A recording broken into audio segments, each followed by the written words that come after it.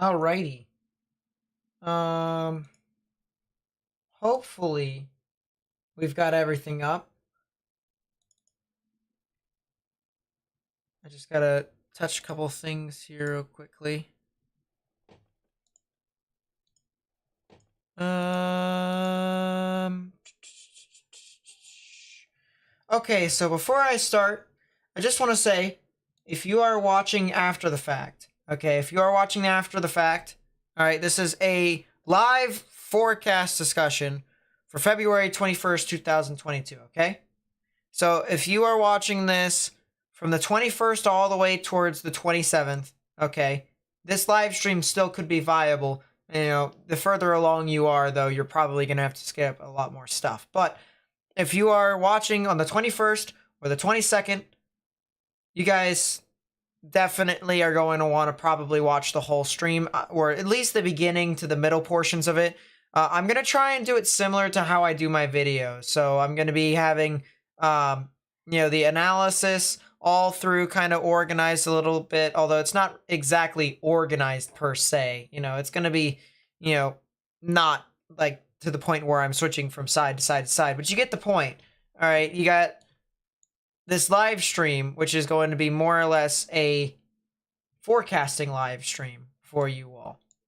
And this is going to talk about the severe weather that is going to be brewing up for the next couple of days, as well as the winter weather that will follow it too, and even the storm after that, and the storm after that. So, one thing that I do ask for people to do is if you would please copy the link to the stream, or if you're watching it after the fact, the video, and spread it with friends and family and on social media, Facebook, Twitter, Instagram.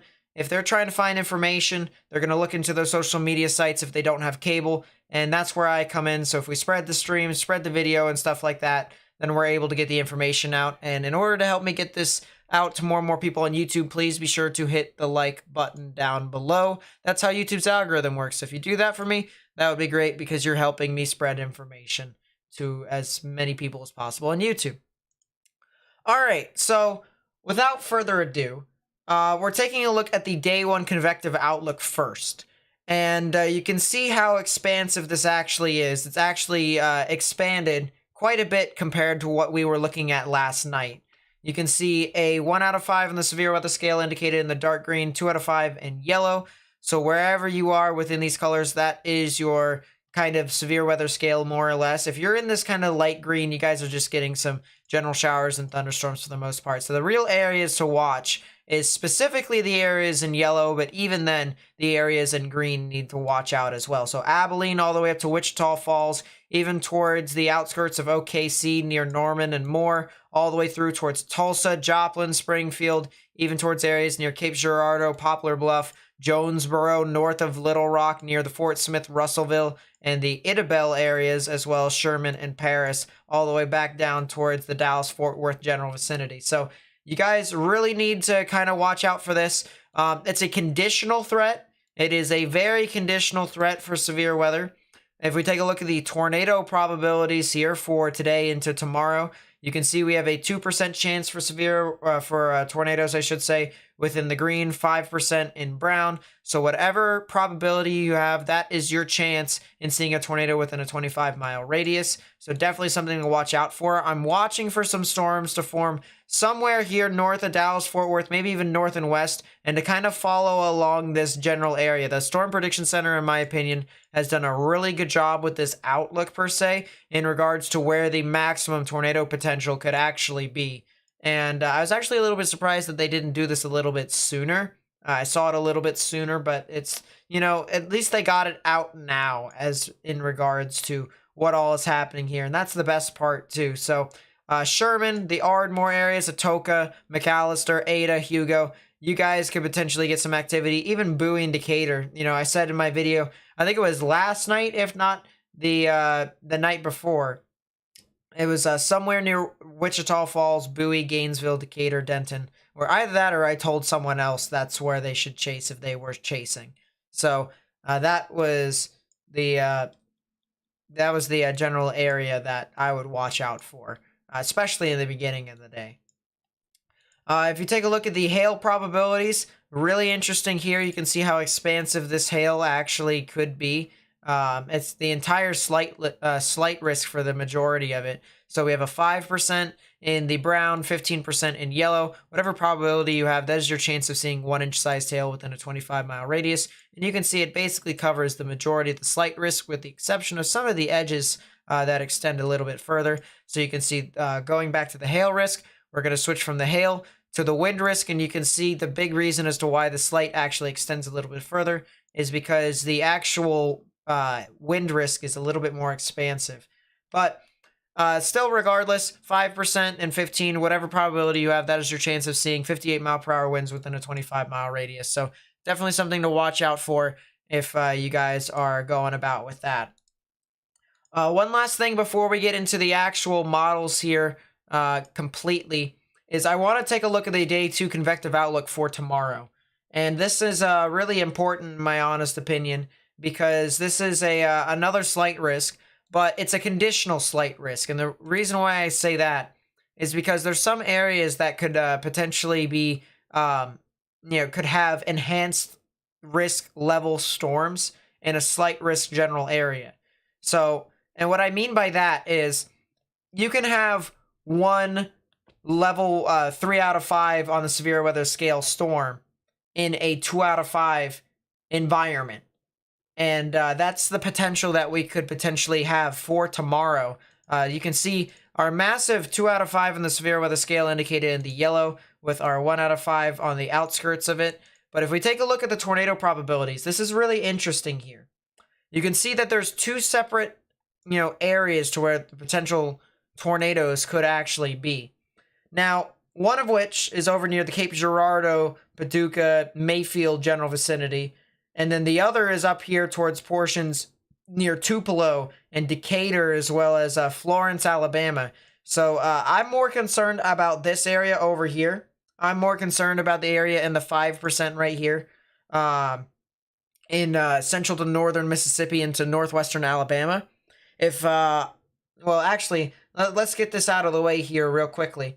I will be live streaming tomorrow, regardless if it is a 5% or a 10% chance for tornadoes. 5% is a 5%, and you know me, I cover 5% when I do think that there could potentially be something more, or be around a 5% range. And so expect a live stream tomorrow covering this event, which would probably be starting sometime in the early afternoon. So something to keep in mind there for tomorrow. If you want to stay tuned to that, be sure to do so.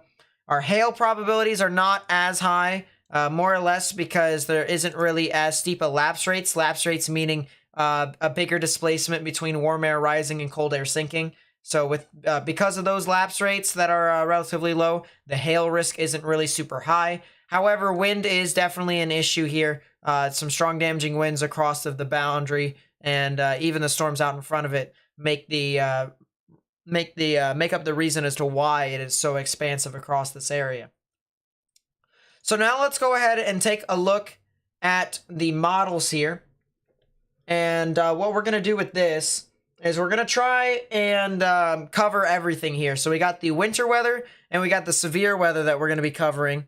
So we got all sorts of stuff that we're going to try and hammer out here at the same time. I apologize if I missed some of your guys' specific areas. You're just going to have to assume that the areas in general is going to have to just watch out for it for the most part. If I call like a state and you live in that state, you're probably just going to have to watch out for it. All right. That's the best way I can describe it, more or less. But let's play it on through here with the North American model, the 3-kilometer version. And you can see overnight from tonight into tomorrow, you can see some showers and thunderstorms start to form north of the Dallas-Fort Worth metro area. And this is expected to be your severe weather risk. Once again, Tulsa, Fort Smith, the metro areas of OKC in towards Texarkana, even into Little Rock and Springfield, Missouri. You guys need to watch out, as this overnight threat could potentially be tornadic. According to the NAM 3-kilometer, it's a lot more of a strong damaging wind threat. So that is something of good news, more or less. Not really as much of a chance for tornadoes. But the North American model, once again, also favors that wind threat as well, more than any other threat. So it can be a little bit more biased towards one parameter than another. On the other hand, you can also see the big band of snow, freezing rain, and sleet that is north of the Arctic boundary that is starting to develop, because we have a bit of a low pressure system that is going to dig through the central portions of the United States. And because of a low pressure system, the clipper that we mentioned in a video or two before today, that clipper has actually brought in a lot of cold air behind it. And because of that, this low pressure system that's digging on through is also interacting with that cold air. And while that is also occurring, it's also bringing cold air down with it. And that's the reason why some areas over here in the higher elevations of the western portions of the United States actually gets to see some decent snow totals across the board. I'll show you guys the actual totals here in a bit, but you can see how widespread and expansive the winter risk actually is. And then as this moves off towards the north and east, you can see areas over here near the Twin Cities general vicinity towards Rochester. You guys need to watch out for some heavier amounts of snow from the afternoon hours of Tuesday into the evening and overnight hours of Tuesday into Wednesday, as well as areas over here towards northern Michigan, as well as areas near Milwaukee and Chicago, maybe even a little bit further north, depending upon how much warm air actually rises with the system.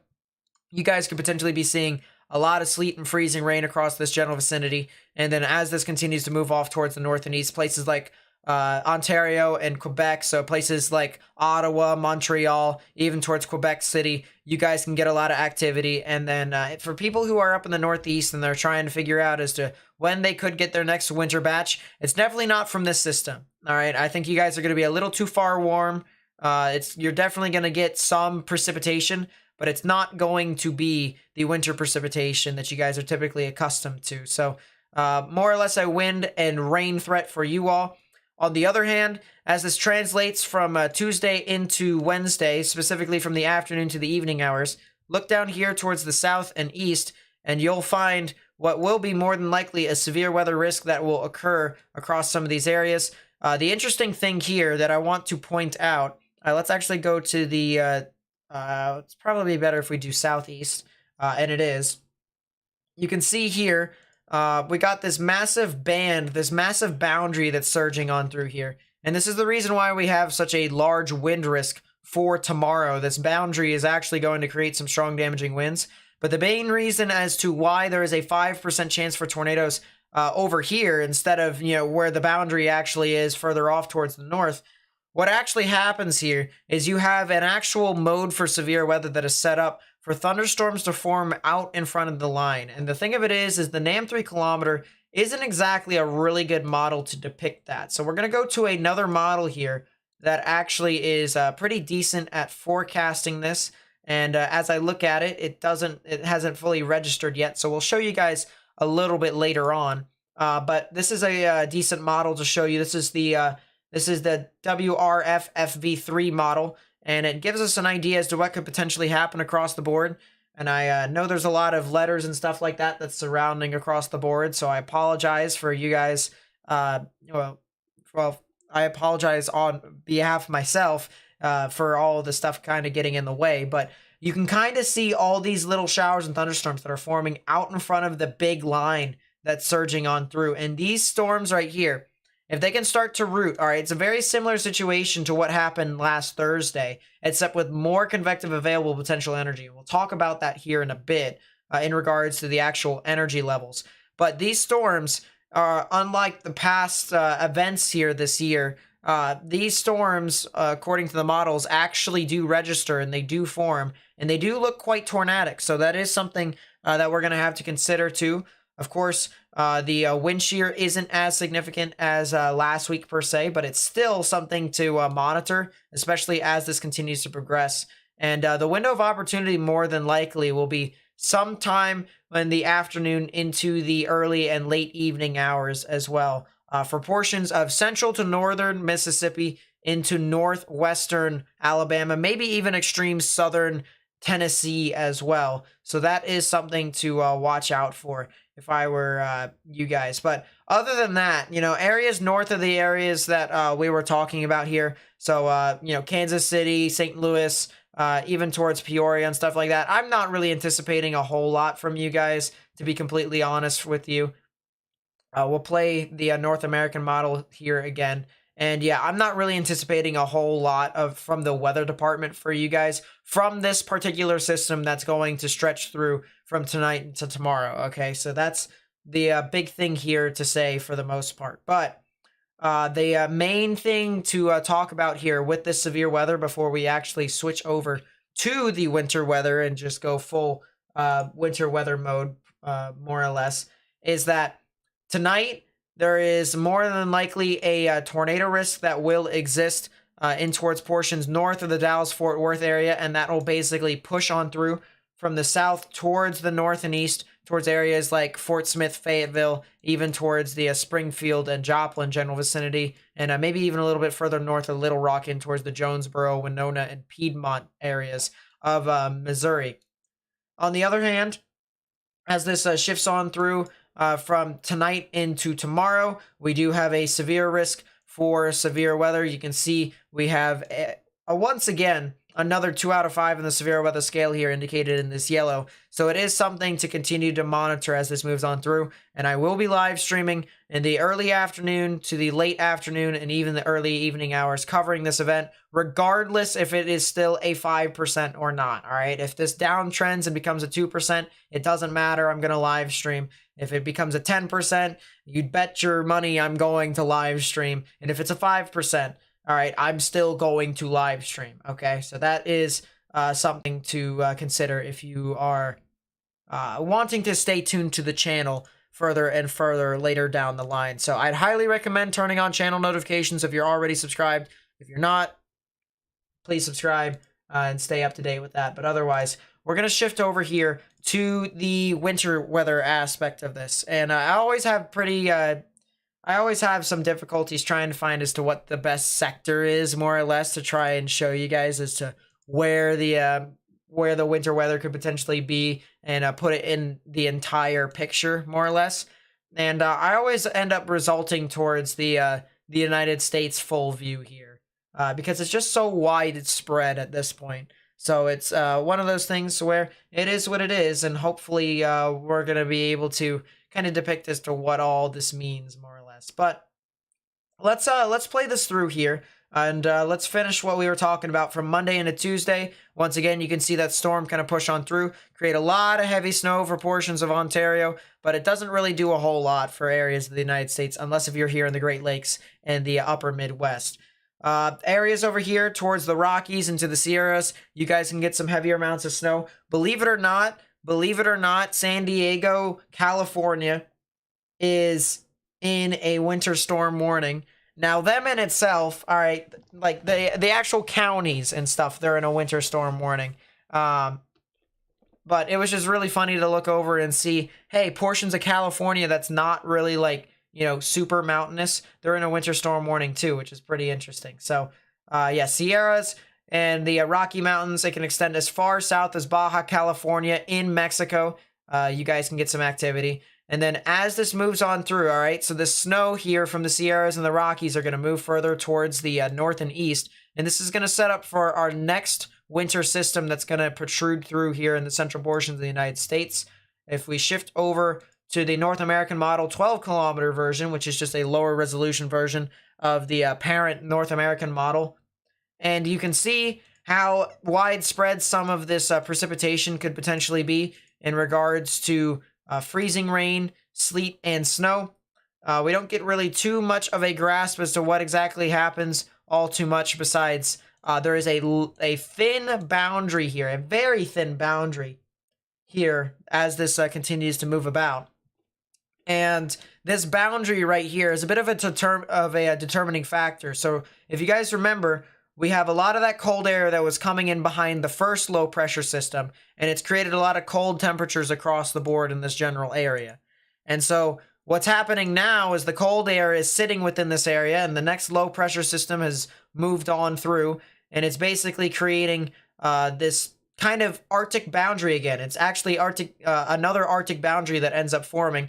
And on the northern side, you get a lot of snow, freezing rain, and sleet. On the southern side, well, you get a lot of just general precipitation. So let's shift off over here to the Euro model. And this actually goes one step ahead of what I wanted to talk about. But at the same time, I had to talk about it, or I'm going to have to talk about it eventually. So I'll say this here real quickly before we go back to the winter weather. Take a look at this here real quickly. All right. You see all of this red? You see all of this red right here, you guys, even in towards the browns. This is the heavy amounts of precipitation that actually starts to kind of congeal across the board. And over the span of today, all the way through until the end of the week, we could potentially see about 6 to 8 inches of total accumulated rainfall across some of these areas.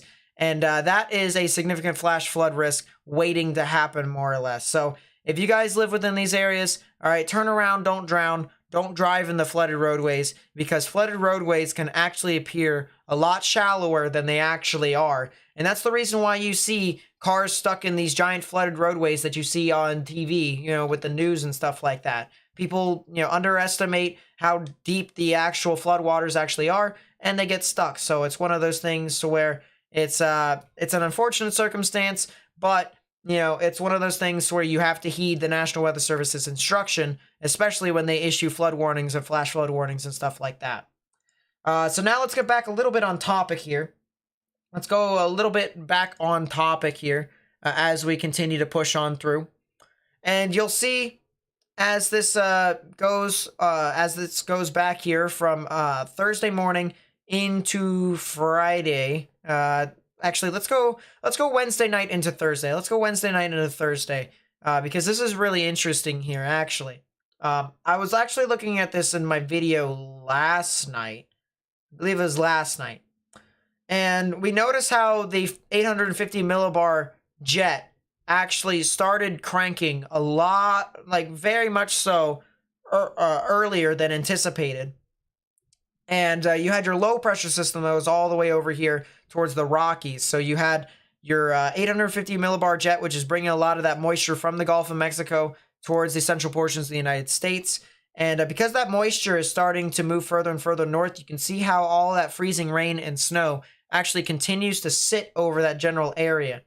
And so because of that here, this is going to create a lot of frozen precipitation for the most part, on top of the additional precipitation amounts that you are going to get originally. So as this plays on through, this is your first wave that moves on through, just a little bit of a first wave that goes from Wednesday night into Thursday.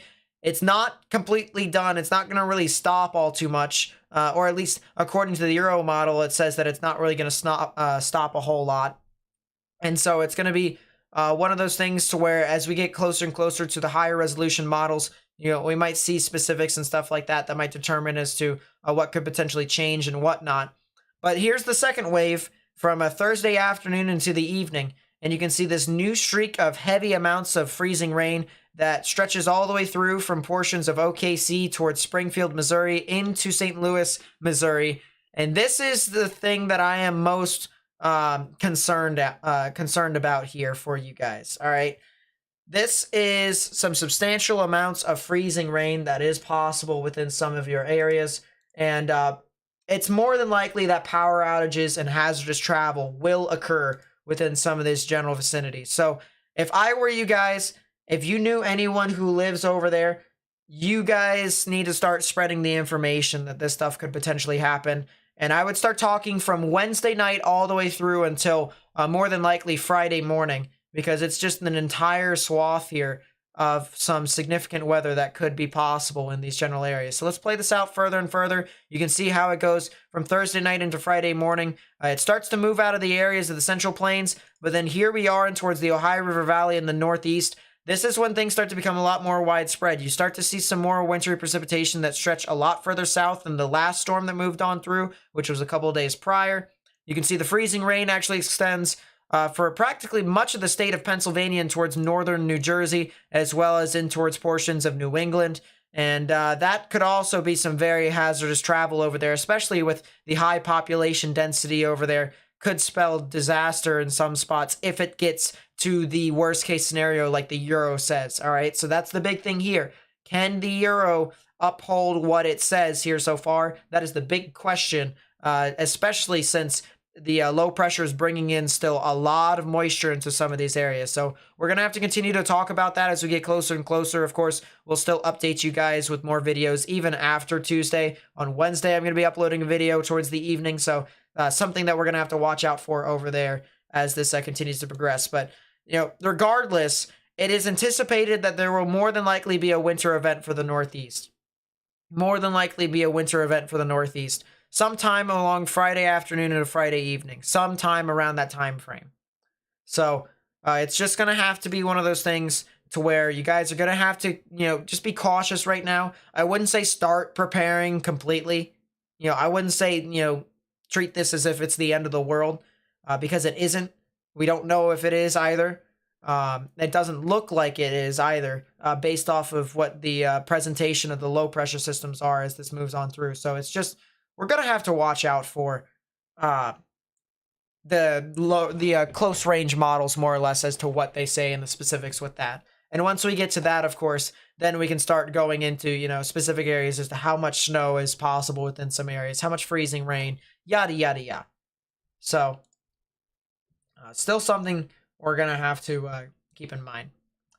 So, what about the totals here for winter weather? Let's start out with snow. And you can tell the two different storms here based off of the two different tracks. So you have one track which is up here, and then you have another track which is down here. And I think you can kind of tell as to which storm is which. This is storm number 1. If you guys remember, the first storm moved off very far off towards the north. This is the second storm, which is extended a lot further down towards the south. So you can see the first bit of snow really is impactful towards portions of the northern Great Lakes and towards the Midwest, upper Midwest specifically, areas near Duluth, as well as the northern portions of Michigan, towards the Thunder Bay, Ontario general vicinity. They could potentially get some heavier amounts of snow. And even areas here well north of the St. Lawrence River in Ontario and Quebec, you guys could potentially get some activity as well. Specifically, just a little bit further north of Quebec City, you guys can get a lot of snow.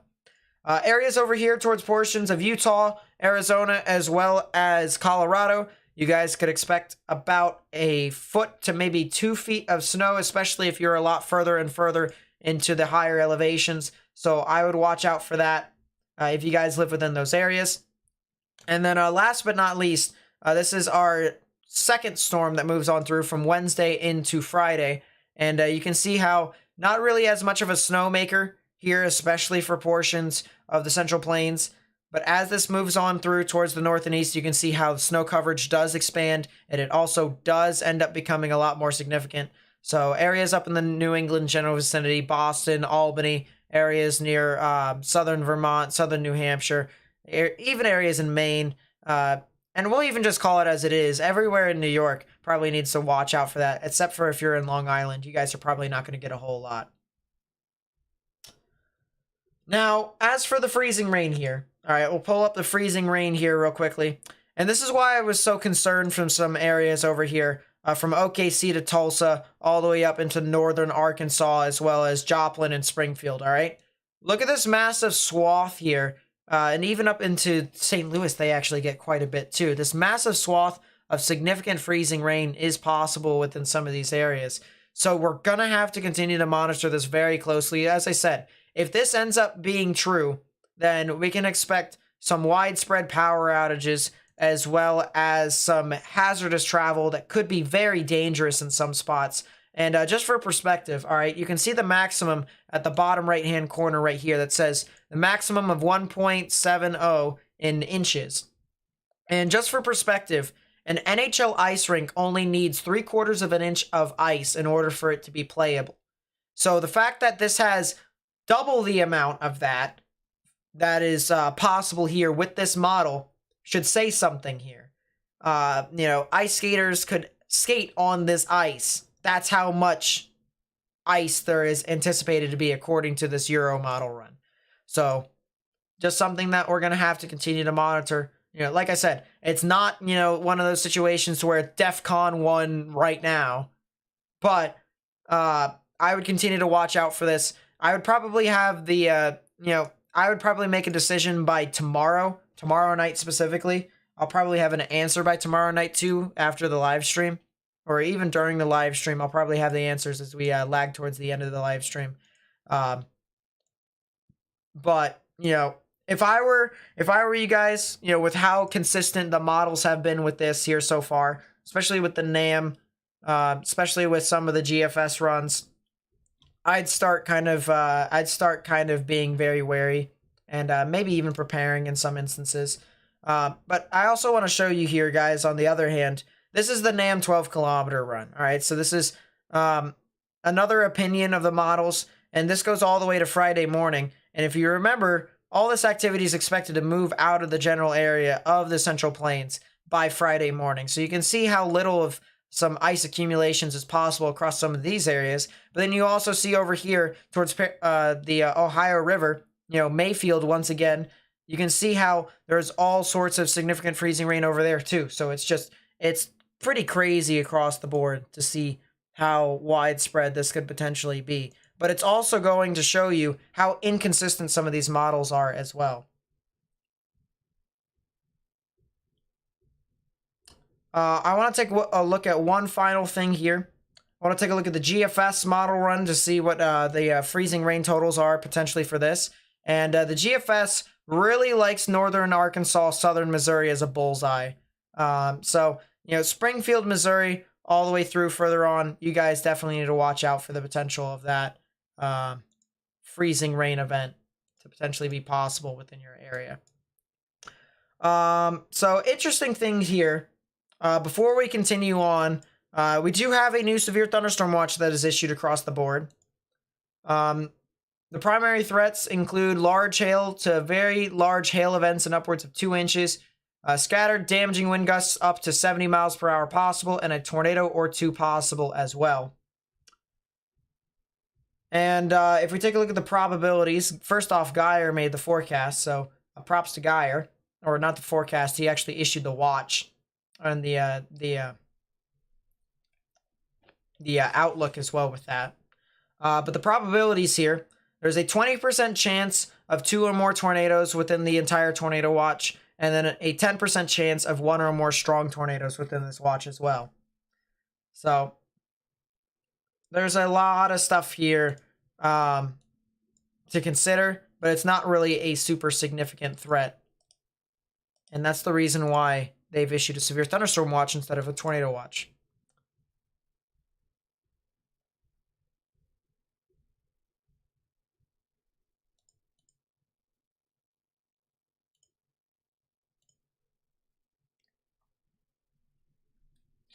All right, so before we continue back into the models, and as we pull up the radar here, how are you guys doing here today? We have 622 people watching. I really do appreciate everyone coming out. So thank you so much. I really do appreciate you guys doing so. How are you guys doing today? How are you guys doing today here? Where are you guys watching from as well? Pretty interested with that as well.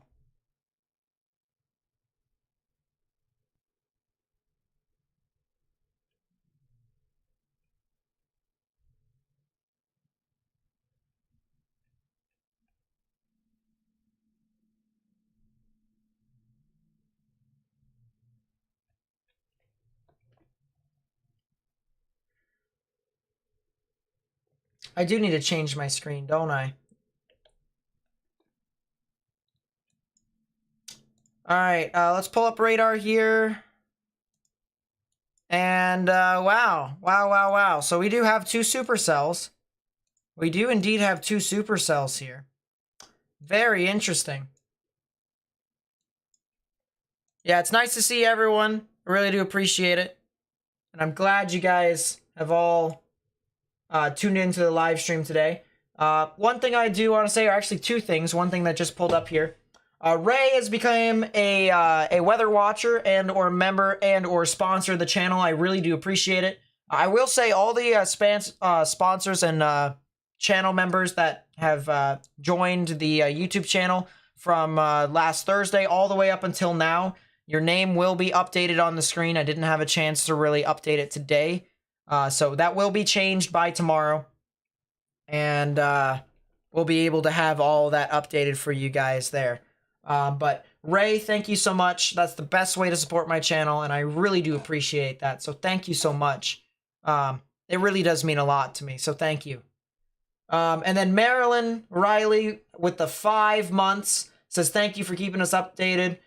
We appreciate you watching from California. Wow, that's amazing. So thank you so much for watching from California. You guys are actually expected to get a lot of precipitation over there, so be careful. Be careful over there while you guys are over in that general vicinity. I think I saw maybe not every single state in the United States, but I saw a lot of states from you guys. So that's amazing to see how we've got people from all over that are watching. So thank you so much, as I said, everyone. We did just now have a severe thunderstorm warning that was just issued here. No joke, was just issued.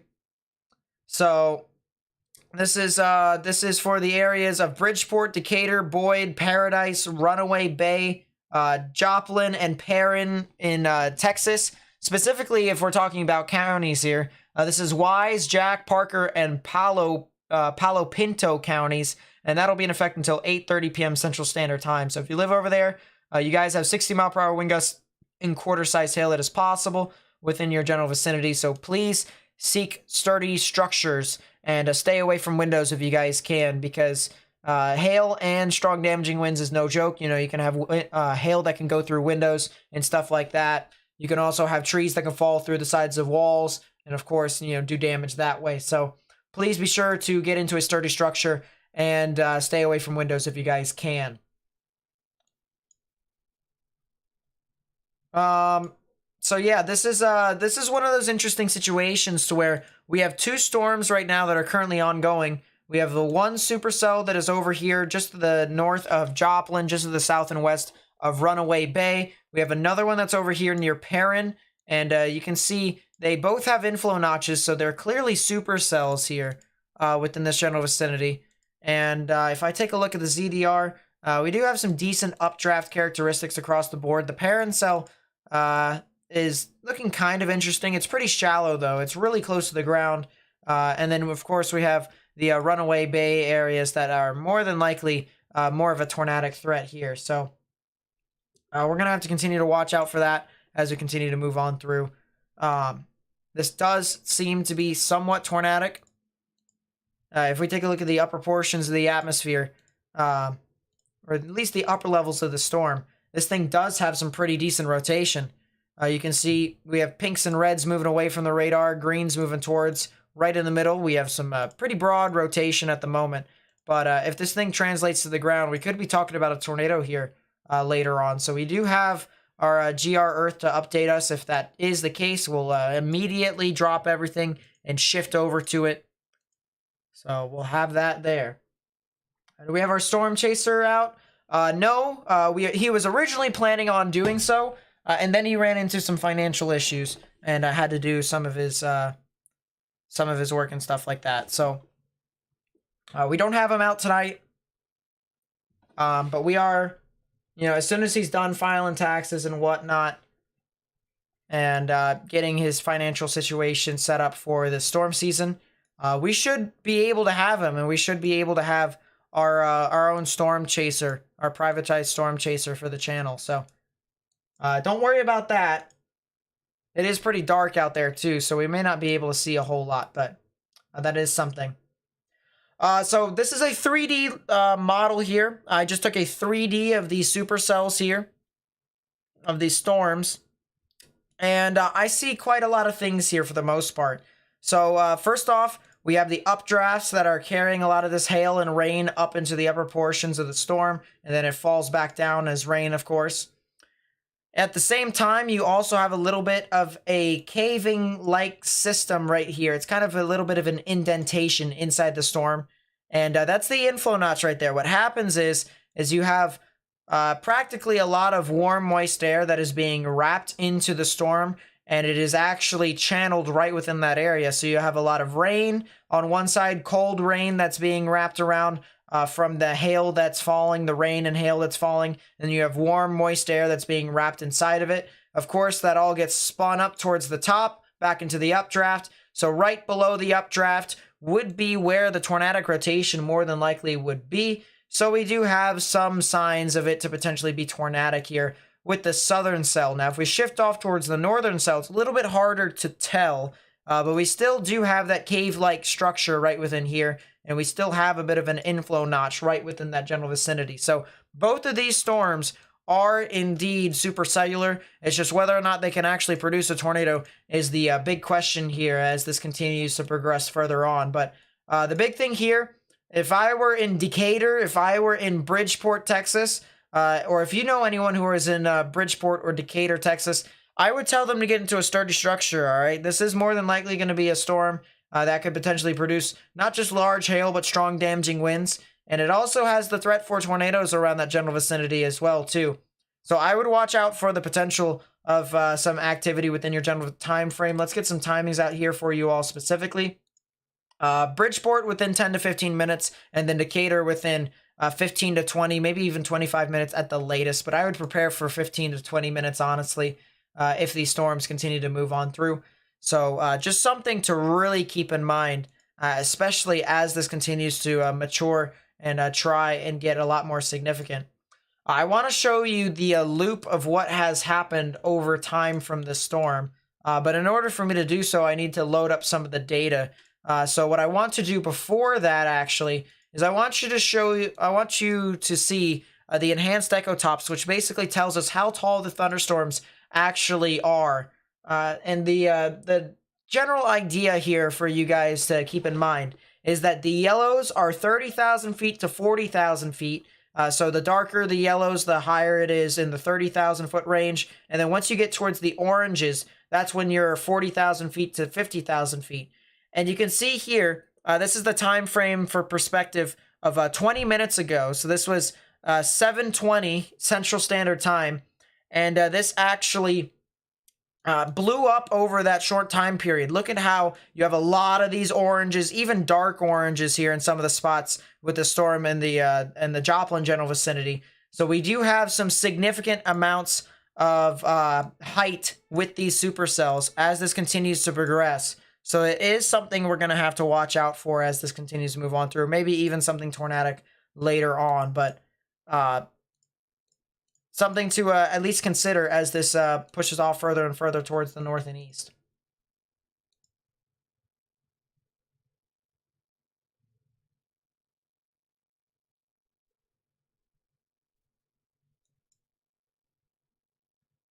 What I want to do now is I want to pull something up. So now we talked about the severe weather. If this thing goes tornado warned, of course, you know, we will actually be notified by Google, or not Google, the Gibson Ridge Radar Earth version. So that shouldn't be that big of a deal. We'll just have to wait as this continues to progress on forward. But I want to start talking about what happens after all this. So we talked about what happens tonight, tomorrow, Wednesday, Thursday, Friday. What happens afterwards? All right. And a lot of people must be asking, well, why are you asking now what's happening afterwards? And I feel like a lot of people have been not really exactly using the models to their advantage, more than likely. The reason why I say that is because the models, specifically the long-range models, are used more for patterns to depict as to what the pattern could potentially be. So it's one of those things to where if we can try and figure out the pattern as this leads on through, then we can try and determine as to what could potentially happen. And so I showed you a little bit of a spoiler that could happen from Saturday into Sunday. All right. There is going to be a low pressure system that comes here from the Quebec and the Ontario general vicinity, bringing a lot of cold air behind this. And then we have a low pressure system that's going to come out from the south and east. And this is very similar to what happened in January, to where when you have one low pressure system that moves this way, a lot of cold air that comes in behind this, you typically get right in the middle of that a lot of snow and maybe even a nor'easter with it. So you can see here, as we translate this from Sunday into Monday, boom, widespread snow for much of the areas here in the Northeast.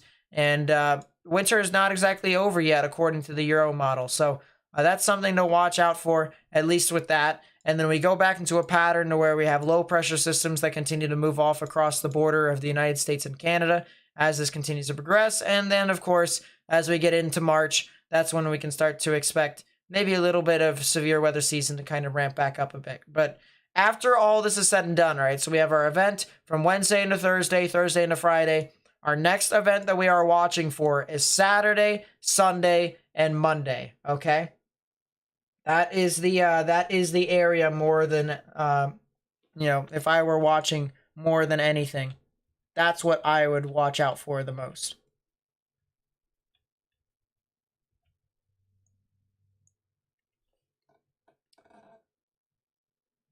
So that's something I wanted to talk about here. I'm not going to start answering questions. I'm going to start answering questions here.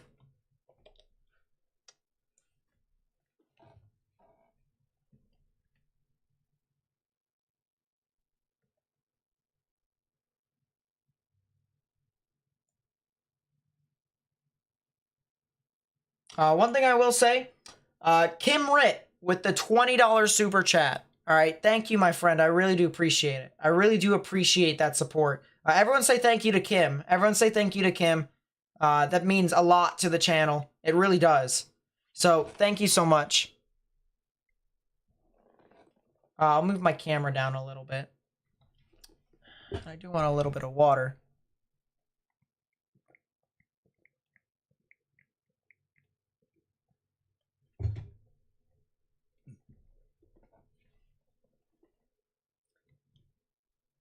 A little bit parched. A little bit parched. Let's see. You're from Greenwood, Arkansas. Could we get ice this week? So let me see with specifics.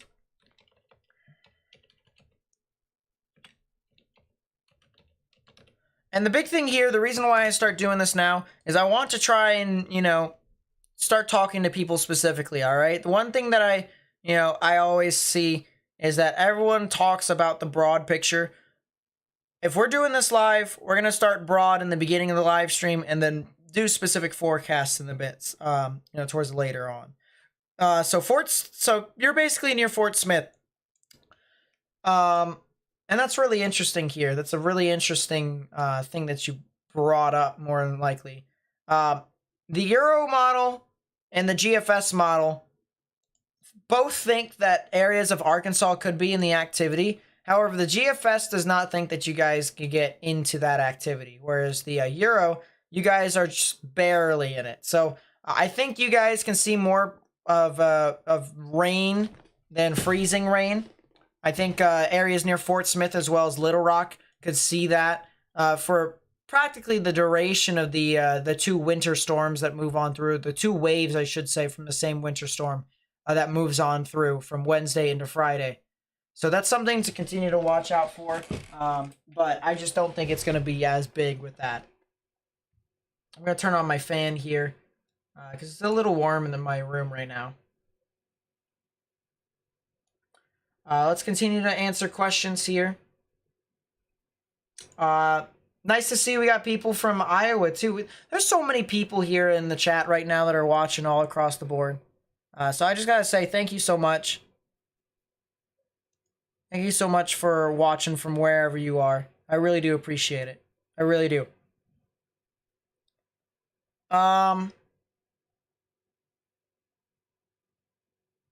Is PA supposed to be mainly a freezing rain event or a snow event?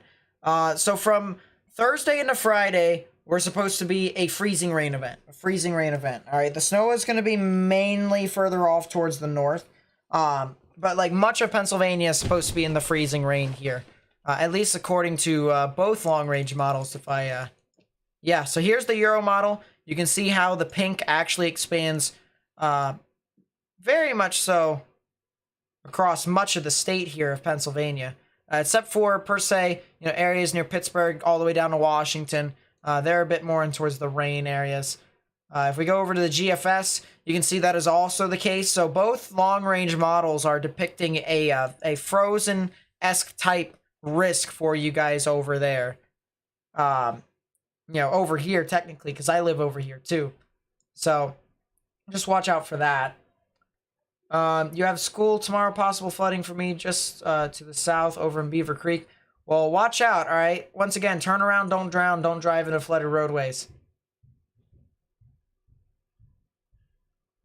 Do I monitor earthquakes in the North South America in my free time? Do you study the Ring of Fire or typhoons? I study typhoons. I monitor earthquakes, but I can't say I'm well versed in them. What is my favorite weather and why? My favorite weather is severe weather easily. And the funny thing about that is that you'll actually see when I do radar analysis how passionate I am about it. And you can just kind of tell, you know, the passion oozes out of me more or less. And I can even tell too, you know, it's unintentional, but it happens. So, is there any severe weather near Palacios, Texas? Let me pull that up here real quickly. You guys should be fine for the most part. You guys should be fine. I think you guys aren't even in a thunderstorm risk here today or tomorrow. Yeah, you guys aren't. So, you guys could see some precipitation, but it's not expected to be super significant. So, yeah, you guys should be all right.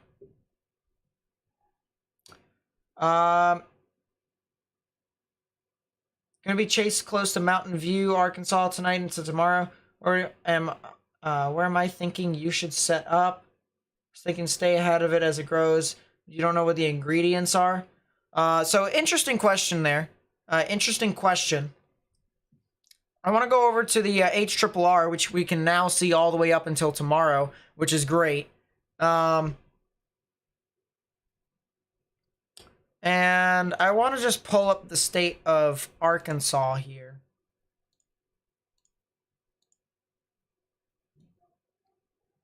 So what basically happens here, all right, so for Arkansas in general, you guys are getting a lot of scattered showers and thunderstorms across the board, all right? That much is certain. The big thing here is that if you guys were to watch out, say sometime around 3 to 4 in the morning, there's a big line of storms that moves on through your general vicinity here. And this is something to watch out for, especially if you want to do like time lapses and stuff like that. A lot of lightning shots occur from these types of storms here. Not really too much tornadic wise. I mean, quick spin ups could occur, but not really super big tornado threat here. Compared to tomorrow, at least, in my honest opinion.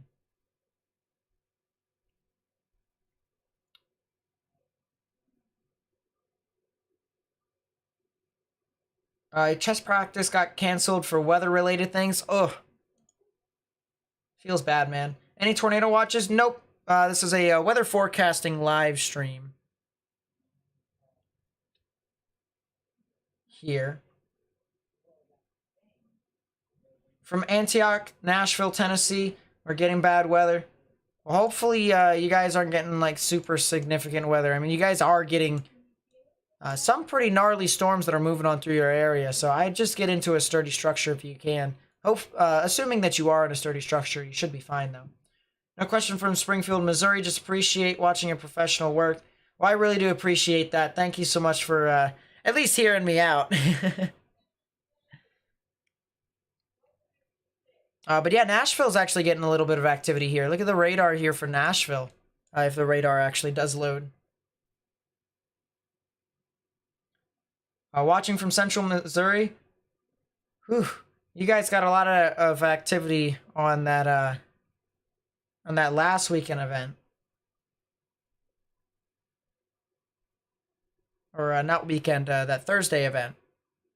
So you guys are expecting to get some activity moving on through, but not a whole lot with these events. So you guys should be fine. But thank you so much for watching from Central Missouri. Really do appreciate that. Hello from Philadelphia. Hello, hello. Nice to see you here. Glad to see you. From Tupelo, what is supposed to happen down here? Okay, so Tupelo tomorrow is kind of like the area to watch, in my opinion, for tornadoes. Areas in central to northern Mississippi into northwestern Alabama is going to be an area to watch for tornadoes. So, if you were to ask me as to what could happen, of course, I can't specifically predict tornadoes, all right? But I can predict that the general area, the general time frame into which they are favorable would have to be the time frame of sometime around 1 to 2 in the afternoon all the way until the late evening hours, all right? And I know that is a giant, broad time frame, okay? But it goes to show you how large this window of opportunity is for these storms to actually form. So that's just something that I wanted to get across. Anything for St. Louis, Missouri tonight into tomorrow? No. However, from Wednesday into Thursday, there's expected to be a lot of stuff. Freezing rain specifically. So I would watch out for that. And if you were to, let your friends and family know if you guys live around that area too, please let them know as well. Because power outages and even some very hazardous travel is probably likely.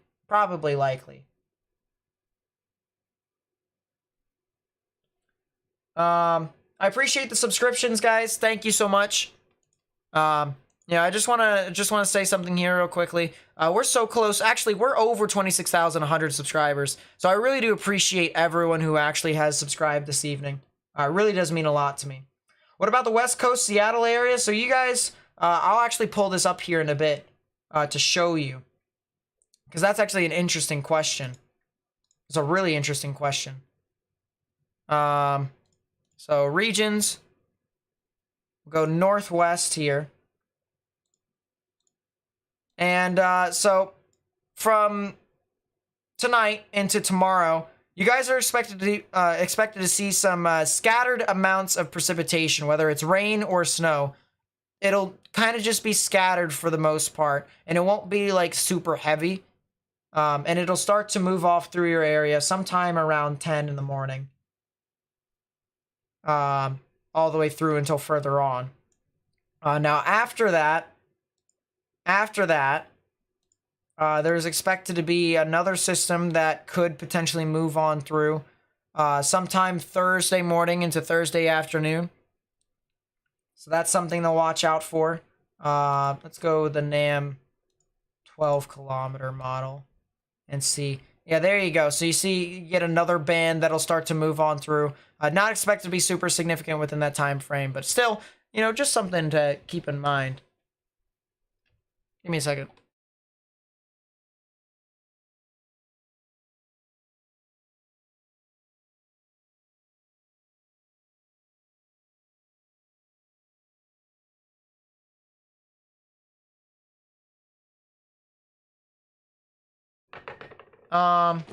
There we go. Had to talk about something there. Let's continue to take a look at the question. So, what's my opinion on an enhanced risk for tomorrow? I think it's definitely possible, but I think it's 50-50. It's like a 50-50 shot. So it can either go one way or another. And honestly, it wouldn't really matter either way. It would probably verify as both. So, if there was a 3 out of 5 in the severe weather scale tomorrow, probably would be for wind and tornadoes. Probably more wind than tornadoes. Is there going to be bad weather in Denton, Texas? Yes, tonight there actually will more than likely be some weather over around you guys in Denton. And actually, let's play it on through here, all right? So we updated our radar here. And interesting thing here. Interesting thing. Very interesting. This storm over here that is off towards the Bridgeport and Paradise areas it's got a lot of rain and hail with this. As a matter of fact, if we pull up the maximum expected hail size from this storm, you can see it gets into the reds, and you can see a triangle that says 3. The maximum expected hail size, according to the algorithm from the radar program that we are using, says 3 1/4. So 3 inches and an extra quarter of an inch as your hail size within these areas. All right, over 3 inches of hail. That is some significant sized hail. A ping pong ball sized hail is definitely possible with that. I would even say golf ball sized hail is possible with this storm too. So I'd watch out for that. According to Rapid Satellite Analysis, this thing actually could potentially even have baseball-sized hail. If it's not baseball, it's tennis ball-sized hail. So that's something to watch out for with that as well. You chasing the Ozarks, never again, literally almost drove into a downdraft on the bypass and Hardy. Yeah, you see, that's the one thing that someone, has always referred to me in regards to chasing, all right? The Ozarks and Dixie Alley, not fun places to chase. So, probably won't. Ice totals for Westchester, Ohio. So what I will do here is I'll go over the areas here of, I'll go over the areas here impacted by this. So I won't go like city by city. I'll just go by, just an area here. And then as I say that, I'll look up where Westchester is because why not? So that's Cincinnati. Okay, so for your general area, you guys aren't really expecting a whole lot. You guys are a little bit too far south. So you guys are expected to get a lot more rain more than anything. But if you're further north, Columbus, further north than that, to the areas near Delaware, you guys could watch out. You guys probably need to watch out. Youngstown, Canton, up in the northeastern portions of Ohio. You guys can get a lot of activity over there. Even Dayton, Ohio can get some activity as well. So watch out for that. Hudson Valley, New York this weekend, please. You guys are expected to get some snow. I don't really have too much information. But you guys are expected to get some snow, and it probably would be a nor'easter again. So, I'll talk about that here in a bit. But yeah. What about Ontario? That's a really good question here. I should talk about Ontario, because I can't forget my Canadian friends either. And we'll actually just talk about this entire area of the Great Lakes while we're at it, all right? We can hammer out Wisconsin, Michigan, the Ohio River Valley, all the way up towards the Northeast, stuff like that, all right? So you can see here, as we play this out, and we zoom in a bit, there you go. A lot of snow is centralized a lot further north of the populace of Canada, all right? So Toronto, Montreal, Ottawa, you guys are relatively far south in regards to the first wave of winter weather that moves on through. Northern Michigan into Wisconsin and the Minnesota areas, you guys, not so much. All right, you guys can get 3 to 5 inches of snow across the board in some of those areas. So watch out for that. Now, if you're talking about like central to southern portions of Michigan over here, like Detroit, Grand Rapids, Flint, that general vicinity, not expected a whole lot for you guys. It's from the Friday, it's the event from Thursday into Friday. That is the thing to watch out for the most part. Especially from, Detroit all the way up towards like Windsor and then the Toronto, Hamilton areas. Further up towards Ottawa, Montreal. You guys can get some 3 to 5 inches of snow within your area. But the big thing here, and someone asked for the Hudson River Valley for New York. I mean, these are some of your preliminary snow totals here according to the Euro model. The further north you are, so if you're like near Albany and stuff like that, you guys are probably going to get almost an upwards of a foot, maybe even a little over a foot of snow possible within that general time frame. And it would be more than likely from Friday into Saturday. So Friday into Saturday is when the snow event is going to start to move on through in the Northeast as well. So something to monitor with that. Anything from Murfreesboro in Illinois tonight into tomorrow. We'll take a look at that here in a second. Anything going on with the hodograph? Good question.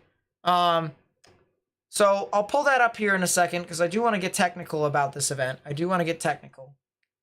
I'm also lagging behind on a lot of the comments. So that's pretty funny. It is pretty funny. I'm not gonna lie. So Murfreesboro, you guys don't get a whole lot of activity tonight. Well, I mean, you do get activity tonight. Some chances for severe weather from tonight into tomorrow. But I honestly think that that event is not going to be as significant as Thursday, in its entirety. All right, Thursday morning all the way to the Thursday evening hours, you guys can get some freezing rain within your areas, cause some power outages, and that'd be pretty bad. So watch out for that. Watching since 2021 from Springfield, Illinois. Wow, pretty nice. We haven't really had a whole lot of severe weather events over in Illinois, but when we do, I'm going to be covering it. Rotation near Fort Worth. Indeed, we'll pull that up here in a bit. Anything for Kansas City, Missouri? Nope, not really. How do you become a meteorologist / storm chaser? So to become a storm chaser, all you really need to do is just be well versed in knowing how the weather works, as well as how to use models. In order to be a meteorologist, you got to go into college and stuff like that. So, that's in order to be an official certified one. You can be an aspiring meteorologist and still do the same thing, but gotta go to hockey practice. That's a mood. That is indeed a mood.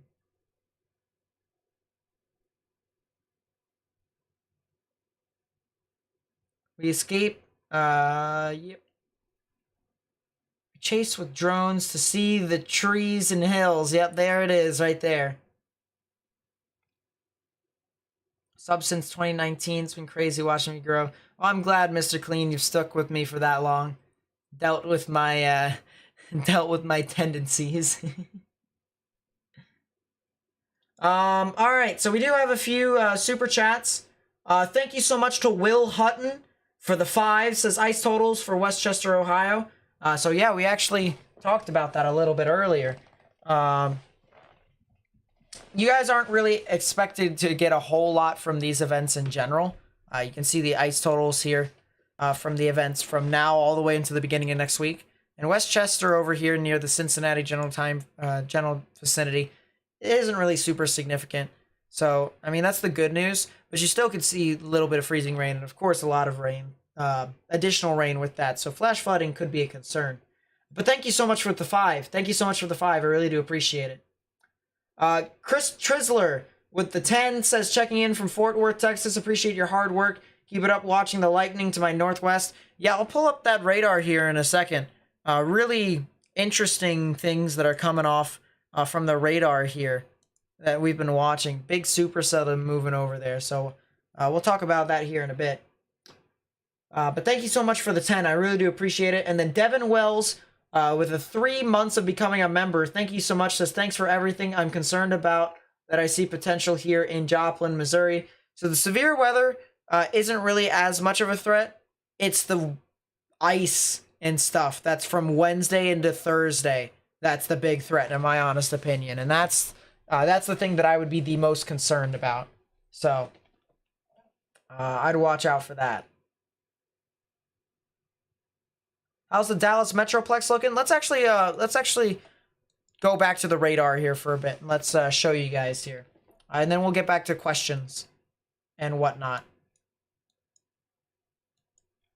There's a lot of stuff here across the board to make a note of. But the big thing here that I want to really make a note of here is the storm that is going ham with the amount of heavy precipitation that's moving on through.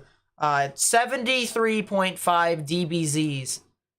And my goodness, the hail is so significant within these areas, guys, that it is lowering the correlation coefficient so significantly to the point where you just see nothing but blues around that area. And, for areas that are south of Decatur along US Highway 81, there is a lot of hail heading your way, and it could do potentially some destructive damage across the board.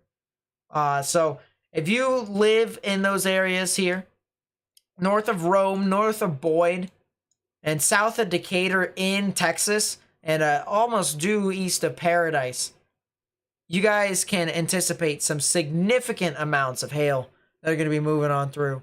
Significant amounts of hail. So I'd continue to watch out for that if I were you guys. My goodness, ZDR just... There's so much hail. There is so much hail. Oh man, oh man. One thing I can say is that this thing is This thing is a hail producer. It's not really a tornadic threat. There is a mesocyclone that's in the southeastern portions of the event, but it's not really like, not organized. So that's one thing. You tell me if a tornado is going to be in Denton. The thing of it is that I can't exactly say as to whether or not this storm will produce a tornado. What I can say is that this storm is producing some significant hail. So if you know anyone who lives in Denton, I would probably tell them to start getting into a sturdy structure and not a mobile home. All right, it's actual sturdy structure, because there could be a storm with some very large hail that could move on through. And if they don't believe you, send them the link to this stream, because I'll be here as this moves on through. Is Missouri going to be impacted on this storm? So not this storm that we are looking at specifically, but the winter storms that we were looking at earlier, yes. Specifically southern to southeastern and even eastern Missouri, from St. Louis all the way down to Springfield and even south and east of that. You guys could potentially get some very heavy amounts of freezing rain that'll move on through.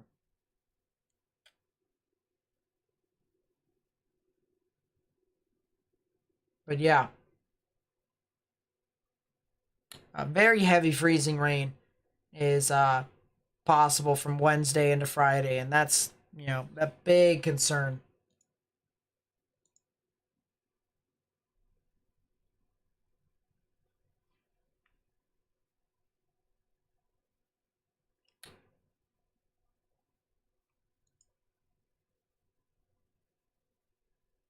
What about upstate South Carolina? You guys aren't really expected to get a whole lot until the beginning of, well, actually, we'll talk about the weekend. So I would continue to watch out for the weekend. Could potentially be some winter event that could move on through. So watch out for that. Definitely do so. Any tips for a hockey tournament tomorrow? Quick puck movement. Quick puck movement. As a coach for a hockey team, if you move the puck quickly, try and get on the same page with your teammates. Try and just start passing the puck quickly. The other team won't really know what to do. Won't be able to really keep up. So you just gotta keep up the quick puck movement. Thanks for sticking with me, Ricky. I really do appreciate it.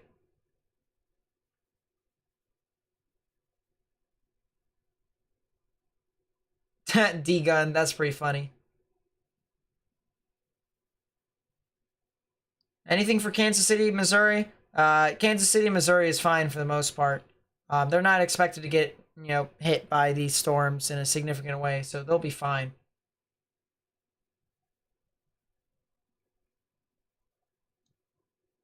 I really do appreciate everyone.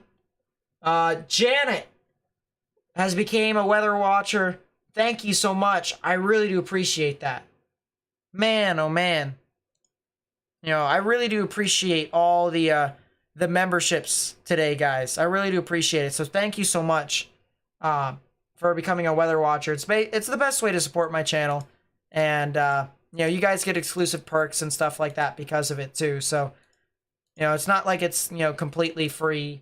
Like you don't get rewarded from it. So I really do appreciate you guys putting in that $5 a month, and it really does mean a lot to me. It really does mean a lot to me. So thank you. What about West Virginia? West Virginia, so depends upon where in West Virginia specifically. There's a bunch of stuff that could happen in West Virginia, whether you're in the actual mountain ranges across the board, whether you're in the Eastern Panhandle, whether you're next to the Ohio River, bunch of stuff that can happen across the board. One thing I will say that is a consistent factor here is that there's expected to be a lot of rain here. There's expected to be a lot of rain across much of West Virginia, unless if you're towards the Eastern Panhandle, specifically near the Shenandoah Mountains, that general vicinity. They're expected to see less amounts of rain, but if you're, everywhere else in West Virginia, all right, could be some potential flash flooding across the board in some of those areas from Wednesday, or I should say from yeah, from Wednesday all the way through until Saturday. So watch out for that. Watch out for that if you guys can.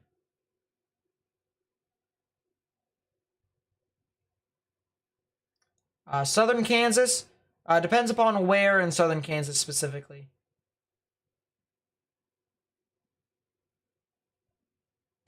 Chat's moving by quite fast, so. Sheesh. Do I have a P.O. box? I do not. I do not. I do not. Probably should, though, if I ever got fan mail and stuff like that. That'd be pretty interesting. Yeah, man. Big time hailer from this storm. D-Gun for fun with the 5s is appreciate you as well. Yes, I put a message in this time. Well, thank you so much for the 5. I really do appreciate it. You know, you guys are amazing supporters. And so I really do appreciate it. And then Larry Smith has became a weather watcher as well. I really do appreciate that as well. Thank you both so much for supporting the channel. I really do appreciate it. How do you become a member?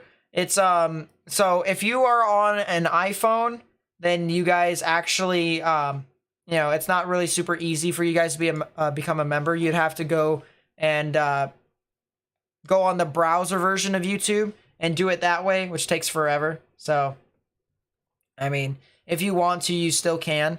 But what you would basically do is, if you go down, there's obviously the subscribe button, which I'm hoping you guys have already hit. There's a join button right there. You click the join button.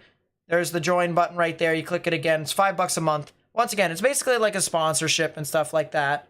But at the same time, you know, it's completely understandable if people can't pitch in, because, you know, I would still do stuff like this anyways, even if I wasn't monetized. So, but this stuff just basically helps me upgrade my equipment. So, you know, that's the one plus for sponsoring the channel, is that all the money goes right back into the channel. And yeah, upgrades all the stuff. It's for his lemonade. Yeah, I honestly should go downstairs and get myself some lemonade. Yep, there's a severe thunderstorm warning for the Denton area. So yeah, this storm is definitely starting to fire off on all cylinders. It also is starting to hook here too. It definitely is starting to hook. The upper level mesocyclone isn't really all too impressive, so, or even the lower level mesocyclone isn't really too impressive. So it's kind of half and half. But regardless, I mean, man, this is a significant thunderstorm that's moving on through. You can see the big hook that swirls right within here. The inflow coming in unimpeded. I actually want to take a 3D of this cell. I want to take a 3D of this cell right here. When will the new layout come out? In March, when we show off the new room. So we're going to be showing off everything together, and we're all going to reveal it, so that all the new stuff is revealed at the same time. So we'll have the new room that'll come out. It'll all be painted and stuff like that, hopefully by then. Let's actually move our stuff back this way so we can see a full screen of this. I really need like a director or something like that to like move my screens and whatnot. That would be amazing, but it is what it is. So we'll have the new room. We'll have the new we'll have the new layout. So all the cool graphics and stuff like that, it'll all be new and whatnot. And we'll have new equipment to use. So all that will be released at the same time. One of the live streams, I actually showed off my new equipment that I'm going to be using. I'm not going to be showing you guys again, although it's pretty amazing. So that's something interesting there. But all that money that you guys have been supporting the channel with is going, as I said, straight back into it. So I'm not lying to you guys there. Will the storm hit Huntsville, Alabama? No, but Huntsville, Alabama tomorrow could get some severe storms, so I would watch out for it. Of course, as I said, if you guys weren't here at the beginning of the live stream, I will be live streaming tomorrow for the actual bigger severe weather event. All right, so if you guys want to come back, it's the afternoon all the way to the evening in the overnight hours from Tuesday afternoon to Tuesday evening, maybe even up to midnight, maybe even past to midnight, something around that time frame. I will be live streaming the tornado threat. So if you want to come back tomorrow, you guys can. I'm going to continue to kind of cover the severe weather, but I'm also going to talk about the forecast again. So if, people can just come in, come out, stuff like that. And I'm also going to socialize with you guys because I haven't really done that a whole lot. I'm sorry for not really responding to a bunch of comments and stuff like that. Work has been pretty busy, so I apologize. But, this live stream is also kind of making it up to you guys too, so I can even talk to you guys. Cherry Pie with the 5 says, hello, Nate. I hope that everyone stays safe. It's starting to get bad here snow-wise. My dad got called into work. He won't be home for a while. Well, I hope he stays safe. I hope you stay safe. I hope you guys stay warm too. How much snow are you guys getting over there? That's really interesting to hear about snow and stuff like that. Yeah, how much snow are you guys getting over there? I'm really interested. Yeah, this is definitely starting to look like it's rotating more and more. The only thing about it, though, if I take a look at the actual environment itself, actually the environment's pretty good. So it might just be the hodograph in regards to why it's not really doing a whole lot. But I mean, you clearly have a hook echo right here. You clearly have the hook that's swirling around, the inflow coming in unimpeded. So definitely have a classic supercell with some significant amounts of hail ongoing within the storm. But something to continue to monitor with that. So the big thing here, guys, is that Denton, Texas. All right, if you know anyone that lives in Denton, Texas, they are going to get a very large storm, very significant storm that's more than likely going to move on through. And it's going to produce some large hail, relatively large hail. So I would start kind of telling people that this is going to move on through and they need to get into a sturdy structure. Because if they're outside, it's dark over there. It's relatively dark over there. If they start checking outside and they're in the middle of the storm and they start getting pelted by these large hailstones, $50 sized hail to even golf ball sized hail in some spots, that could definitely hurt people. So if we, if we just try and get them into a sturdy structure, that would probably be the best case scenario. But Denton, Texas, all right, Denton, Texas. If you know anyone who lives in Denton, Texas, tell them to get into a sturdy structure. Tell them to get into a sturdy structure now.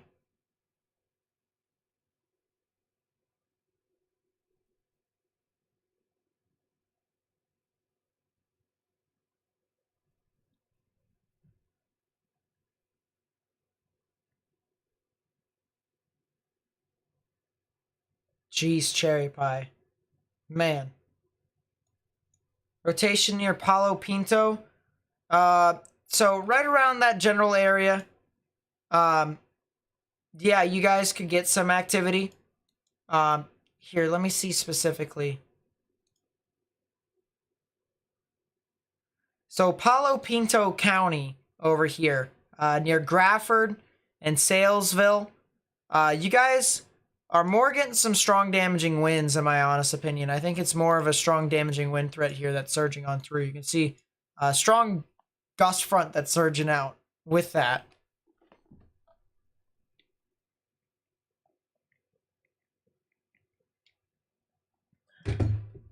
So I think it's definitely more of a strong damaging wind threat. Near Grafford, though, you guys are getting some very large hail. And upwards of 1.5 inches as your maximum sized hail. So I'd watch out for that. You're in Aubrey, 10 minutes north of Denton. In an RV, there's no shelter here. Should you drive a mile to go to one? Yes. I would highly recommend you do so because this storm is going to be heading off into your general vicinity as well. So yes, I would drive to get into a sturdy structure. Or if you wanted to, you could drive to Prosper. You can drive to Prosper, or the intersection of Texas 289 and 380. So you'd go down to 380 and then you would head east. And then you can either go to Prosper or McKinney. McKinney would probably be a lot safer because this storm would actually move off towards the north of you and you guys wouldn't get impacted.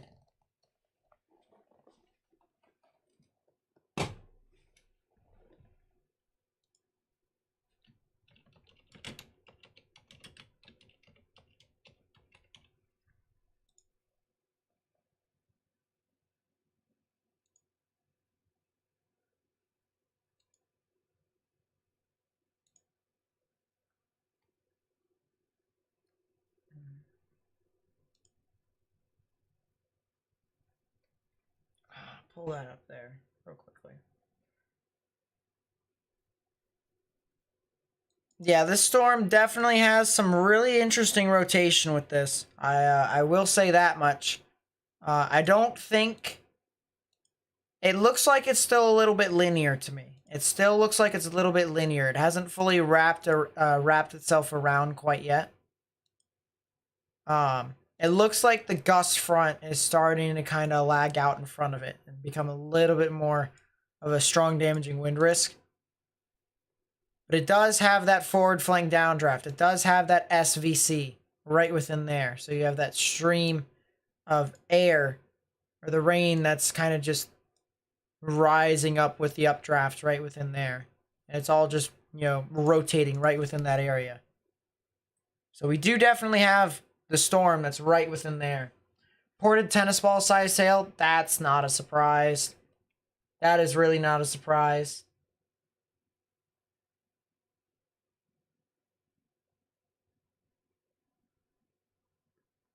Talking about an hour and a half away.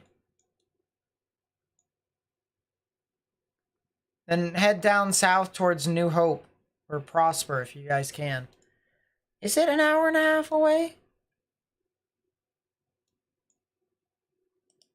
Yeah, Aubrey from here.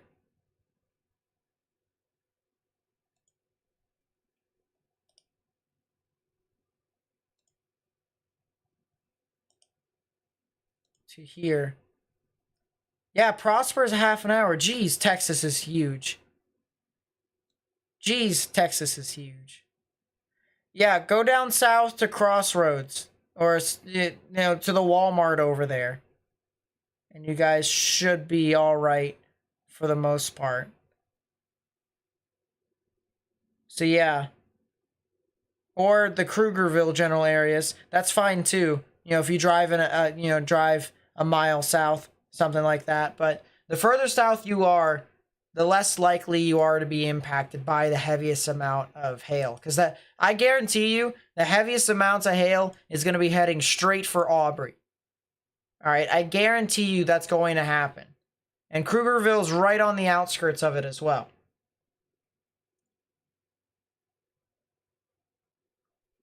So, the further south you can get, like New Hope. If you can get to New Hope to like the Walmart that's right there, you'll be fine. You will be fine. But, I guarantee you the heaviest amount of hail is going to be near that Aubrey Krugerville area.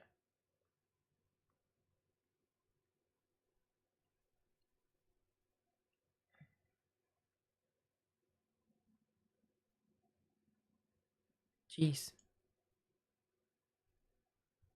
Yeah, Texas is a huge state.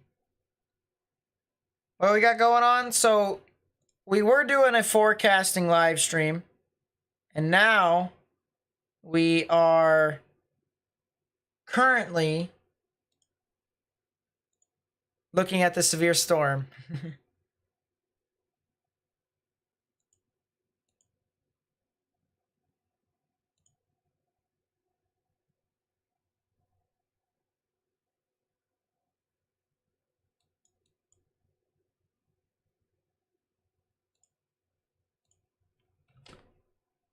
TVS, yeah, it does have a TVS, a tornado vortex signature. You guys see this triangle with a open hole in the middle of it. That's just the algorithm, though. This isn't a tornado vortex in itself. All right, I think this storm has quite a ways away in order for it to really, start to produce here in a bit. It really has to wrap around here. Not saying that it won't, but it's got to do so here. Man, oh wow. This is a picture that I just saw. Someone just sent in to me here from Facebook. Oh, and there's a bunch of stuff that you guys have been sending me on Twitter too. That's amazing. Thank you guys so much for that. Man, oh man.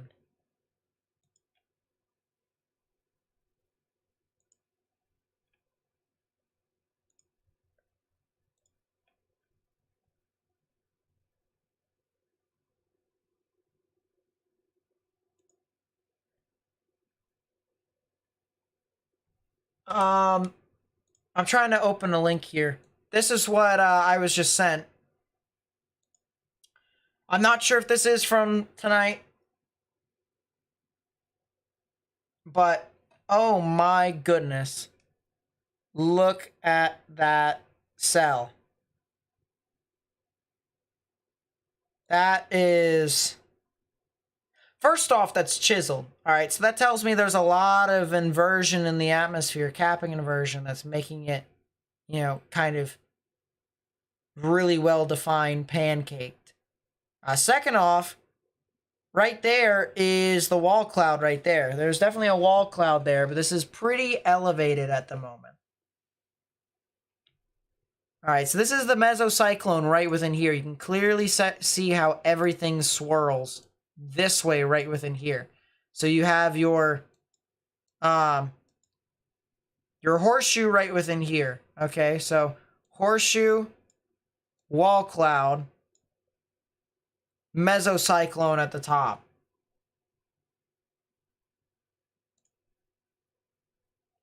Because this is definitely a mesocyclone right within here. You can clearly see the base right within that area. And then the steep drop, horseshoe, wall cloud all the way in the back right within there. This is a classic supercell right here. But man, oh man.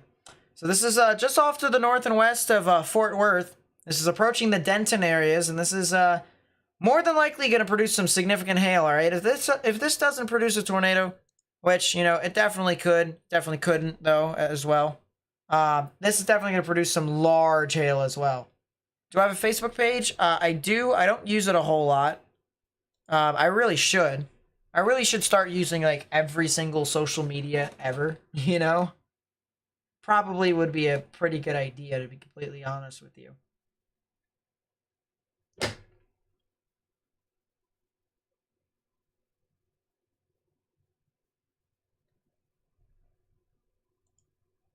Yeah, rain's starting to get to Aubrey general area, so I'd watch out for that.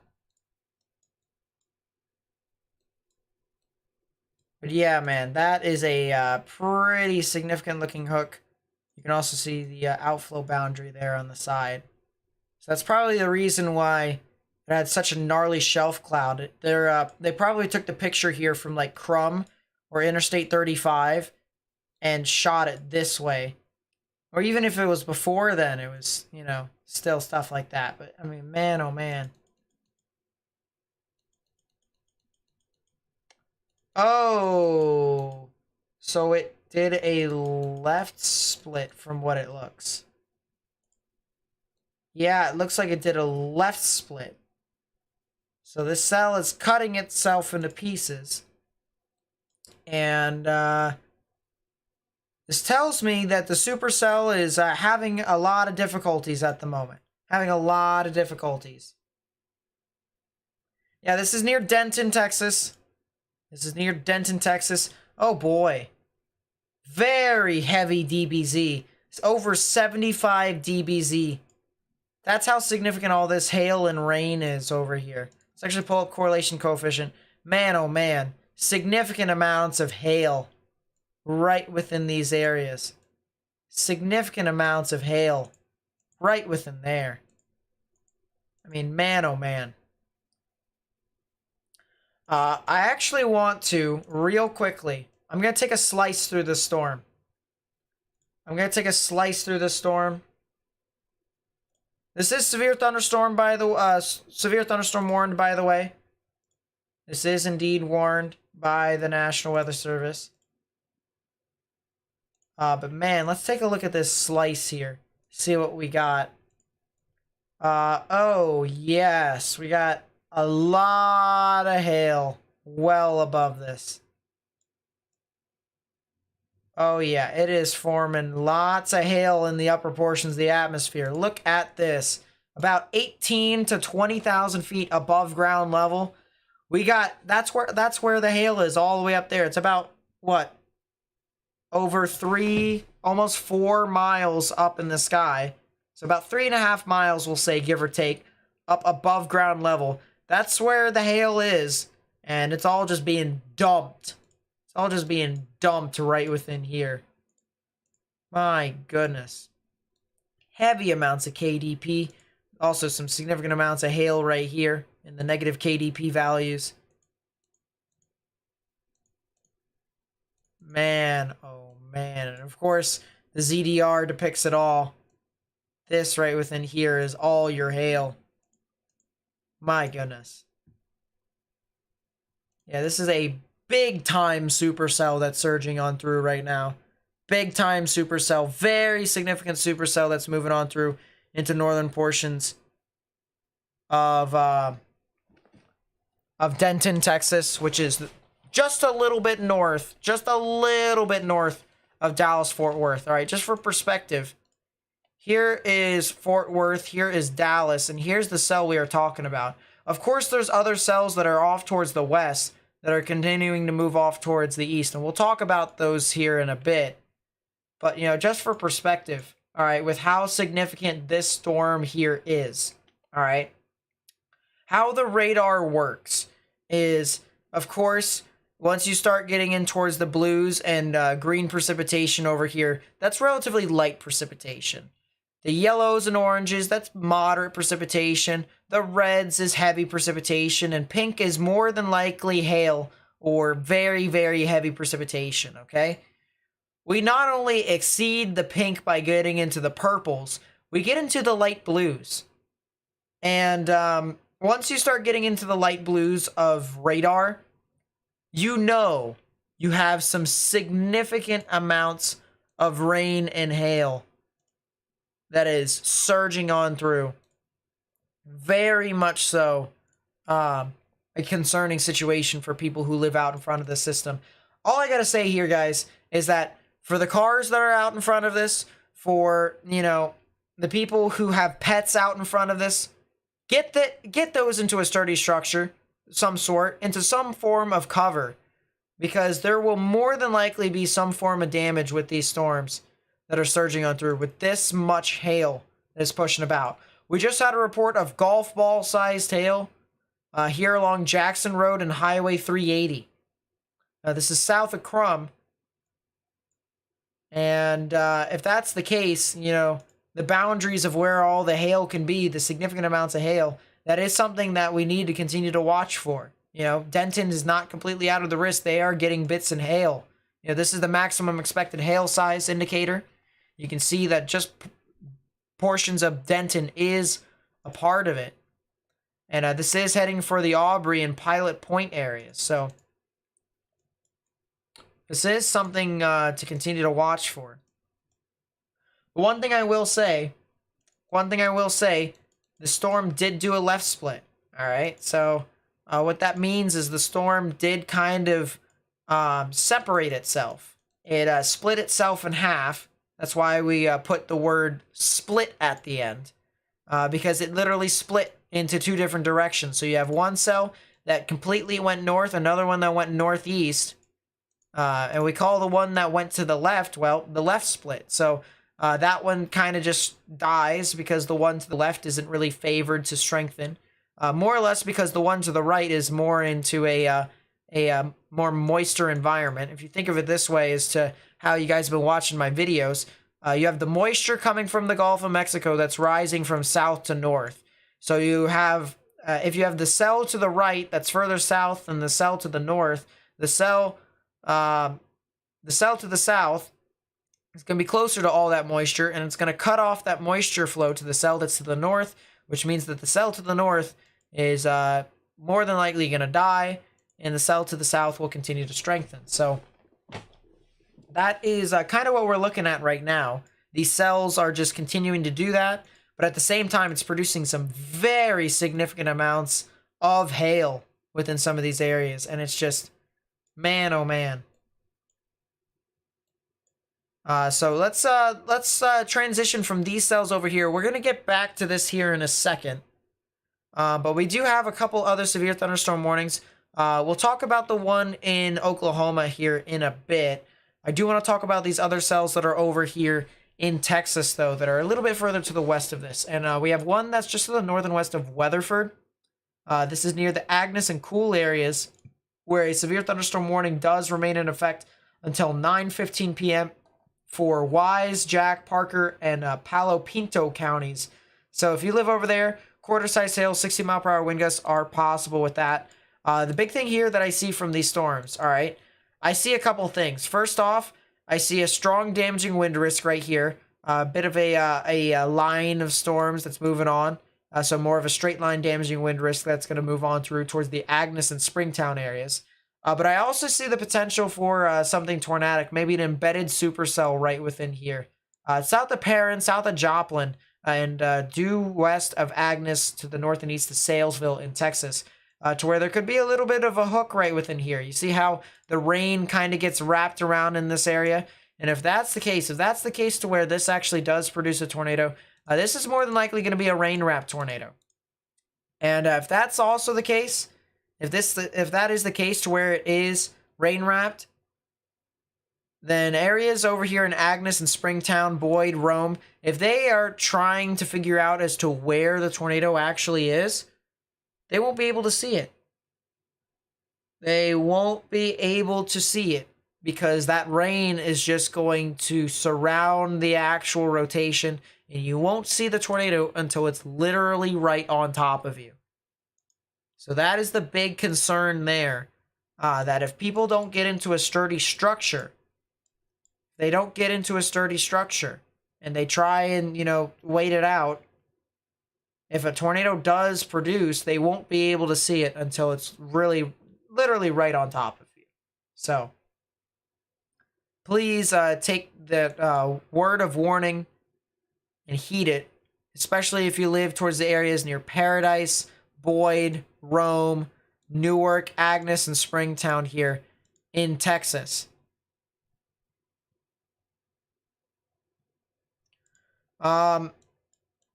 Let's move a little bit further off towards the south and west. We have this cell that's over here near Strawn, and this is really interesting, all right? I kind of want to use another radar here, and I actually am going to use another radar. I'm actually going to pull up two radars here. We're going to have one radar that's going to be situated up in Norman. We're going to have another one that's situated over here in Abilene. And I want to take a look at this radar over here from Abilene for this cell in Strawn. Excuse me.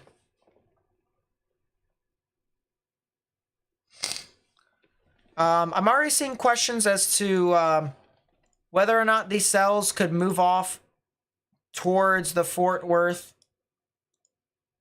areas. And yes, it could.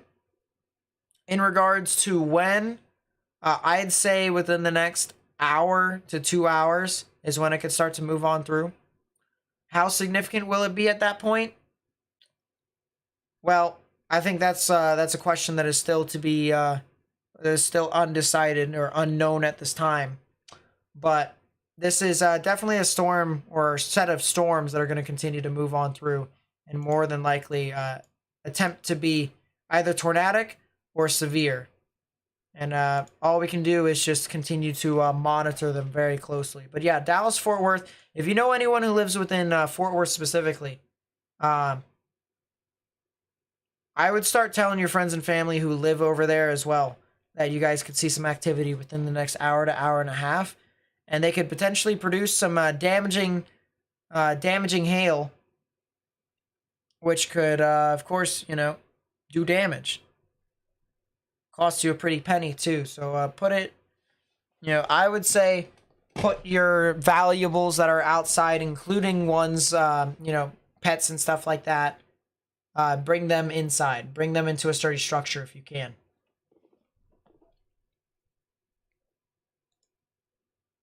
So here's the cell that's over here in Strawn. And I don't really see a whole lot in regards to the tornadic development. The tornadic department. But there is some pretty strong hail here. Pretty heavy hail across the board here. You can see the oranges in these areas indicating over 2 inches on the maximum expected hail size indicator over here. So yeah, we do have quite a lot of activity that is moving on through here near Metcalf Gap, Strawn, and Gordon. So for people who are looking for where this is heading off towards, this cell is heading off towards the Mineral Wells area here in Texas. All right, so if you live near Mineral Wells, Millsap, Cool, and Weatherford here in Texas, you guys need to watch out for these severe storms that could produce some relatively large hail. If we take a look at the warning here, $50 sized hail, I wouldn't be surprised if it even got up to a ping pong, maybe even golf ball sized hail in some of these areas. So I'd continue to watch out for the threat of that severe weather as this continues to move on forward. Lastly, we're going to want to move over here to Norman's radar. We're going to want to take a look at the severe weather across some of the portions of southern Oklahoma.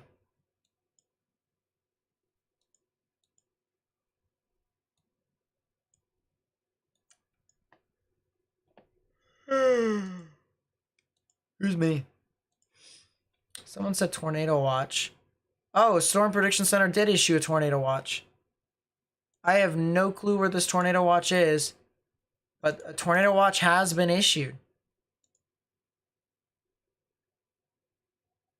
Interesting.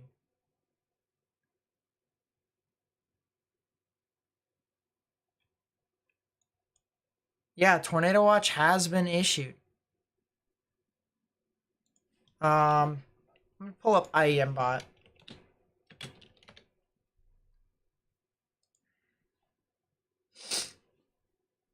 Nope, tornado watch just got issued. Tornado watch 24 is issued until 10 UTC. And this is for southeastern portions of Oklahoma into western portions of Arkansas. So here it is. Here's your little box image right within here. There's your tornado watch right within there. And this is for areas near Fort Smith too. Fort Smith, extreme southeastern portions of Oklahoma into northern portions, or at least northwestern portions of Arkansas. If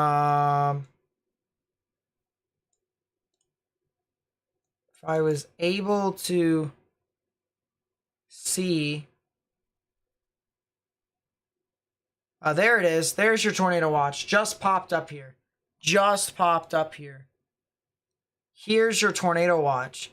Muskogee, all the way up to Siloam Springs, Berryville, Diamond City, Mountain Home, Fayetteville, Fort Smith, Russellville, Conway, Little Rock is in it. Benton, Hot Springs, Glenwood. There is indeed a tornado watch. DeQueen, Hugo, Boswell. What is the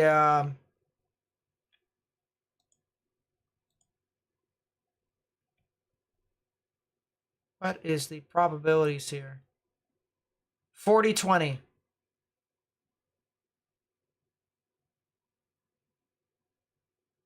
40-20 tornado probabilities. So interesting.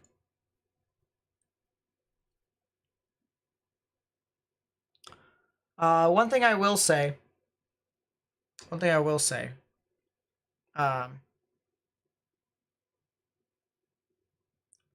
So that is in effect until what? 4 in the morning for Central. 5. OKC going to get hit at all? Probably not. I think you guys are going to get some scattered showers and thunderstorms, but the severe threat is probably going to stay further south.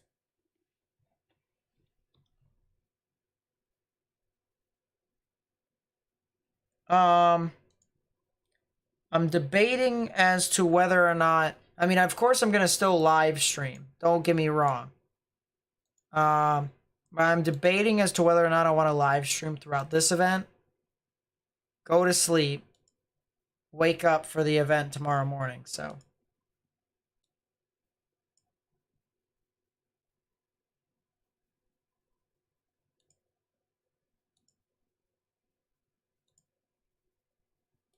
Will Tulsa get into the that area? So it looks like the tornado watch is a little bit further to the south and east. I think Tulsa is like right on the border. Let me pull it up here for you guys. Specifically, I'm trying to pull up a couple of things here. To try and just have stuff up. More or less. South Central. Yeah, this is good. This is good for the most part. So yeah, Tulsa can get some activity. I don't think it's going to be consistent, widespread activity, though. So.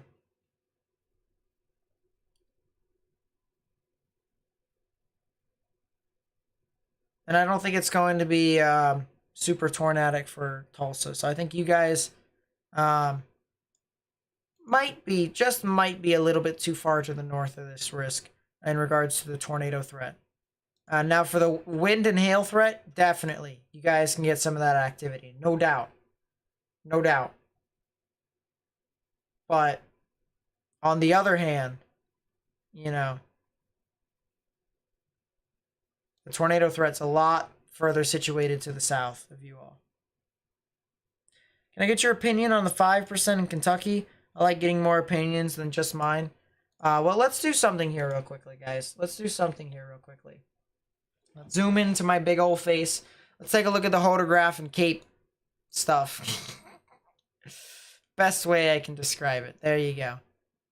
3Z. 4Z. That's some really nice hodograph curvature right there. And then once you get to literally once you get to 5Z, that's when things become linear. Wow.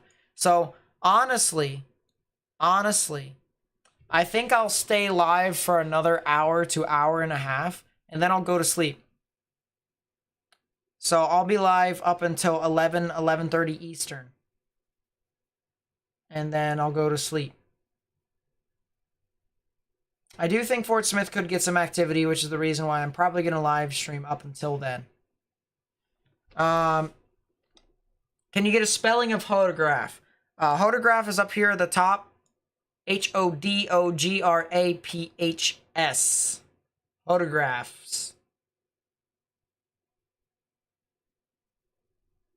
So yeah, I do think I'm probably going to stay live later on, for later on. Of course, I said I will be live streaming tomorrow. That more than likely will mean, though, that I will sleep in tomorrow morning, which honestly, you know, I'm not too upset about.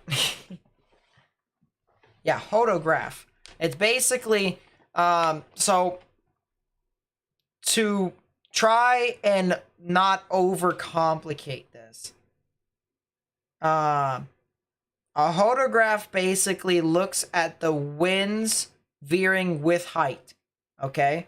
So if the winds actually move a certain direction as it ascends with height, it can be favorable for tornadoes to actually develop. And so in this case, whenever you see your purple line that goes up and curls off to the right like that, that's when you have an environment that's favorable for supercells, which can then in turn produce tornadoes. So when event starting when tomorrow? Afternoon. Afternoon. So the big thing here is, and just to remember, guys, all right, the purple is the lower levels of the environment, so that's 0 to 1 kilometer. The dark red is 1 to 3 kilometers. The orange is 3 to 5, and then the yellow is 5 to 8. So bunch of stuff over there.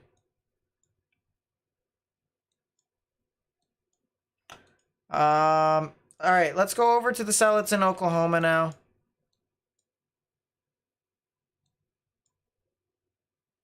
Which homemade is this graph? It's on College Do page here. What I will do, I'll put a link in the chat. If you want to go see it yourself, it's over here. It's in College Do page. It has a bunch of models over there. If you want to just have fun, try and forecast weather and stuff like that, that is the best place to go to. All right, so if you're a weather enthusiast, you want to know what the weather's going to be like and stuff like that, College Do page is a good place. Pivotal Weather is too, but this, you know, College Do page has a lot more stuff to play around with. So that's something.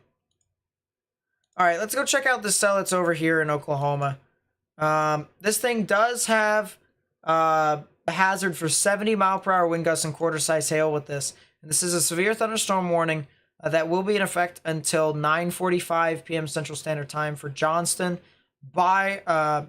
Jeez, I'm playing Storm Chasers over here. Bryan, Cole, and Atoka counties. And yeah, as I said, that'll be in effect until 9:45 p.m. Central Standard Time. So if you guys live over here in Tushka, Atoka, Stringtown, Caney, Lane, Redden, Crystal, Caddo, you need to go ahead and get into a sturdy structure, honestly. You need to get into a sturdy structure. Central Arkansas risk is tonight only. For the most part, it's tonight only. It does kind of leak into tomorrow, but for the most part, it's tonight.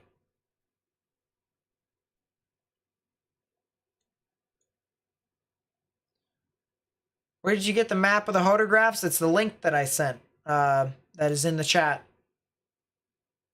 You're new to GR2 analyst and was wondering how do you check the storm environment? That's a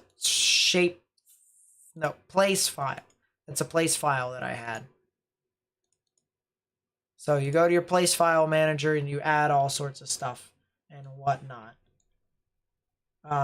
Geez, I really need to get used to changing in between my scenes.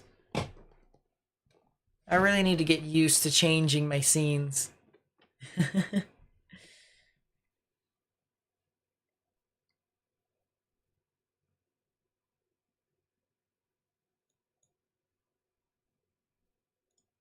Man, oh man, you can see that outflow boundary from the cell that went next to Aubrey. Went right next to it. Very large hail with that storm, too. Very large hail. All cloud reported on the Oklahoma severe.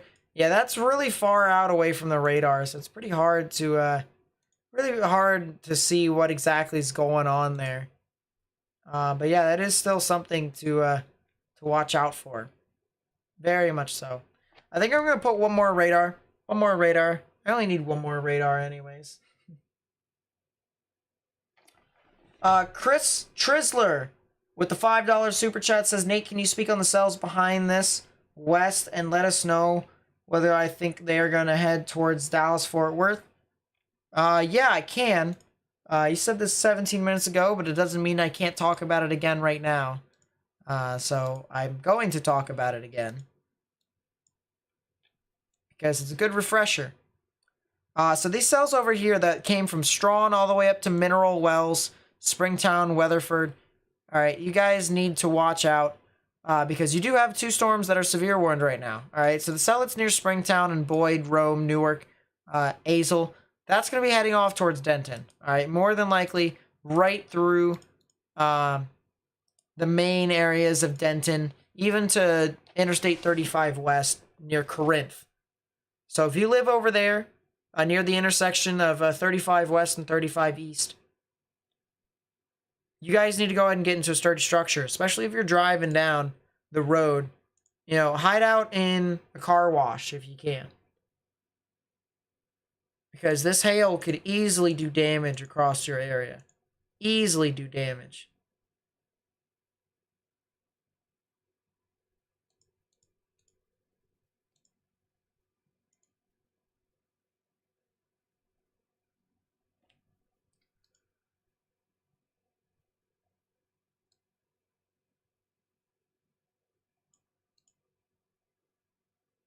I think we're good here for the most part. But yeah, this is one of those things to where these storms can definitely do damage across the board. The large hail. I want to see here. I want to take a slice through these storms. I wanted to pull up to see if it actually was viable. And it actually was, surprisingly. So we're going to go take a look at it. What's happening here as we take a slice through the storm, you can see how the main body of the rain actually, or the rain and hail, I should say, is consolidated within this area. And what we're doing here is we're looking at different levels of the atmosphere. So we have 30,000 feet right here, 20,000 feet, and 10,000 feet, which is right within those areas. And so if we use that as a general idea as to what we're looking at here, you can see the rain and the hail extends pretty high up in the sky, about 30 to 40,000 feet up above ground level. And you can also see a couple things here too. You notice how there's like a little bit of a gap right within here. And there's another band of this red and pink that just kind of sits within this area. So what's happening is that you have a lot of rising air that's keeping that rain and hail suspended above the ground. And then when that updraft is no longer holding it up in place, the rain and hail just kind of fall down, kind of like this. So in this case, that's kind of what's going on. And there's a lot of hail over here. Let's actually see. Yeah, there's not really a whole lot to actually say here besides there's a lot of hail. There is some heavy amounts of hail that's fallen from these storms. And look at that right there. That is an interesting updraft column. Very interesting updraft right within there that I'm looking at. You can see a consolidated area for the updraft where the rain and the hail just kind of rises up and then it consolidates and then falls back down. So that is really interesting there to see how we found that on the slice.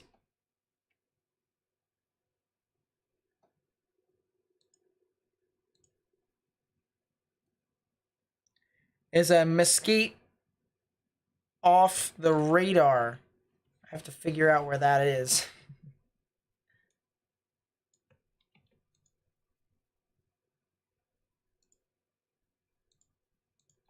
It's either mesquite or mesquite.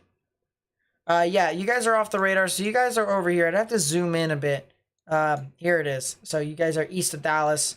We're looking currently near the Fort Worth areas and north and west of Fort Worth. How can you become a member? Good question. First off, being a member, you're not obligated to become a member. So, it's up to you as to whether or not you want to sponsor and stuff like that. But if you do, the disclaimer is if you are on iPhone, you can't actually become a member unless if you go through your actual browser on your phone.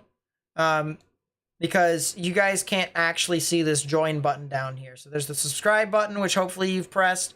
And right next to that, right next to the bell notification, you'll see a join button. You click the join button, you hit the join button. It's $5 a month.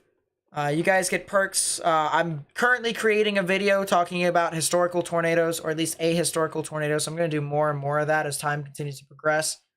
And so you guys basically get early content as well as exclusive content, and you get shout out in the live streams and stuff like that. So that's pretty cool. But yeah, $5 a month. Can I see the hail in the 3D? That's a good question. Let's take a 3D of the storm and see if we can. Let's filter it specifically. Yeah. There's the hail core for the most part. Now it's kind of mixed with very heavy precipitation. So if we want to go specifically to like the significant amounts of hail, like significant amounts of hail, I mean, that would be it right there. There's your significant amounts of hail.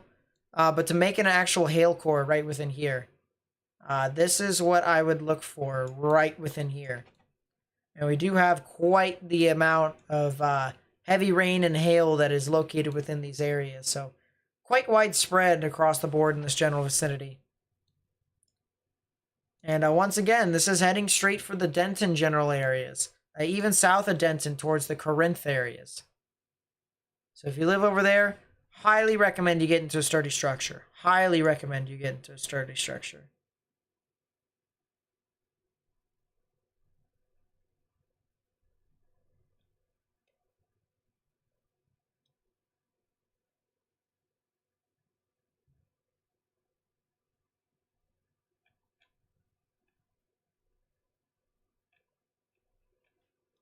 Pulling something up here.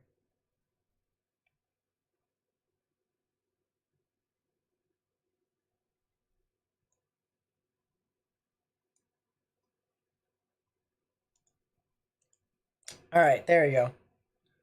I'm doing good, Jackie. How about yourself? You're gonna change the title of the live event. I think it's still appropriate for what we are dealing with right now. I have a Discord. Yeah, I do. I even have a Discord server. So if you wanted to chill out in there, talk about weather, you could.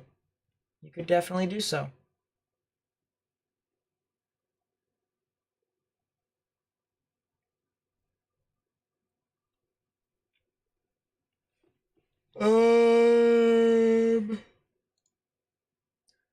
Link is in the description, but I'm not sure if that link works. Not sure if that link works. So what I will do is I'm going to do it this way.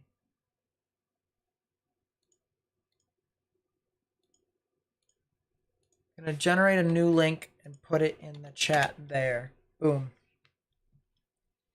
Do I have an Instagram? Yes, I do. It's the same name as my YouTube channel.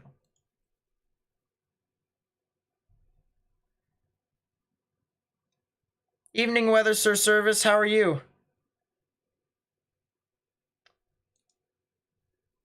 So it looks like the actual tornadic aspect of this storm here, that is in the northern portions of Fort Worth, isn't really super significant. I think this is more of a hail threat.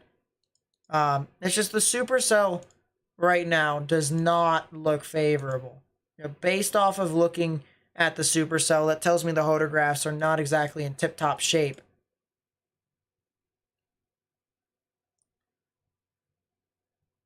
So that's definitely something to consider with this.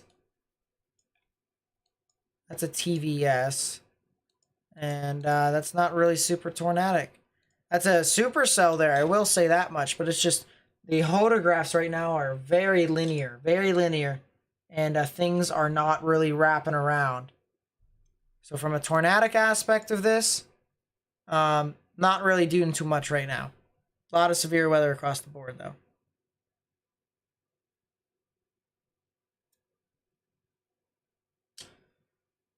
Evening, Peter.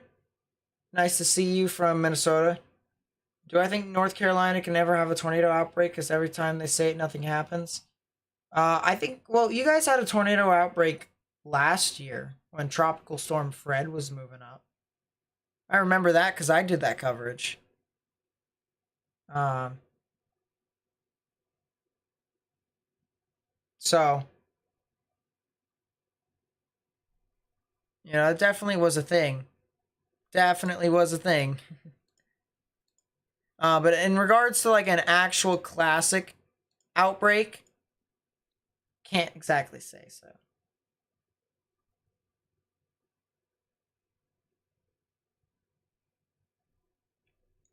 Can't exactly predict that. Should you be worried about the storm when it eventually reaches western Kentucky tomorrow or Wednesday? Um, so for this activity, I'd say yes. You guys could potentially get some tornadic activity that can move on through. But in to in my honest opinion, I think the thing that I'd be more concerned about for your area in western Kentucky is the flash flooding between now and Friday. There's definitely, the entire area here from the Ozarks all the way further east could get about 6 to 8 inches of rain possible within some of these areas, and that's going to be really concerning for the most part. Will this get more tornadic as it progresses, and why? That is a good question. So yes, it will, and the main reason is because what's happening is, of course, you need the right veering in the atmosphere in order for you to actually have a tornadic environment. So I talk about how the supercells are not, good enough, or their structure's not good enough to produce a tornado. I can tell because if they, are curled like a classic supercell, just like this, they probably would be producing a tornado. Probably would be. But because they're not, because they're all pretty messy, everywhere within this yellow box environment here is not really getting a fair shot. However, once they get thunderstorms that start to move in this area, these supercells are going to start kind of shifting into a different shape, if you will, that are more supportive for tornadoes. And because of that, the Storm Prediction Center has issued its tornado watch. And it's the reason why there's a 5% chance for tornadoes across this area.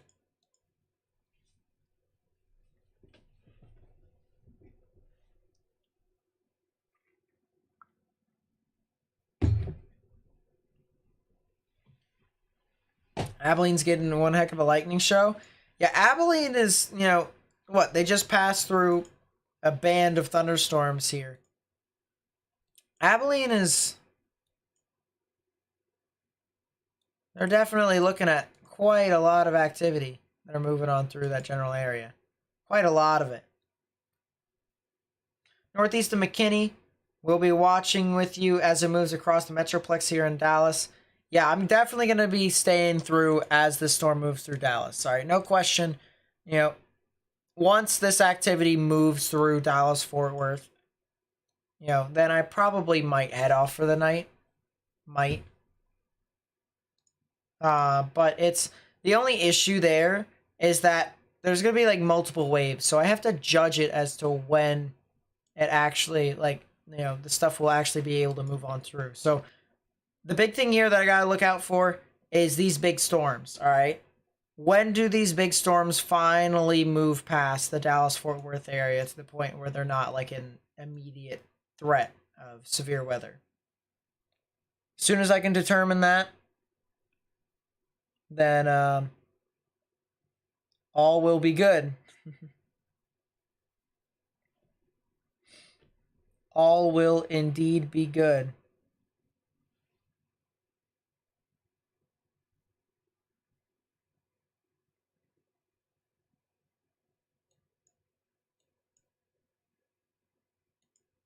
Is Denton going to be fine?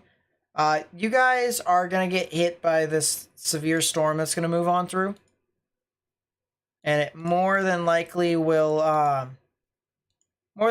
create some large hail within your area. So I would stay in a sturdy structure if I were you in Denton. Same thing if you had friends and family and stuff like that in Denton, even south of Denton, specifically south of Denton, near the Double Oak, Highland Village, Roanoke, Flower Mound areas, even Argyle, general area, Corinth, North Lake Justin. You guys are going to get a big storm here that could potentially produce some large hail. So I'd watch out for that. I'd also tell people, as I said, if you have friends and family that live over there, tell them to get into a sturdy structure. And if they have any valuables outdoors, bring them inside because they definitely could have a bit of damage with these storms as this moves on through. Want to know why they did not say the Mayfield, Kentucky tornado was an EF5? So it was an EF4. The damage was extremely bad. Hey, all I gotta say is I was not there, so they actually sent people there that were actual engineers to, test damage and stuff like that. And, of course, the actual report is not done and over with, so it's not like, it will never be an EF5, or at least we don't know if it will ever be an EF5, but it's still got time if it were to do so. Like the Moore tornado wasn't upgraded to an EF5 until months later as well. So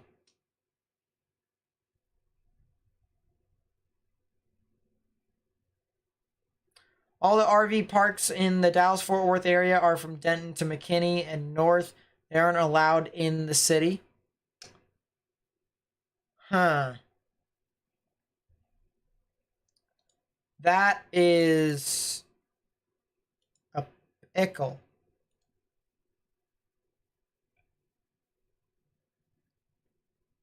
That is...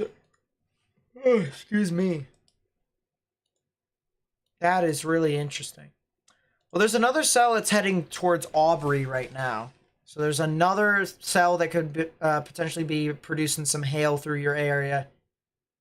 And then there's another cell that could be south of 380 that could produce some hail as well. So that's something to keep in mind as well. Definitely something to keep in mind with that as well.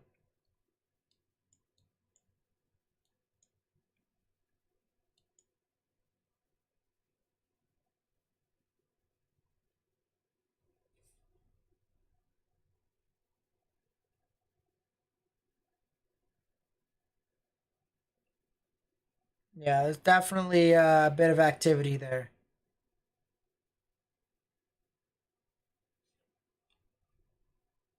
But yeah, it's definitely preliminary. So National Weather Service still got stuff to work on and stuff like that. So it's not done. Definitely not done.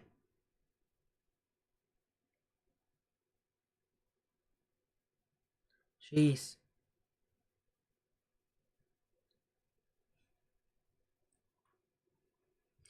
That cell over there in Sherman is something to watch for. It's not done. It's definitely not done, in my opinion. And the energy levels are still there, too.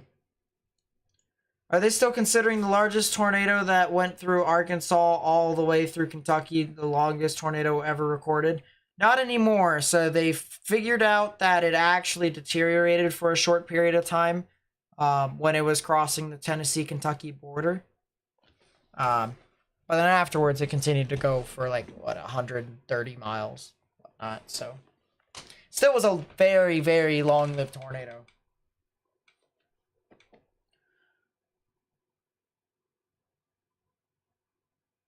Will Cassville, Missouri get bad weather tonight? Let me take a look here so that I can let you know. Cassville, Missouri is near the Joplin, Springfield area. So you guys could potentially get some large hail and strong damaging winds, but a tornado threat is not really super large for your area. So I would say you guys could get some activity, but not like super significant activity. Uncommon Woman, hello, hello. Nice to see you. Nice to see you. Welcome to the stream. you think about tomorrow in northern Alabama, the HRRR is showing a couple supercells up there. Yeah, northern Alabama to central and northern Mississippi is an area of high interest for me. Area of very high interest for me. I definitely think it has the potential to potentially be upgraded in regards to a tornado and or a wind risk. But if it's kept as a slight risk, honestly, you know, I wouldn't be surprised either. I think it could potentially get away with that as well. So. Okay, so definitely don't.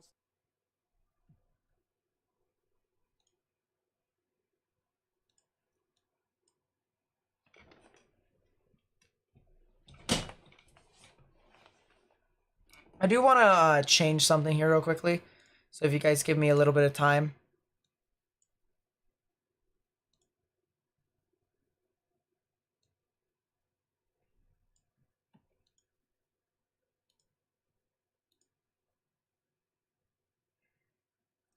Ooh, my mouse is freezing up. There we go.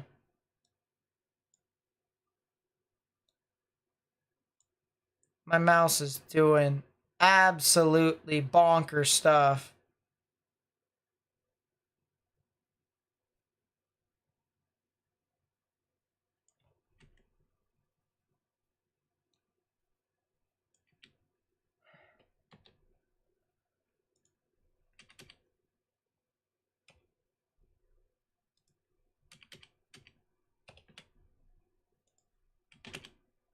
Give me a second. You guys get to see how I do everything manually now.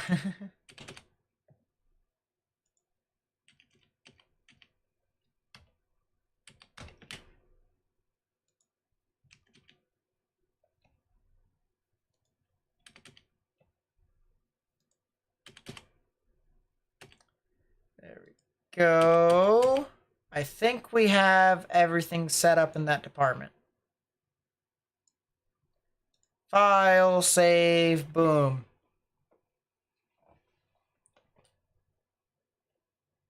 Yeah, it's been a little busy for me too. Leave me.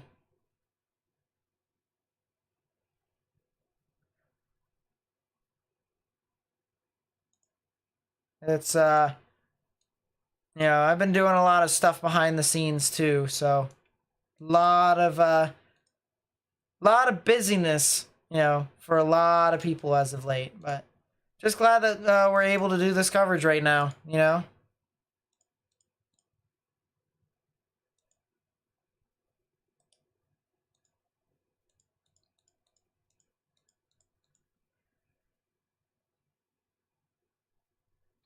Oklahoma cells are doing things again. I'll take a look at that in a second. This cell over here near Leo, what the heck is this? Embedded supercell madness. Oh yeah. This area near Leo and Era and Valley View. This thing might be something to watch. This thing might be something to watch as this pushes on through. You know, I know the attractive cell down here is this Newark cell and this Hazlitt cell, Justin Roanoke. Watch out for this cell in Leo. Alright, this one actually looks like a bona fide supercell. Yeah. Will Waco be affected by these storms?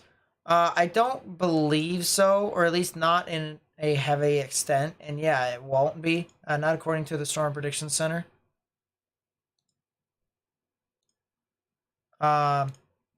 But yeah, I know that cell that's heading into Hazlitt and Roanoke looks really appealing for something that could potentially be tornadic. And just by looking at it, it doesn't look like the hail is like super significant. I know it's very close to the radar, but that cell up there near Leo and Era and Valley View, man. That one right there is the one to watch. This is a cell that could definitely become tornadic here relatively soon.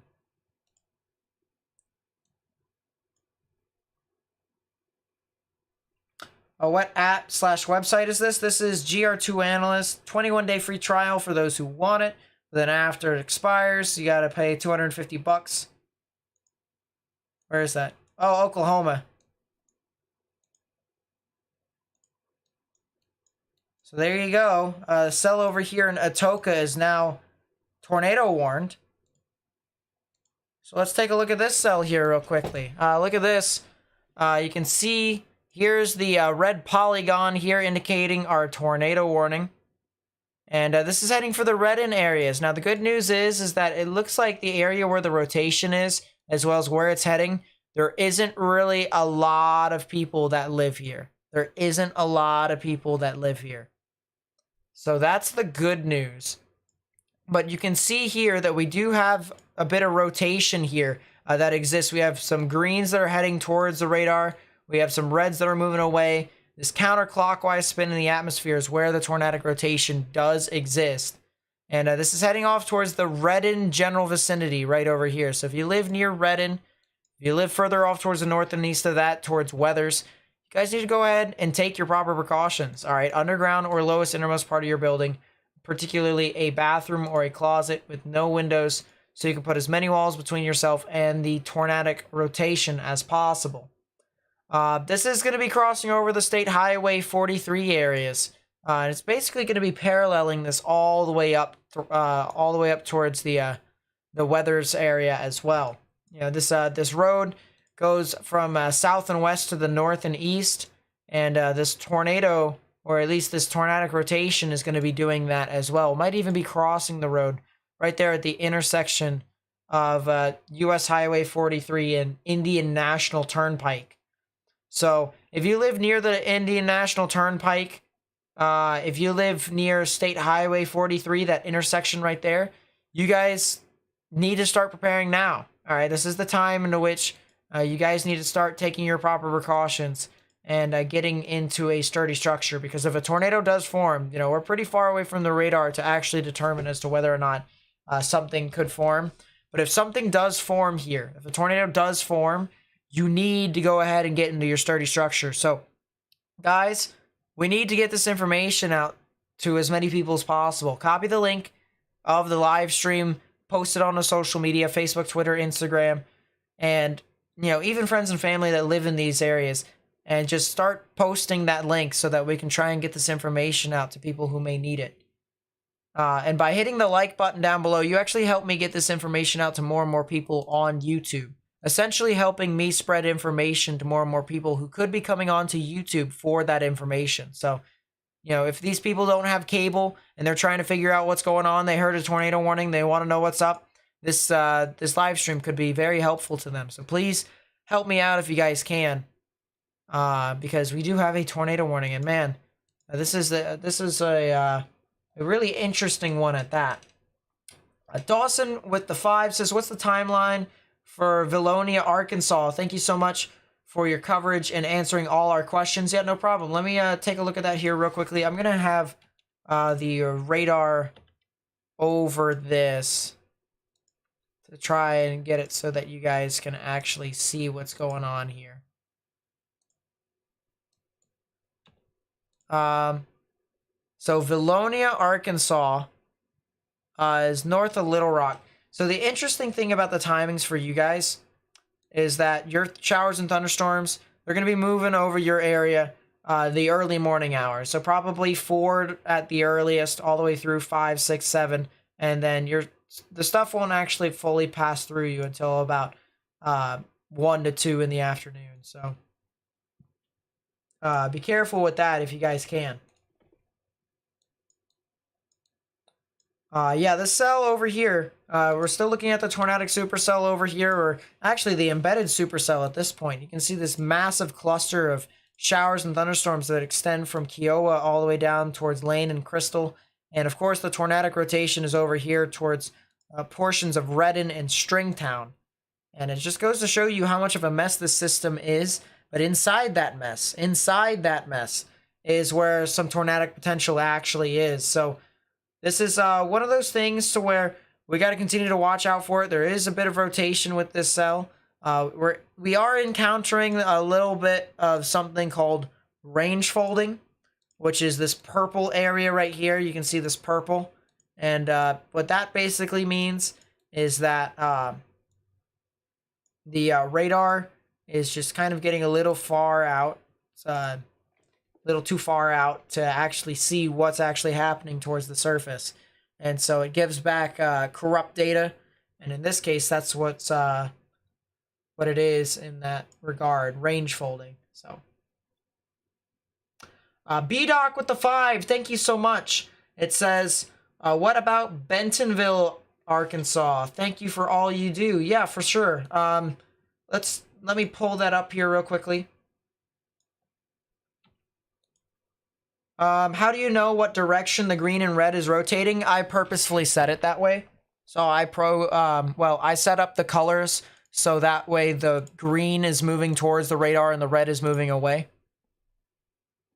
And because of that, I've got it right here. So yeah, just for reference, before I pull up Bentonville here real quickly for B-Doc, just to pull it up here, the radar is over here in Fort Smith. All right, so I'm going to circle the radar right here. Okay, so just for reference, you can see greens moving towards the radar, reds moving away.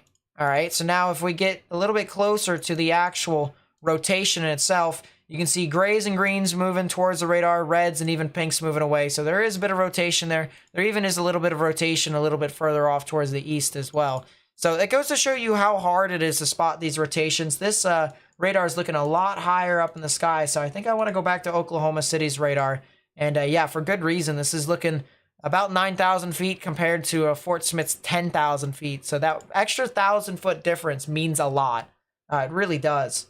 So the only issue, once again, is that we're really far away from the radar, so we can't exactly tell what's happening. I mean, let's be honest here, guys. We're looking up 9,000 feet, almost 8,000 feet above ground level, and that's well over, that's almost 2 miles above ground level. So, of course, that's not really super helpful to determine as to what exactly is happening on the ground.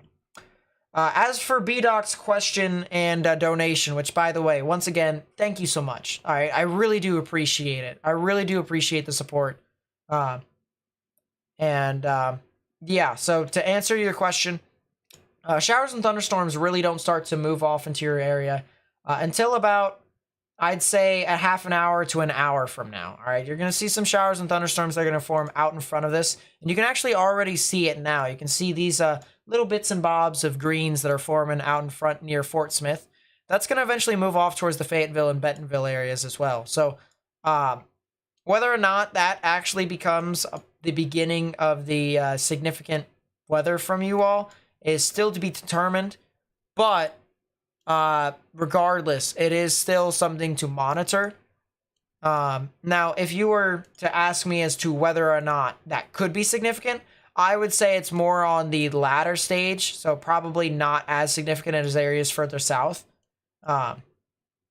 So that's one thing that I would take away from this. But on the other hand, you guys are still in a tornado risk too. I'll pull up the probabilities for tornadoes. You'll see you're kind of right along the border almost in regards to where the actual tornado risk actually is.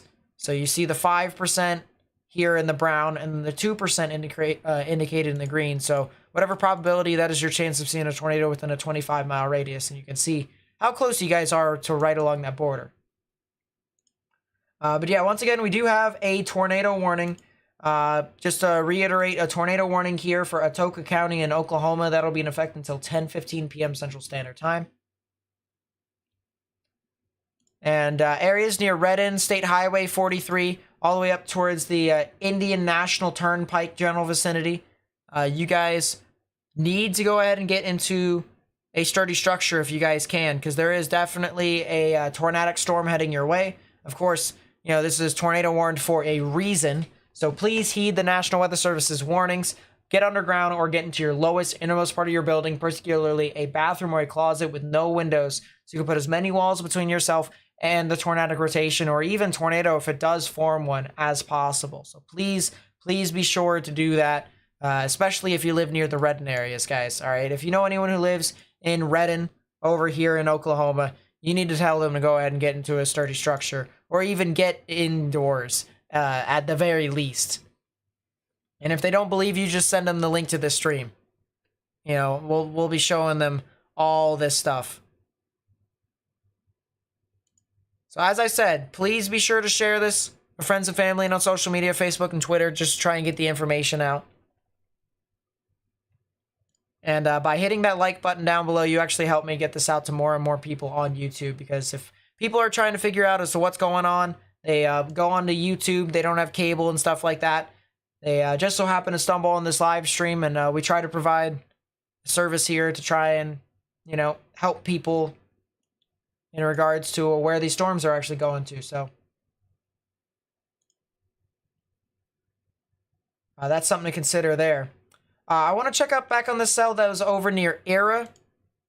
It looks like the rotation from the cell was pretty brief. Let's see if there's a debris signature with that. Maybe a little bit of contamination, but I couldn't see any sort of debris signature with that. The other cell, however, that we were talking about over here that's near Justin, still looks like a pretty bona fide supercell. All right, this supercell is still doing things. I said about 15 minutes ago, before the tornado warning, that Denton was more than likely going to get into the activity again. And here they are. They are indeed knocking on the door, at the very least, of this actual system. So if you guys could still stay in a sturdy structure, please do so. Please do so. It doesn't look like... Yeah, okay. So, I think I understand what's happening here with the supercell right now. I think I understand what's happening to the supercell.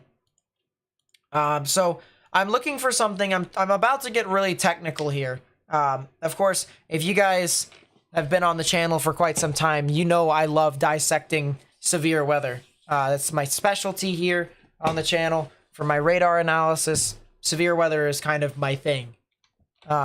You know, the chat calls me the Duke of the Doppler because, you know, it's it's a thing. So, but if you take a look over here, you can see there's a bit of this green area right here. And of course, the radar is down here somewhere south of Fort Worth. So, you know, this wind is moving from north to south, okay? What I'm looking for here is something called an ELF.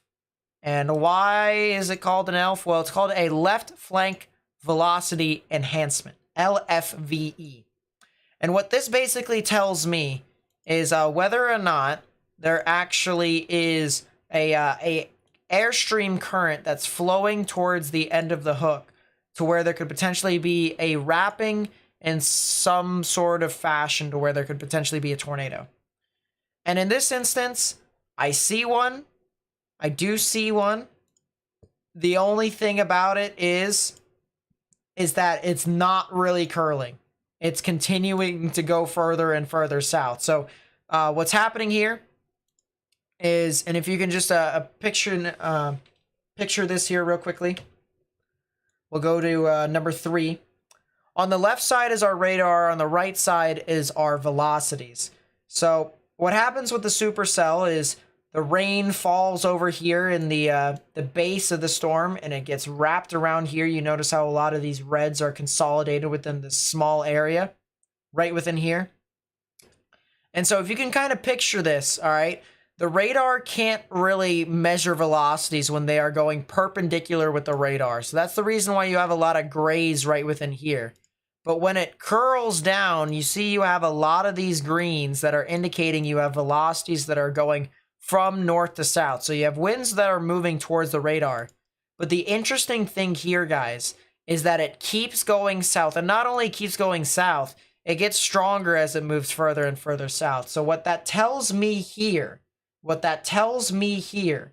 is that these storms here on the southern side of the rear flank downdraft is not wrapping around significant enough. And in this instance, I can't really say that there's going to be a tornado right now from the storm until it gets its act together to where it actually wraps around its rain completely, because it's not doing so right now. Instead of it, you know, wrapping around down here towards the bottom of the hook, it's going down completely. And you can see that right there as to how the rain kind of curls off towards the bottom, just like that. So our LFVE, or our ELF, as we call it, is not really doing a whole lot. It's not really doing a whole lot of favors for the storm. If anything, it's becoming more of a strong, damaging wind threat. So there's your in-depth analysis that is more in-depth than you'd like to think it is.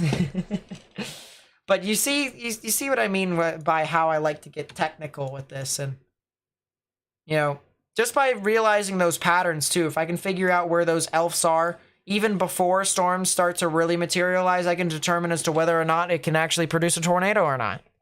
So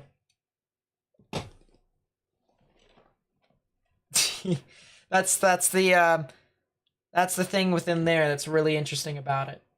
Jeremiah Crow with the 10 says Hook signature just northeast of Dallas, Justin, Texas area. Oh, this over here. So yeah, this is northwest of Dallas over here. Yeah, it's this cell that we were just talking about. So yeah, it's, as I said, it's there. It's there. But it's not wrapping around its rain. It's just shooting down. So until it actually starts to wrap around its hook, it's not going anywhere. It's a strong damaging wind risk at this time. Mario Garcia with the 5 says, why does it seem like we get more tornadoes at night? Thanks for what you do. Very good question. The main reason for that is for, actually there's 2 reasons for that. One is because wind shear typically enhances itself as you shift from the day to the evening hours. And that has to do with the drop in pressure during that time period, as well as temperature differential. Temperature differential also nails it too. And on the other hand, typically in events that are overnight, unlike tonight, they tend to be more of an entire wave of thunderstorms that are all along a line. And this isn't really like a line per se. This is like, you know, just a bunch of thunderstorms that are just going about in the same direction. You know what I mean? And so typically with those storms that are overnight, they're not really all too, you know, organized. But if things jut out, so like you have a sudden surge in wind, it can create a bit of a whirlpooling effect. And of course, it can create, you know, a brief tornado that can last for about 5 to 10 minutes and whatnot. So that's basically the main reason. But Jeremiah and Mario, thank you so much for the donations. I really do appreciate it. I really do. When does it come to Arkansas? Probably within the next hour. Probably within the next hour. Let's take a look at the wide view radar here. Play the loop.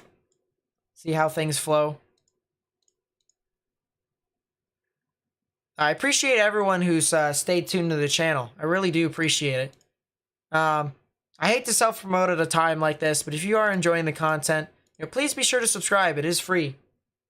It's one of the only times that I actually have self-promoted this entire stream. And we've been streaming for almost 3 hours now, so I don't really like to say, you know, subscribe and stuff like that. You know, I feel like if people want to subscribe, although obviously I do want more subscribers, you know, eventually I do want that silver play button. Okay, if it's gonna happen, it's gonna happen. All right, you know, sure, I would like it to happen sooner rather than later, but you know, there's a time and a place to where, you know, I need to say, hey, subscribe, because, you know, obviously if there's a tornado on the ground, I'm not gonna say, oh, by the way, if you're enjoying the content while people are suffering, then go ahead and subscribe. You know, like it's not appropriate. It's not appropriate. I just feel really uncomfortable saying it, especially during that time period. It's just not nice.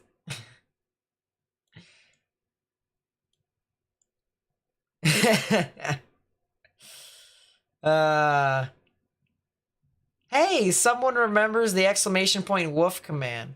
So Nightbot's kind of down for me at the time, so it's not really working all too well. So if I can get that back up, I might be able to, but otherwise.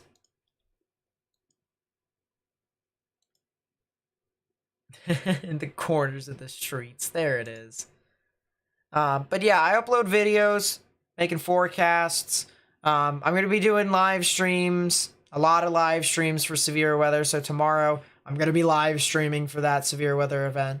So please be sure to stay tuned to that. It's going to be in the afternoon to the evening. Could potentially see some supercells that could produce tornadoes in the open warm sector. So central to northern Mississippi, heading off into northern Alabama, definitely needs to watch out. Definitely need to watch out. Do you think Memphis, Tennessee will get into thunderstorms and possibly tornadoes? Tomorrow they have the chance, but it's really, you know, it's really interesting to say because you guys might even get, you know, some strong damaging winds instead of tornadoes.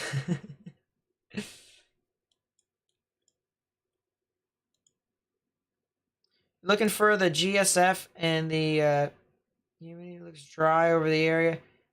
Can that be the fuel for these storms?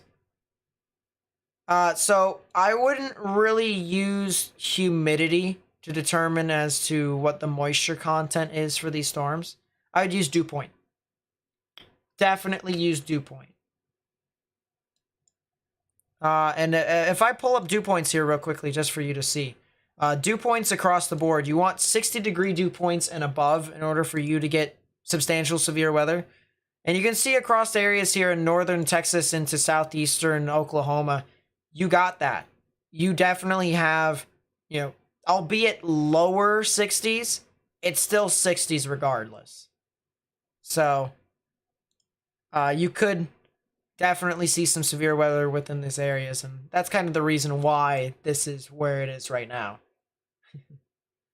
Is South Carolina going to get any storms? You live in Lawrence, so not anytime soon. The time frame into which I would worry for if you were to still stay in South Carolina within the next 5-7 days, this weekend, Friday, Saturday, Sunday, definitely something to watch out for. Definitely something to watch out for sure.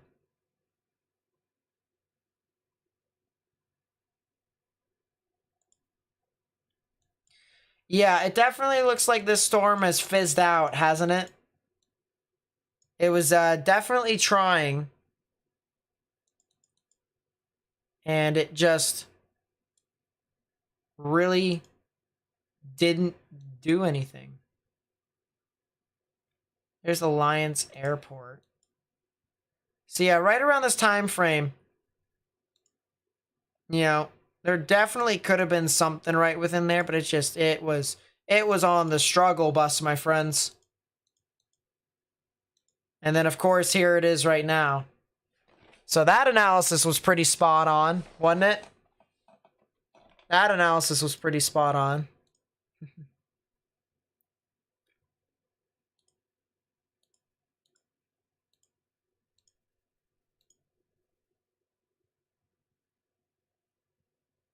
Interesting. Interesting here. This is a funnel cloud from that same storm. All right, so this was right before it died when we noticed the elf was becoming a little bit more linear than tornadic. This is a funnel cloud that was near Alliance Airport, north of Fort Worth. Now, whether or not this actually was a funnel cloud, it's kind of hard to tell. But it definitely looks like there is a lowering there. There definitely is a lowering there. So it definitely could be a funnel cloud. Definitely could be. Would not be surprised if it was. I do see a little bit of a spin here, the counterclockwise spin that we would typically look for. So there definitely could have been something there. It definitely looks rather interesting, to say the least. But the storm did deteriorate. The storm did indeed deteriorate as we had foreseen on radar. So there's that. This is from Michael Beard. My goodness.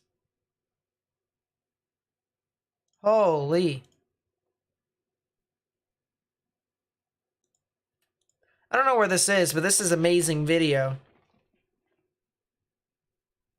Big time hail and then the wind. Oh yeah, that's gone. Jeez.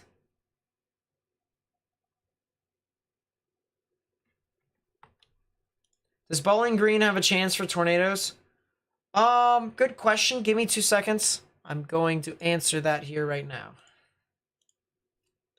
Yeah, Morgan, you are doing the funny there. Yeah, you guys have a chance for tornadoes tomorrow. Tomorrow. I will be live streaming tomorrow, so if you want to come back tomorrow, you can. But yeah, tomorrow. Definitely tomorrow. There's a storm near Eastland, Texas with some rotation. I'll take a look at that here in a second. Aaron Easton with the 10 says, doesn't it also add to nighttime tornado? Because air temperature is typically cooler. They always seem to move through Texas, Oklahoma when a cold front comes across and hits moisture out of the Gulf. Yep. And that typically is what happens with most low pressure systems. You just need substantial amount of moisture to actually kick it off. Now, it does help that low pressure, well, not low pressure systems. The temperatures become lower and lower as time continues to progress. Because the condensation actually, starts to form a lot quicker. But on the contrary, the actual energy in the atmosphere doesn't sustain. So it's kind of a pick your poison. On one hand, you're gonna get strong winds. On the other, it's not really gonna be tornadic. So it really depends upon the timing and stuff. All right, so I'm zooming out here to show all these areas here. You see a lot of showers and thunderstorms that are moving through Kentucky. Someone asked about Kentucky that's moving on through. This activity is not tornadic. I'll actually pull up a radar that's relatively close to that area and show you a bit of a close-up, if you will, of what's happening over there. There's Bowling Green. Gnarly little storm with some lightning that's moving on through. And you can see it's pretty large storm too. A lot of heavy rain with that as well. If we take a look at the velocities, I don't see anything that indicate anything to be tornadic. In order for you to get something that could be tornadic, you need some counterclockwise spin. So the radar is somewhere over here. You would need greens that are moving towards the radar. You need reds moving away and get a counterclockwise spin. And we don't have any of that. We don't really have any reds next to big greens anywhere near Bowling Green. So anything that's tornadic here, or even if it is or tried to be tornadic, it probably wouldn't go all too well. So I don't foresee that to be any sort of a huge threat. Could be some spotty hail, though, I will say. Could be some spotty hail. Should Abilene be worried about any bad weather? Is it just rain and wind?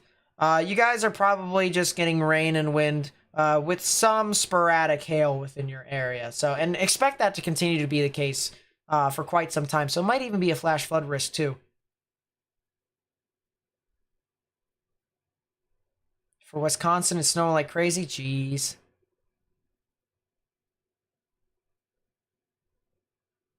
Still no sprinkles here south of Sherman, Texas.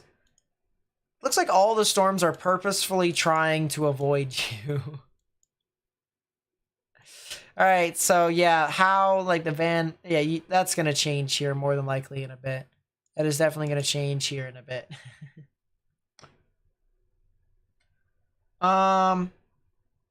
6Z's GFS. Looking the no Morgan, no. No. No.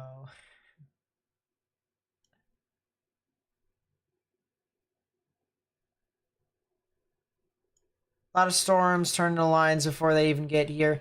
Yeah. You guys haven't really been getting a lot of daytime risks over the past couple of years.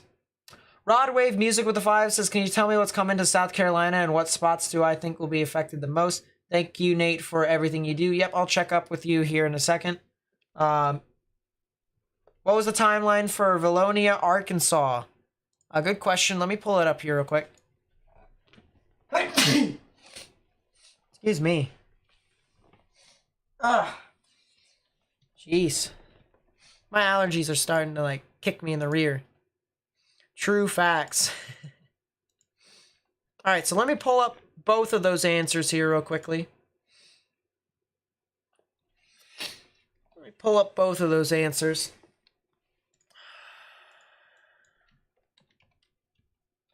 So Valonia, if I remember correctly, is north of what's its face? Yeah, obviously. Very, very vague, Nate. What's its face? Little Rock. There you go. Thank you to everyone who said bless you in the chat. That's amazing. So the timings here for you guys, I'd say sometime around 2 o'clock at the earliest. And it'll continue to move on through all the way until 2 in the afternoon. So you have a 12-hour time frame of when these storms are actually going to move on through. In regards to when is the time to which it could be the most significant, probably 5 to 6, maybe sometime around 5, give or take, is when this could probably move on through your area. What about Dayton, Ohio? I would watch out from Tuesday into Friday. That's when you guys can get your activity. All right, let's shift over here to the Carolinas. Someone asked about the Carolinas, so ask and they shall receive. North and South Carolina. And the reason why I say you guys need to watch out, okay, reason why I say you guys need to watch out is from Saturday until Sunday. There is this storm that moves on through, and, for areas here in like upstate South Carolina, they could potentially get some snow. Maybe even some freezing rain along the borders of that. But this is not set in stone yet, okay? So believe it or not, this right here is not all completely accurate.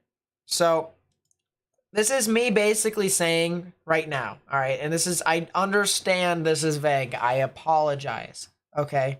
But this is all the real information I have for you.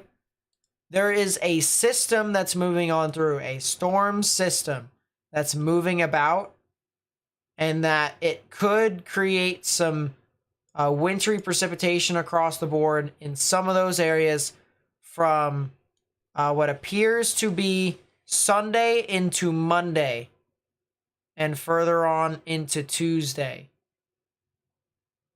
Okay. So Sunday into Monday and further off into Tuesday. And the GFS, if I can pull it up here real quickly, says something very similar, except it takes it a little bit further towards the north. So there is something that's moving through your area, all right?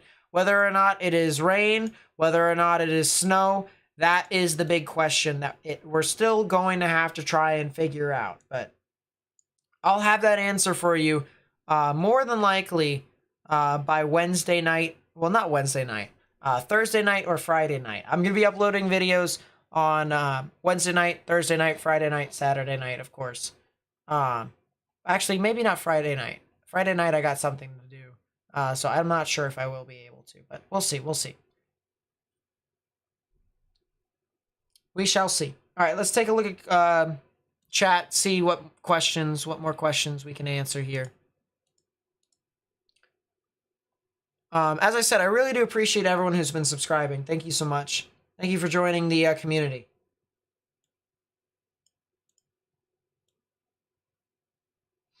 Occasional wind gusts over in Little Rock. Yeah, take care, my friends. That's going to eventually change more than likely.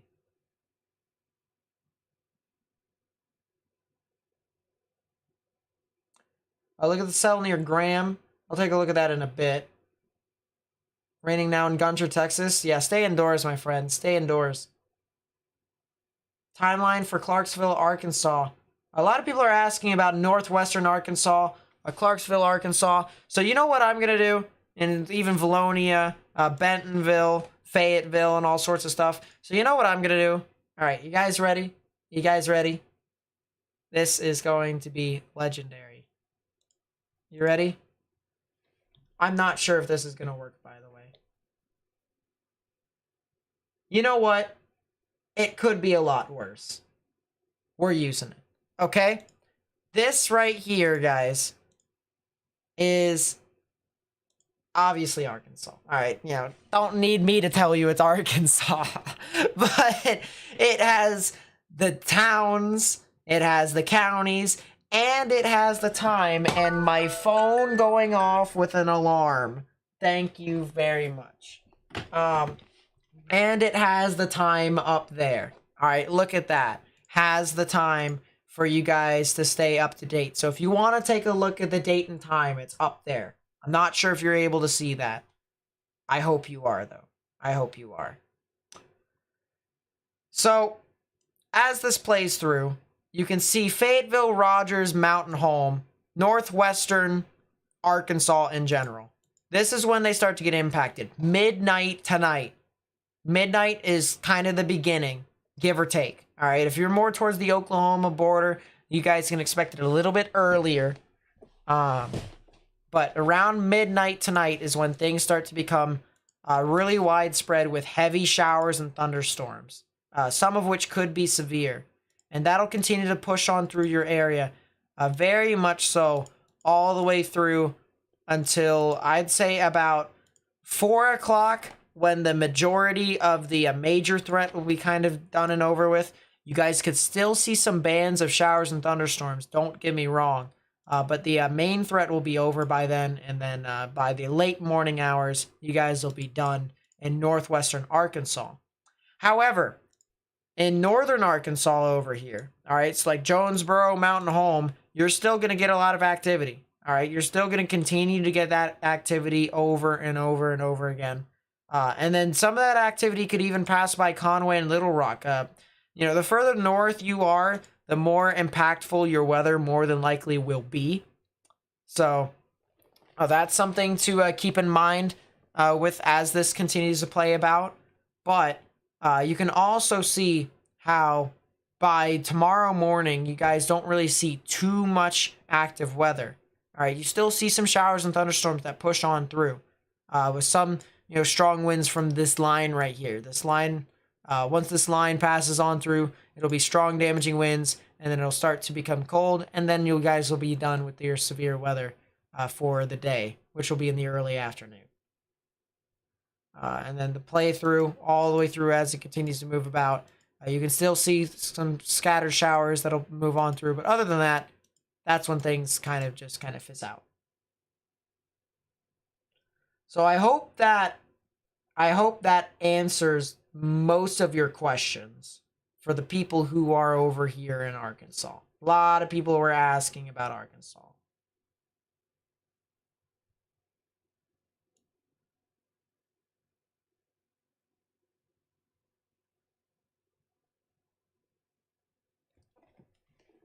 Yeah, I'll take a look at that in a bit, JP. Can I look at Greenbrier? If you're talking about the Greenbrier in West Virginia, I'm not sure they're getting weather. They are definitely not getting weather. But if it's not the Greenbrier in West Virginia, I need a state, please. That way I can have an idea. Knoxville, Tennessee's not getting a whole lot today or tomorrow either, so.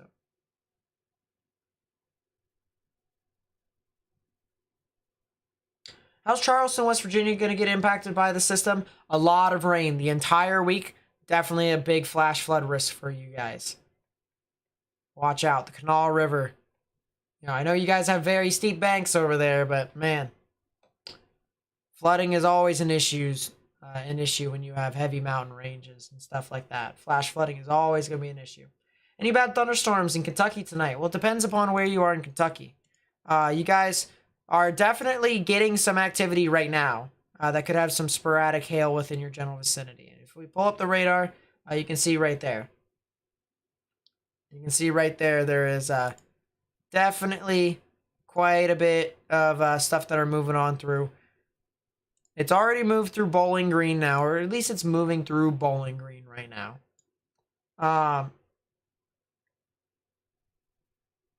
But then as this continues to move further and further to the east, it will start to diminish further and further. So that's something to consider about.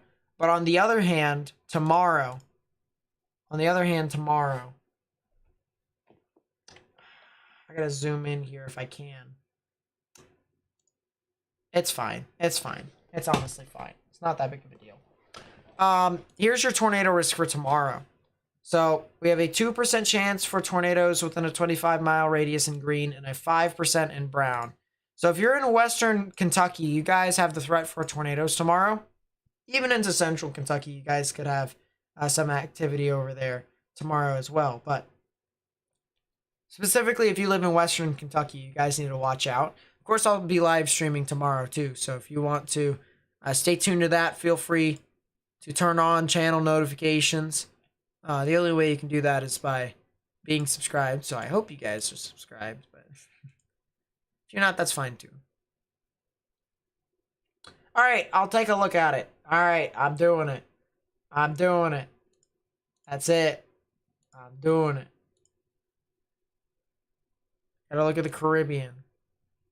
I like you all too much. Why'd you make me do this, Morgan? Southeastern United States. That's not helping. Caribbean.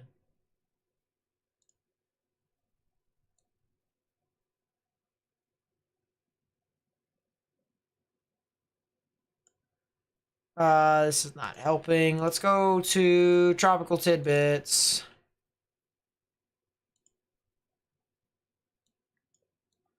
And let's go to 6Z.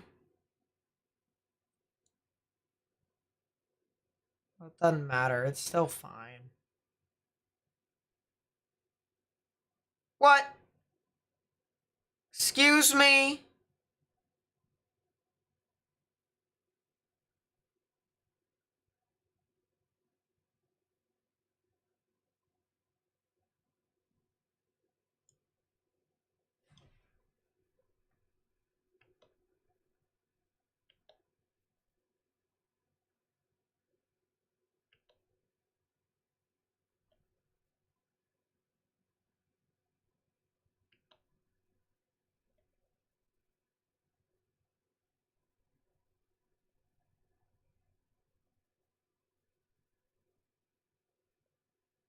I don't think I want to do meteorology anymore. Yeah, this is stupid. There's a tropical system that's in the Gulf of Mexico in March. Like, come on, bro. No, stop it. Stop it. That's it. I'm done. It's just leave me be. I don't want to deal with this stuff anymore.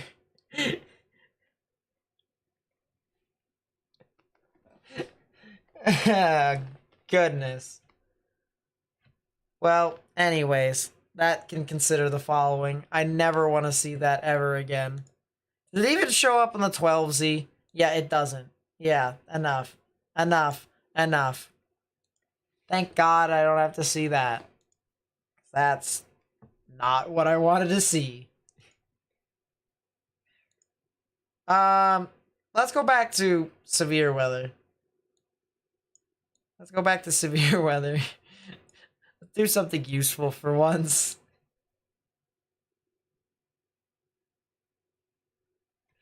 Let's do something useful for once.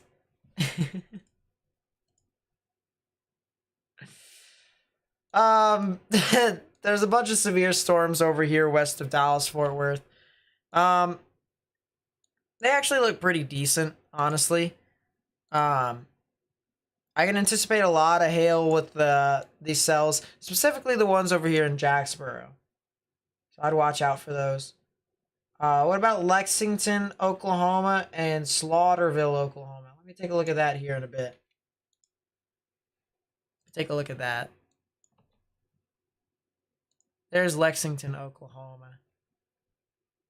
Oh, it's south of OKC. Okay, give me a second. Let me do that.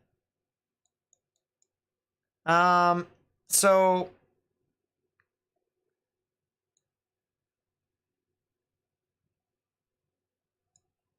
I'm not the brightest bulb in the world. All right, there's Slaughterville. Good enough.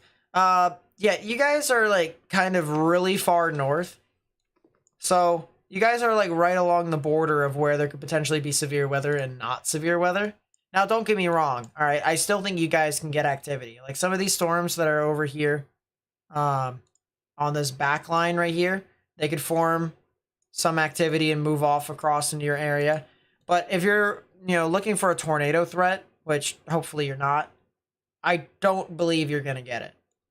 All right, I think it's going to be more of a hail threat. I think it's going to be more of a wind threat for you guys. So you should be fine from tornadoes. It's just the hail and the wind is one thing to definitely consider.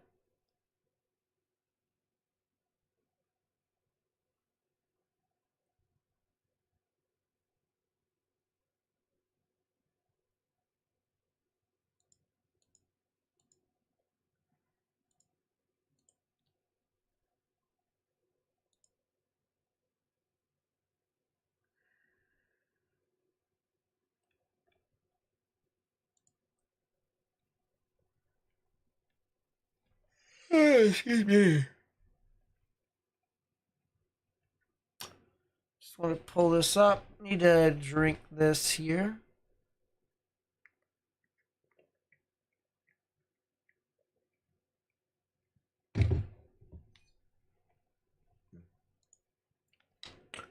There we go.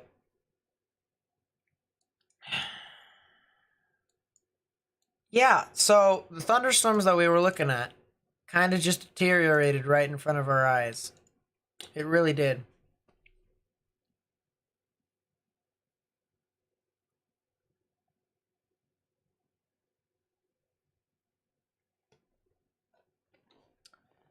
So yeah, let's see, what time is it? It's 4:12. So what, the 3Z model run came out 18 hours 21. I want to take a look at the HRRR model here real quickly, if you guys don't mind. 3Z run is running right now, so that's fun. I'm gonna just have to take a look at the up to 20Z, which is not that big of a deal. Oh, so cells do form.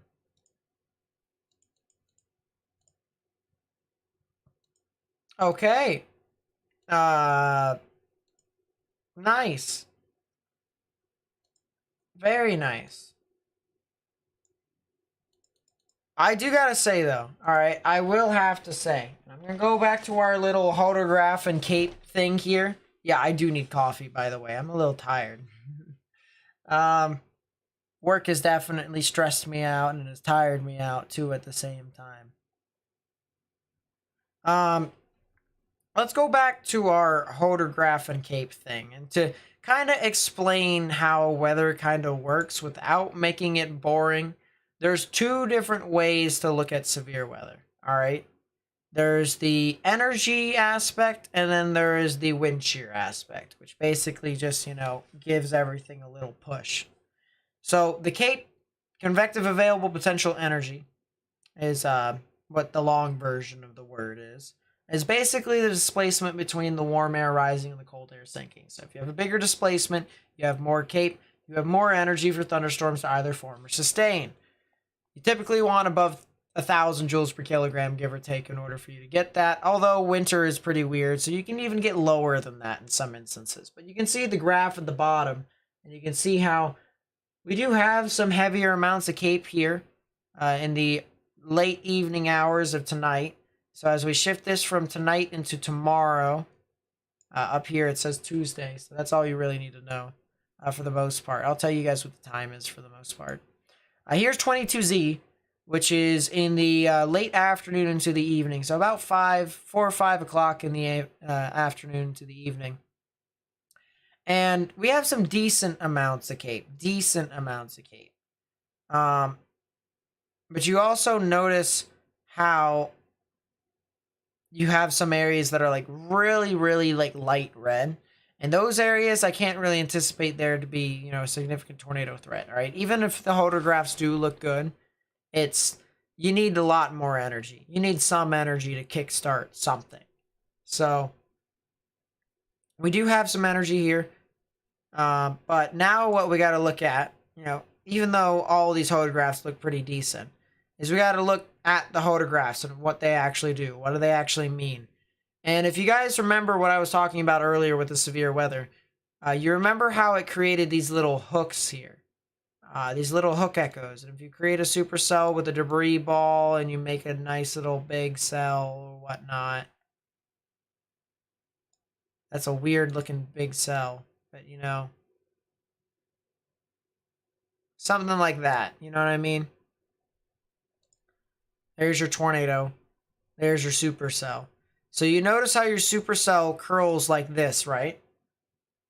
Same premise here with these hodographs. These hodographs, which tell you the veering of wind with height, can actually determine as to what your supercells look like, believe it or not.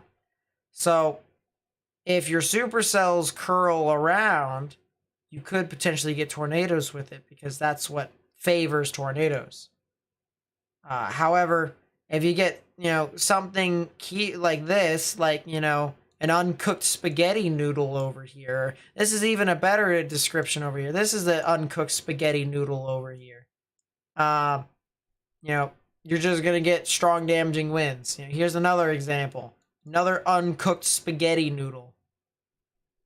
So, that's, a lot of strong damaging winds there. Nothing really tornadic about that. So it's gotta curl. It's gotta curl.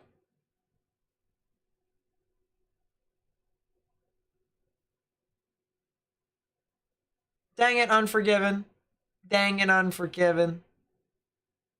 Dang it, man. Why'd you have to drink my coffee, man?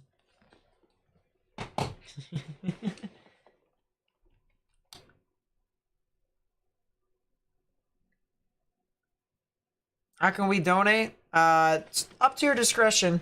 But it's there's a super chat way. There's like a money sign down at the bottom. You click the money sign. You can donate that way, or you can become a member and donate $5 a month, like a subscription. Well, except it's not a subscription for YouTube. It's a membership. So you get exclusive content. You get shouted out in live streams and stuff like that with your name that's at the bottom scroll thing. And it's $5 a month. All you have to do is just hit that join button right next to the subscribe button. So, yeah. Fun stuff.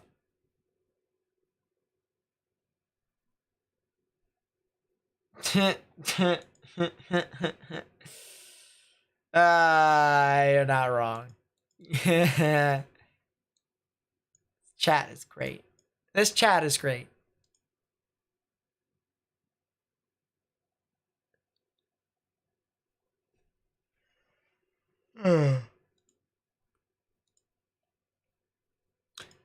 Excuse me.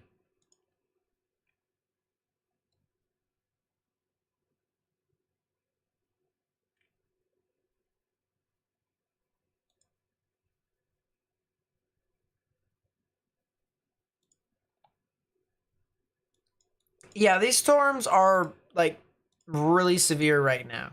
It's not super tornadic at the moment. I'm actually interested to see what the convective available potential energy is out in front of this environment. There actually is a pretty decent amount. I'm kind of surprised. I'm actually thoroughly surprised. Huh.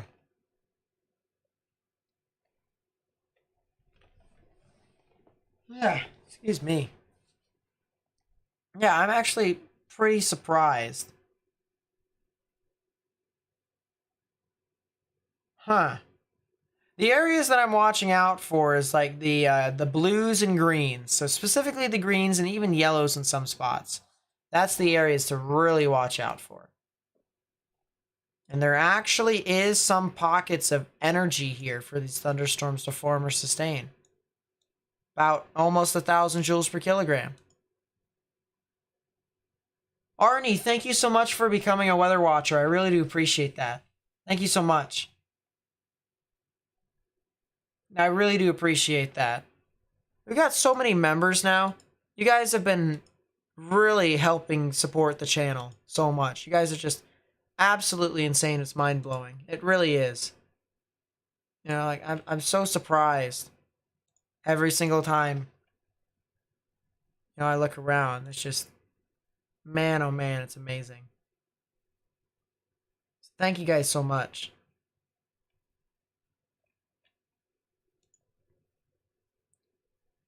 Let's actually see. This is GR Earth? Yeah, this is GR Earth. You guys can see Cape and stuff like that. It's pretty cool. You know what also is really cool? Maximum expected hail size amounts. Alright, I forgot that this existed. So let's go back over here.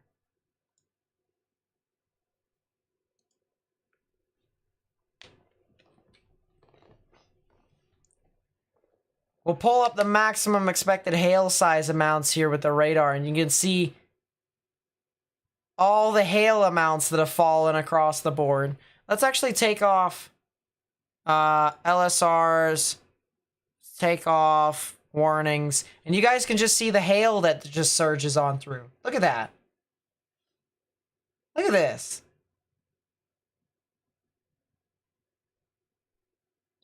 Pretty cool, not gonna lie. You can see all the large hail that is like went on through within an hour in time period. You could also see the thunderstorms and where they move off towards as well. Pretty cool, pretty cool. Rotation for an hour as well. So the different rotational angles. I definitely should change this color table, honestly. But yeah. These are the different areas of rotation that exist across the board from these storms, which is pretty cool as well. HSR, what the heck is that? Oh, it's just a different form of radar. I don't know what I was looking for.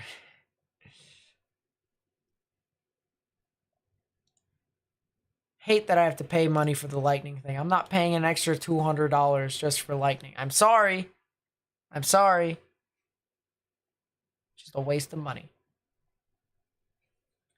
But yeah, that maximum expected hail size thing looks pretty good. Not gonna lie.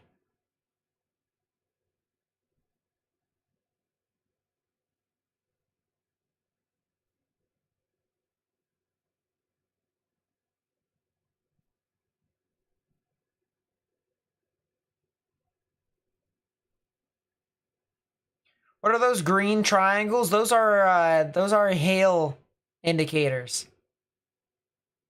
So depending upon what number it is, can determine as to how large the hail actually is. So you can see some of the oranges and reds, they indicate 2-inch size hail in some spots.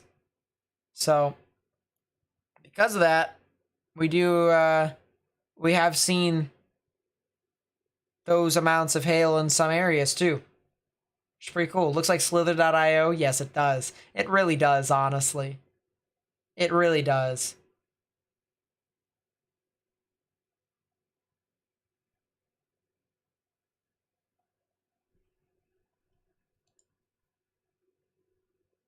Hey, we just continue to try and get information out, alright? We continue to try and better ourselves. You know. There's no public mind games here. I call it how I think it is. Try and get my opinions out. If I think something's gonna happen, I'm gonna say it. So it just so happened that, you know, I said that, you know, Mayfield and other towns would be in the way of that tornado. Just so happened.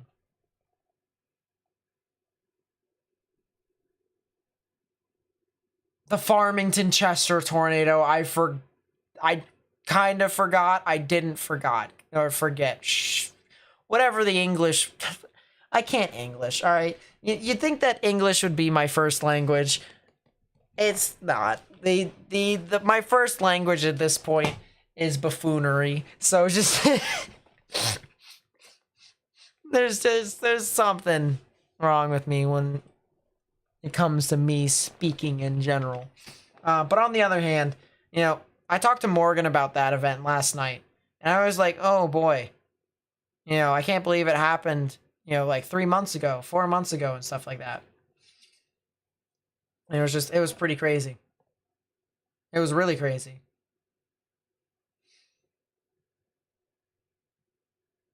Yeah, I do need some sleep. I really do need some sleep. Don't look at me.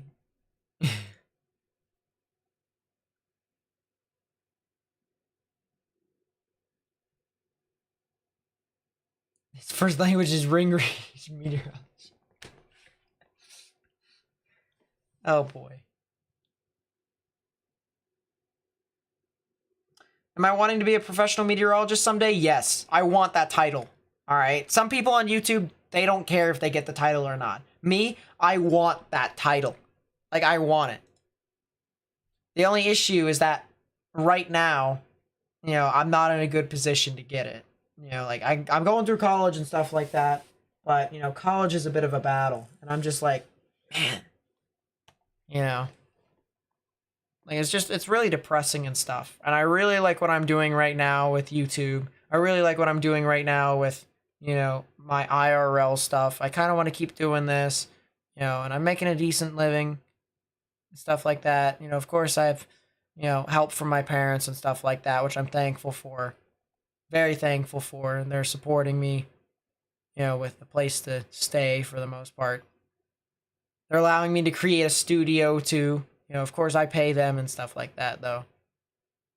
By, you know, doing stuff and whatnot. So, do I plan on getting the Penn State degree? Yeah, eventually. I do. Someday, this will be, you know, the title of meteorologist Nate Snyder. Am I ignoring you on purpose? I didn't believe so. Jacksboro, Texas storm hook, I think. Hold up. Where is Jacksboro? Oh, that cell. I don't see a whole lot. Let me backtrack.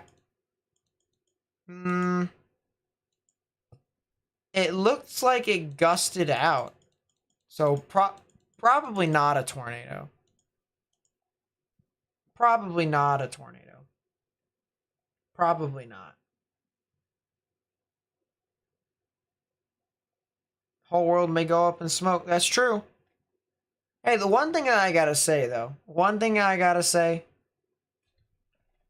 Actually, someone, before I even say that, someone made a good point. You know, Tim Samaras never went to college and he carved out his own career. So did Jeff Petrowski. Petro, he's still out there. He's a very good storm chaser. And, you know, he never was an actual meteorologist. Like, he didn't have the actual title. But, you know, I will admit, I still have things to learn. You know, I still have things that I want to get better at. And as long as I have that passion for me to continue to want to get better, you know, my expertise in regards to, you know, me analyzing stuff, whether it's models, radar. All right, listen. I can't just be called the Duke of the Doppler for nothing. All right, if I'm gonna be actually called that, I gotta keep getting better at Doppler radar. Like, I gotta learn everything at this point. Everything. You know, I gotta make sure that I have the best radar coverage. All right, you know, people can have, you know, people could have the best content on YouTube because they have storm chasers and radar and, you know, sky cameras and whatnot. I want the best radar coverage. The best radar coverage. And if I have that, I got something I can pride for. It's not dupe of the Doppler, it's Duke of the Doppler, you donut.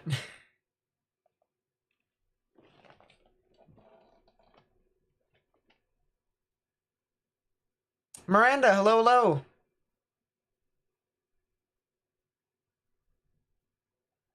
How's tomorrow looking for tornado potential?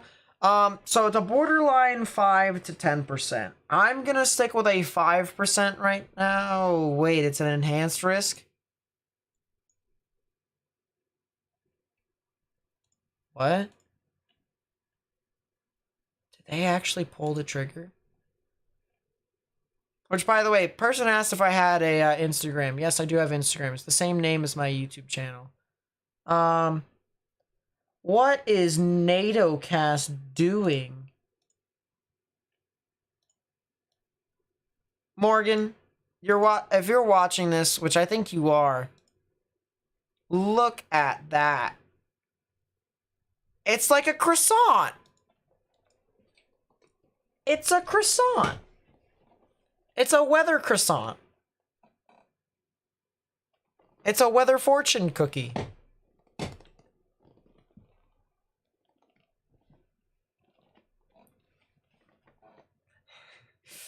Don't open this fortune cookie up, though. Might not give you the fortune you want.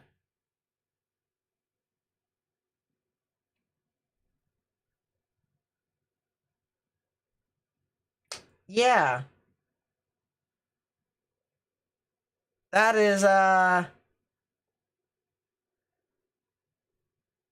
is a manga S right there.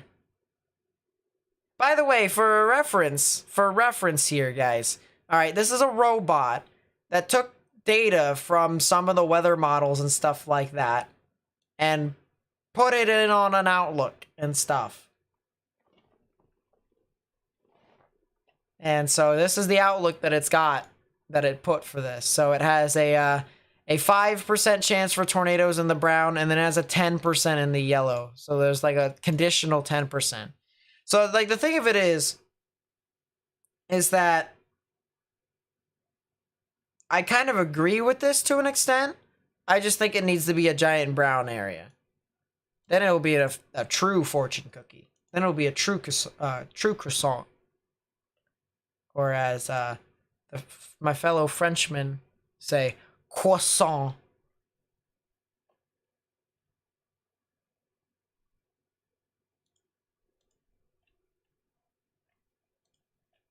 But no, I have not seen...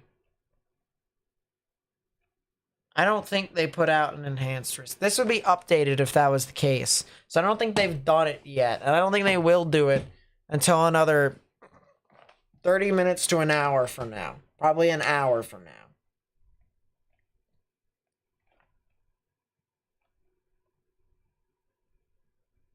now. Animal Farm. I appreciate that, Vivian. Thank you so much.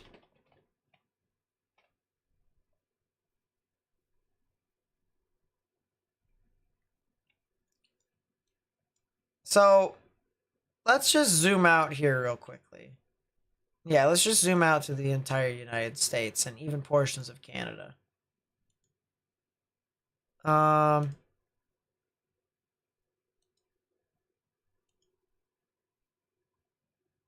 Is there a difference between these radars? I'm not sure. I think there is. The Wolfman with the 5 months, thank you so much, says call the high tier YouTube members radar barons. Actually, so the thing of it is that I was actually thinking about adding like another level for, you know, like another membership and like either putting them as like barons or nobles or something like that because of the Duke of the Doppler type thing.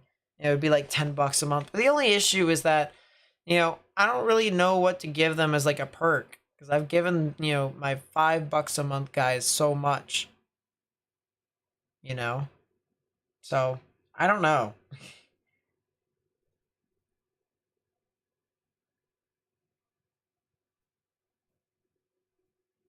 I don't know.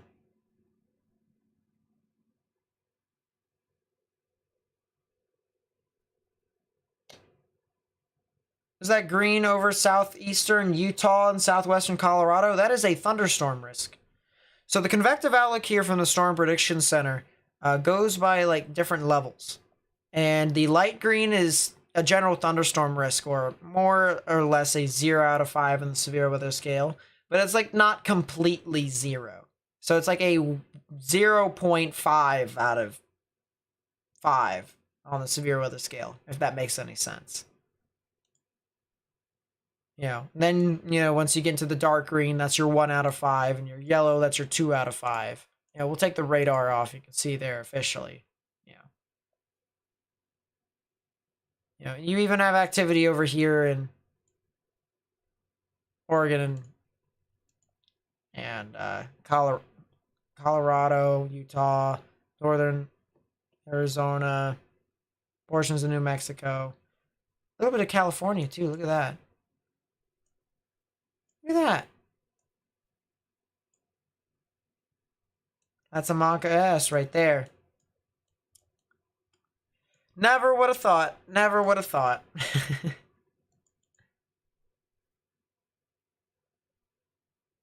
Let's pull up radar again. It's Irish with the 5. Says, hey Nate, love the stream. I don't think Chicago will get severe weather. But what is your opinion on the showers? Do you think there'll be flooding rains? I think you could get some. I don't think it's going to be a whole lot, though, to be completely honest with you. I don't think it's going to be a whole lot. Let's go show Great Lakes. Where the heck is that? Can I read? There we go. And let's go to this. Let's go zoom in, actually. There we go. So I think you'll get a lot of rain and maybe even freezing rain in some spots. Not really a whole lot of stuff. And then if we go over here to the NAM 3 kilometer, you see, you guys really don't get a whole lot of stuff all the way up until Thursday. And even then on Thursday, you don't really get a whole lot of stuff until Thursday into Friday. So Thursday into Friday is when I would really watch out. All right, Thursday into Friday, really would watch out within that time frame.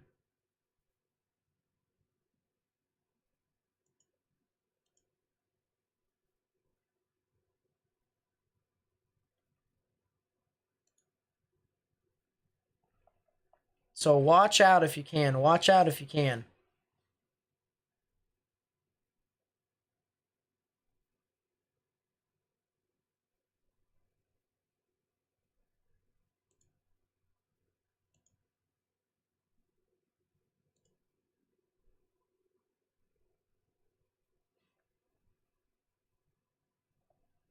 Yep.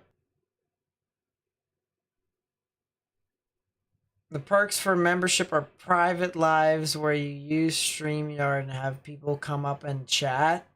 There it is. That's a Monka S right there.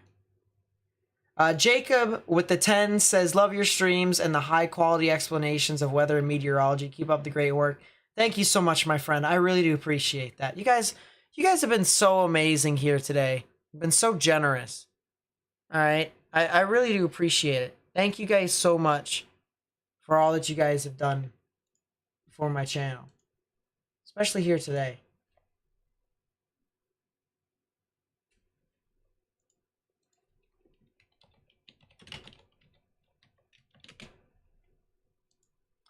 We've been live for 3 hours and 40 minutes. 3 hours and 40 minutes. We've gained quite a few subscribers, so 26,139, which is amazing. Yeah, I know that doesn't seem like a whole lot to some people, but to me, you know, for a person who's, you know, cherished every single subscriber up to this point, it's just, you know, it's amazing. I really do appreciate it.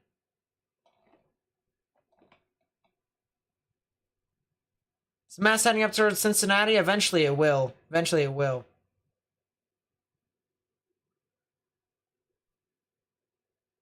But it's not expected to give you a whole lot of stuff. So Cincinnati's right here. This is Ohio, and it's right along that area. Pueblo, Colorado, the storms roll off the mountains and create tornadoes. That's in the summer. In the winter, you guys get a lot of snow and stuff. True facts.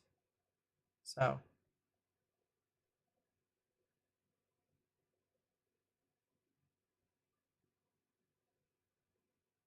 Do I expect early March to be busy for severe weather? Not early March, mid-March. Mid-March. Mid-March is definitely going to be something I'm watching very closely. I think early March is going to be similar to what we're dealing with right now. I think it's going to be still too cold. Mid-March. Mid-March I'm watching very closely. I think, the beginning of March is still going to be active. I just don't think we're going to get, enough instances to where we're going to get, the severe weather outbreaks or the tornado outbreaks that we did last year. If we were to get them, they would start at the mid-March time frame into the end of March and into April. Maybe even the mid-April, even end of April at the latest. So, I'd say no and then yes. No and then yes. If that makes any sense.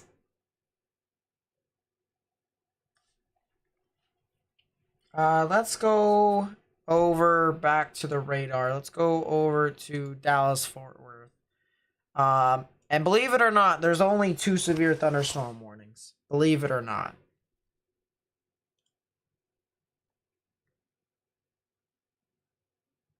One heck of a live stream.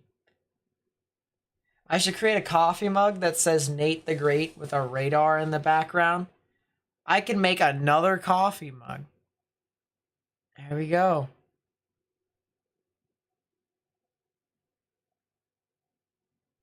Honestly, I love me some coffee mugs.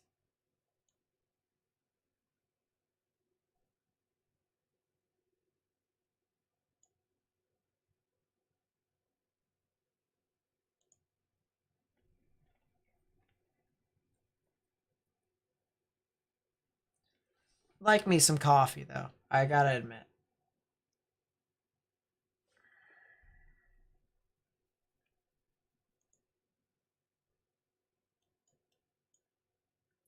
I would say Colorado snow is worse in March. Yeah, probably. Passionate about helping people. Thank you for all the things, time and patience. Man, like, I would love to do this. I'm doing it right now. You know, I think of it more as a camaraderie, honestly. So the people who come here and join the community that, we started and we're a part of. That right there is kind of means a lot more to me and stuff like that, so that way eventually the community can then be together and spread the information together as one giant team. And then the team continues to get the information out. And then our community grows more and more like that. And then we continue to get more information out over and over again. And it's just all this giant,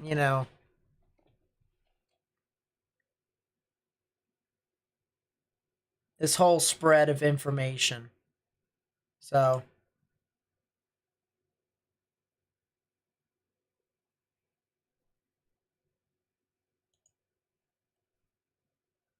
yeah. You guys get what I mean. It's kind of like a progression step.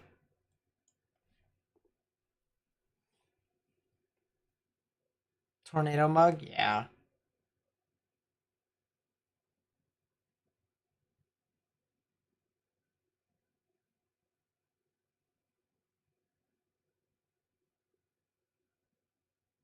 I gotta say, still wouldn't be as far as I am right now without you guys. I know I keep saying it, but man. For a person who came up with nothing, didn't have anything,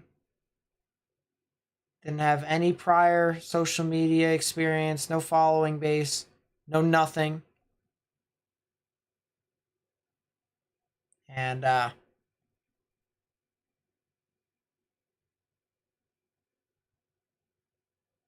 yeah. That's you guys. You guys have helped me get here. So I really do appreciate it.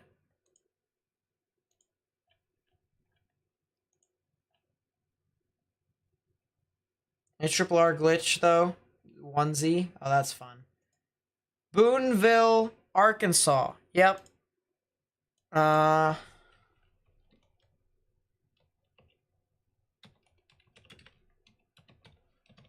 me pull that up here.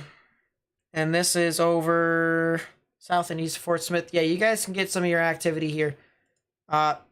Interestingly enough, it's starting to knock on your door. Interestingly enough, it's starting to knock on your door. All right, so the weather is starting to kind of move further and further towards the north and east. So there's Boonville. The storm over here in Oklahoma is moving in your general area. So I'd say about an hour and a half to 2 hours until you guys finally start getting your activity in Boonville. Jeremiah with the 5 says, any thoughts on the freezing rain for the Dallas-Fort Worth area? Want to pick your brain about it? Me, Reed, Weatherman Plus are the only ones you take to the bank. So interestingly enough, I do think there could potentially be the potential for some freezing rain. My only issue is I'm not sure how far that warm air advection goes from Wednesday morning into Wednesday afternoon. All right, that's that first shot of winter weather that moves on through, and I'll show you what I mean here with the weather models. We'll go to the Euro question mark. Yeah. Let's go with the Euro model. And here's Wednesday morning. And you notice how the freezing rain starts to become pretty sporadic. Now, it's not in Dallas-Fort Worth here yet, according to the Euro. It starts to kind of inch closer and closer, but it's not there completely. What I'm looking at here more than anything is, so we took a look at the 850 millibar jet in our last video, which was last night. And we noticed how it was screaming from the south to the north, bringing a lot of that moisture up. All right, so we already know that 850 millibar temperature is going to be higher than freezing. So it's going to, of course, create the freezing rain across the board. Can that cold air at the surface plunge further south than what the models say? It's very hard to say. It's like a battle of the two different levels of the atmosphere. And models have been kind of, in a little bit of a grudge match for the most part. So I think Dallas-Fort Worth could get a period of freezing rain. I think that would be more or less on the latter stages of the event, more than anything. I think that could be the case from Wednesday night into Thursday morning. But in regards to how much you guys are getting, it's one of those things where it's really difficult to tell right now. It's just that freezing line, that Arctic boundary is so.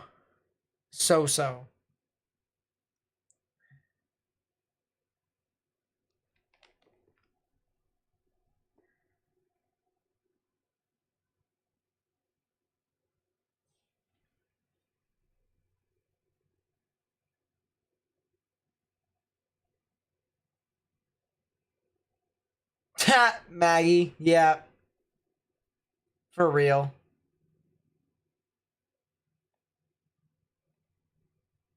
How far am I into college? So right now I'm in a right now I'm kind of going through like this sub campus that's a lot cheaper than the campus that I want to go to for meteorology. So I want to get those classes done and over with so that when I go over to whatever campus I want to go to, I could just do the meteorology classes and then be done with it. So technically, I'm at the end of my second year with that. But college is a pain. College is definitely a pain. And it's making me consider the following. Let's go over here. Let's actually go over to Dallas-Fort Worth. Now, a lot of the stuff that I learned about radar was from seminars that were from seminars from the National Weather Service and Storm Prediction Center. So they actually put some of their seminars on YouTube. And I was just like, yo, you know,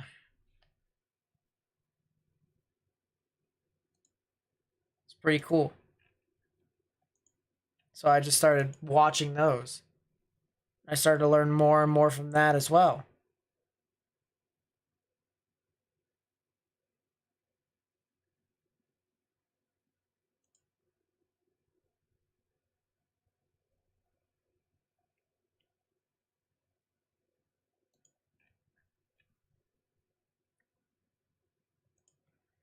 Ooh, that's interesting.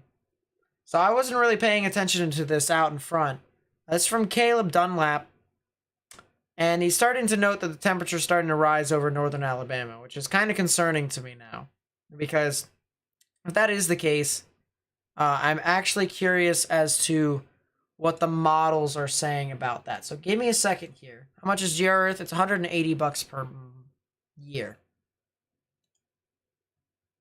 I want to take a look at something here real quickly. Now this might be a little weird, might be a little difficult to understand in some instances, but it is what it is. All right, it is what it is. So what I'm looking at right now is I am looking at yes, I have used MedEd. I'm more of a visual learner though, so MedEd is kind of, like reading is kind of like I can do it. I can. It just takes me a little bit longer for me to understand and comprehend and stuff like that. Um, just something that I did. So what I'm looking at right now is I'm looking at the models and compared to actual analysis, actual meso-analysis. And this is telling me as to whether or not the models overdid the temperature or underdid the temperature. So the blues is underdue, reds are overdue. And with the HRRR, specifically the 0Z, for what's happening right now at 3Z, it's balanced for the most part, except for Oklahoma, to which it underdid the temperatures. So severe weather could be a little bit of an uptrend there, maybe. What about dew points? What about dew points? Brown is dry, and green is moist. So overdue, underdue, same concept. Oh, Morgan wants to join the fray, so we're gonna call Morgan. Hola there, companion. So, how'd you feel about the I, I, 06 CGFS? I don't want to talk about it. Why Anyways, not? anyways, um, let's see. So what is the 0Z HRRR? It's actually not that bad, except for Oklahoma, in which it runs dry. So this event might have a lot more precipitation in Oklahoma than the models thought, which that'll be interesting. The models seem to just keep, not being able to register what these storms are actually doing.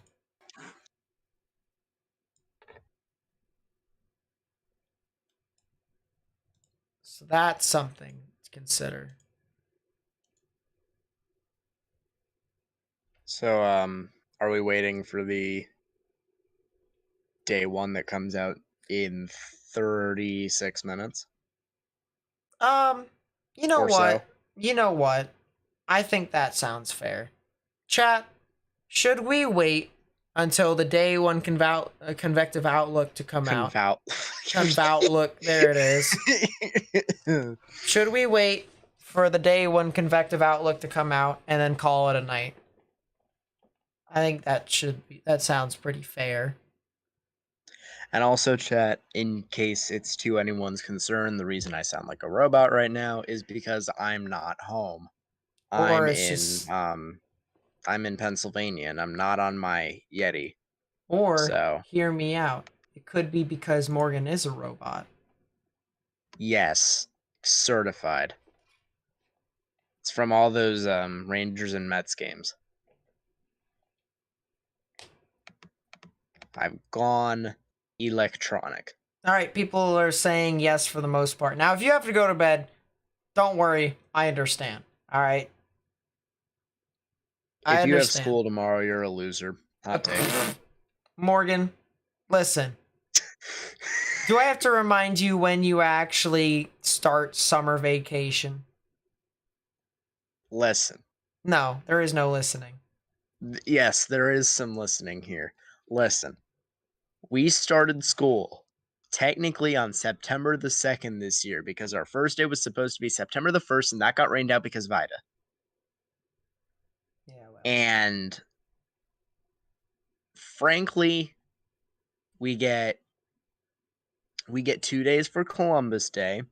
We get Rosh Hashanah because my town's full of Jews. We get a full week for February break. I'm not going to say winter break because winter break would be considered Christmas break. We get a full week for spring break. And we have to fit in 180 days somehow with 3 snow days and all of that. And one of the buildings in our district is under construction. So we're starting late for the most part. And then just kind of getting into the swing of things. Because I'm just going to address the matter at the moment, folks. I end school on June the 23rd, it is this year. I'm going to look. That New Sorry, Jersey education. June the 24th. I end school on the 4th week of June. Because, yes.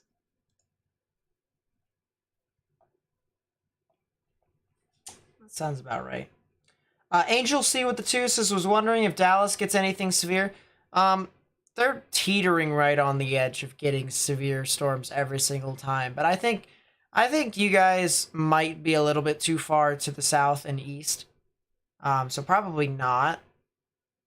But if you were in Fort Worth per se, then yeah. Like Tarrant, jeez, I can't speak right now. I'm Try dead. again. I'm dead. I'm dead. I am dead. Tarrant County. If you were over there, you guys could probably get Ooh. that. Get some activity at least some point today. At least some point. The 0Z GFS trended slightly back south with Friday's storm for the Northeast. That's interesting. Random question. Just started making videos using Weather Bell. Do I need a business account for this, or are you okay with your personal? You're okay with your personal, as long as you don't share it. You'll be fine. You'll be Can't fine. imagine. Yeah, go away, Morgan. That's what I get for sharing it with my entire staff on Discord. Because, my Discord server, right? The way we pay our staff is with weather products. So we give them GR2, we give them GR Earth, we give them Weather Bell. We give them all this stuff. Just to make sure our staff is decked out in all the weather stuff that they need to have. So. Excuse me.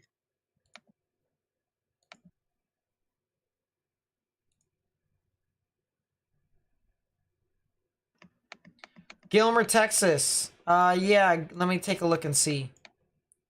The GFS wants an invest around that same time frame where it said the tropical storm. The 0Z wants an invest. I'm so done.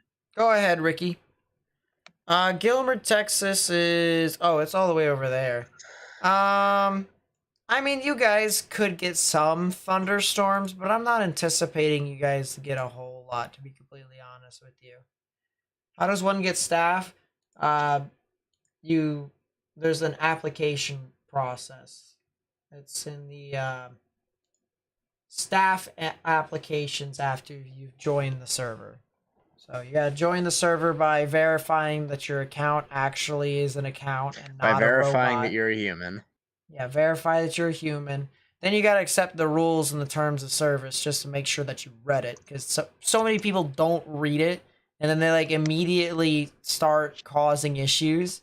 And we're like, "Did you read the rules?" And they're like, "No." And I'm like, well, then you have no place. You have no brain. You donut. Your brain is a donut. Has a Yeah, little their brain is a literal donut. literal hole in it. True facts. So.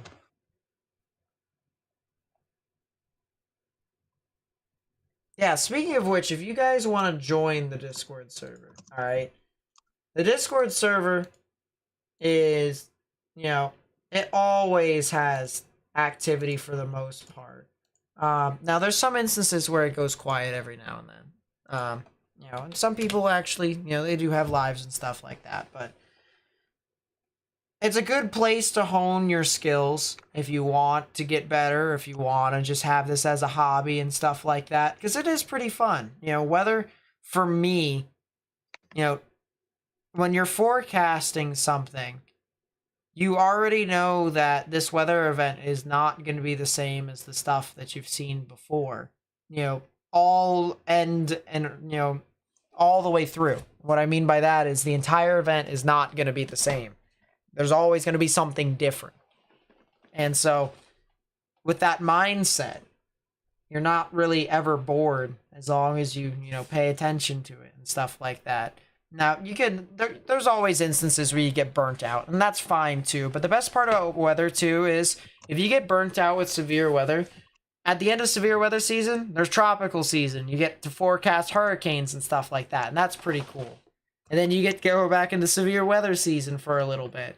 And then winter weather. You get to forecast winter weather. And then severe weather season again, and it's just this entire cycle of, if you get burnt out, there's always something new that happens and whatnot. It's fun. Unless you're in the middle of July and there's a stupid ridge just stopping everything except for extreme heat. That's true.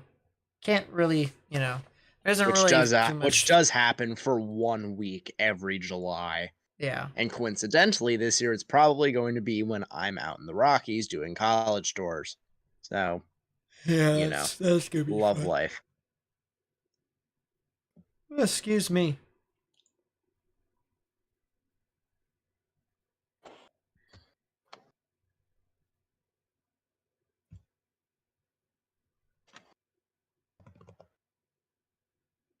Any news on the Pine Bluff, Arkansas areas?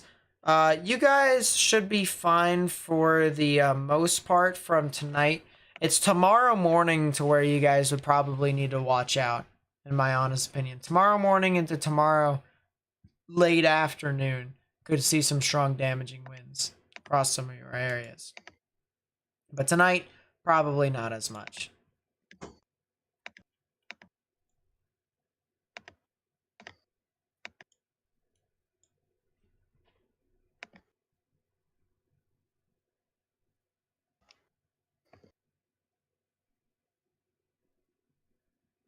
Are you serious?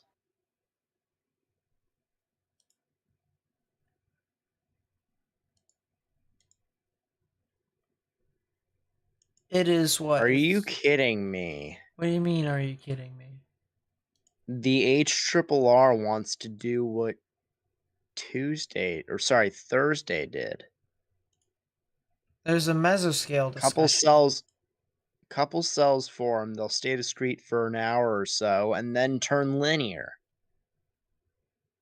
May begin to wane in a few hours. So the Storm Prediction Center is even saying that the event in the severe thunderstorm watch is just kind of dying out. It's all crap vection. Well, yeah, I mean, yeah. Who would have guessed? Who would have guessed? DMs. DMs?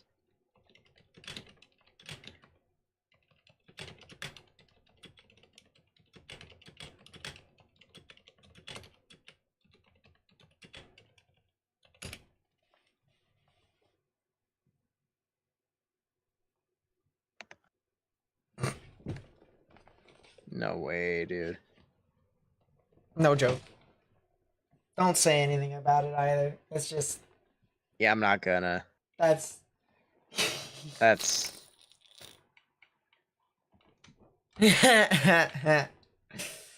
Come on. Yeah. How will Tulsa be tonight and tomorrow?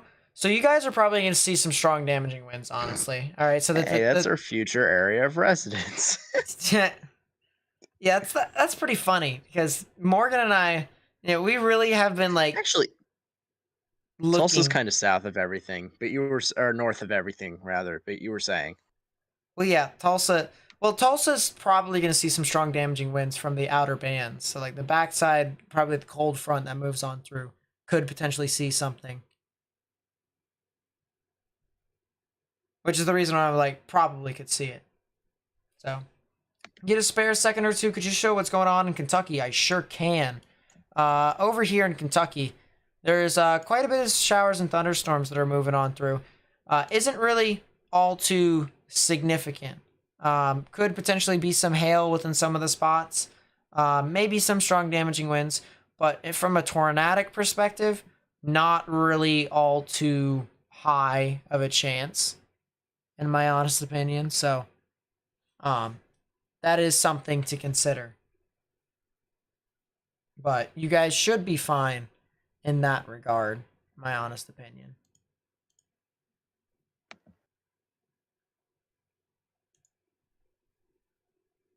But yeah, this is what's happening over there.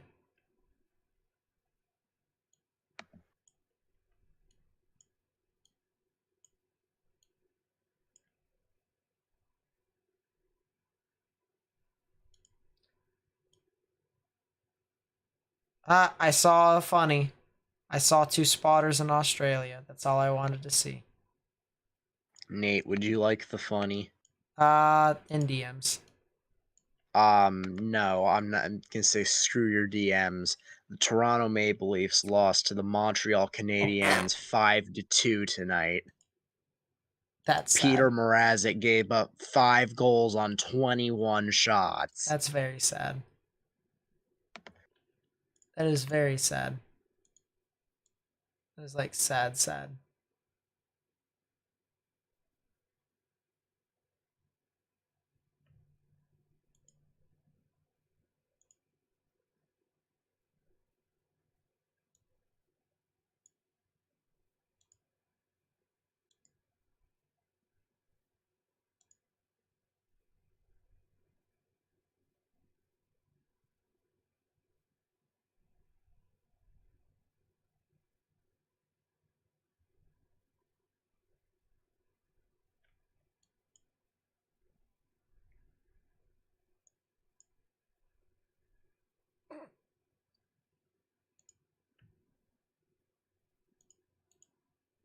Free Brad Marchand. No, you are the problem.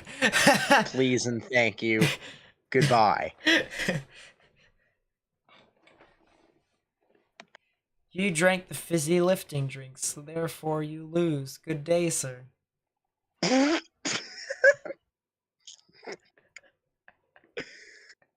With this next winter storm, where do you think the most ice will accumulate?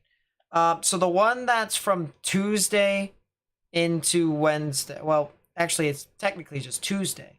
It's technically just Tuesday.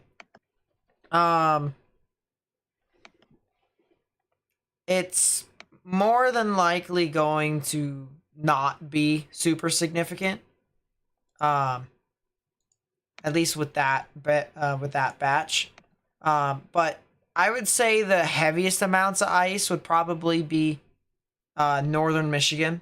Northern Michigan is where you guys could probably see your activity over there. Let's see if we can find Great Lakes. There it is. Yeah, northern Michigan, honestly, is where I'd probably watch out for it, especially if you're along the coast of Lake Michigan in northern Michigan. That's where you guys could probably see your heaviest amount of freezing rain.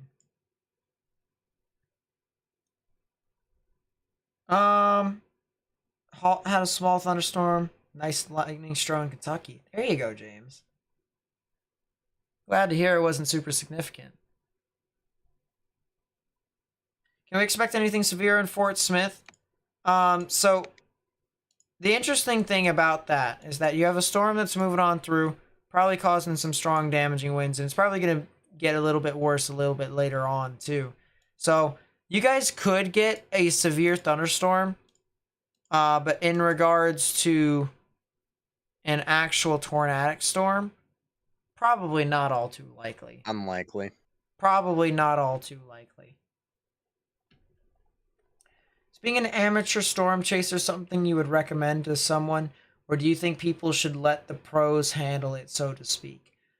I would say if you're going to be a storm chaser, you need to start off small. And what I mean by that is don't go for a risk that you know is going to have a chance for significant tornadoes.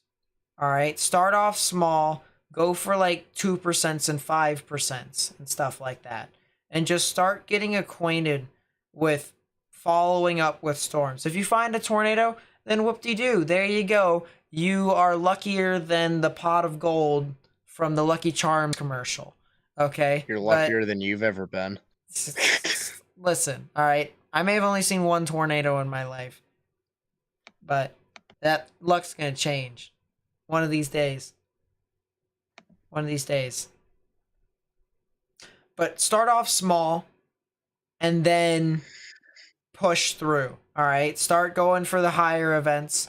Try and keep them the daytime. If it's at nighttime, then that's honestly up. It's honestly up to you. Matt went full send the one time, so I mean, he even went full tornado intercept too, which was kind of funny last year at night. But it's gonna be pretty funny when you're saying all of this right now, and then in I don't even know how long, whenever there's something significant anywhere close to me, I'm going to say full send, and you're going to have to be on backup because me doing that by myself is not safe. But, you know. Well, I'd probably have to drive up there and we'd probably just both chase. No, I'm going to chase solo because, yes. Yeah, good luck with that.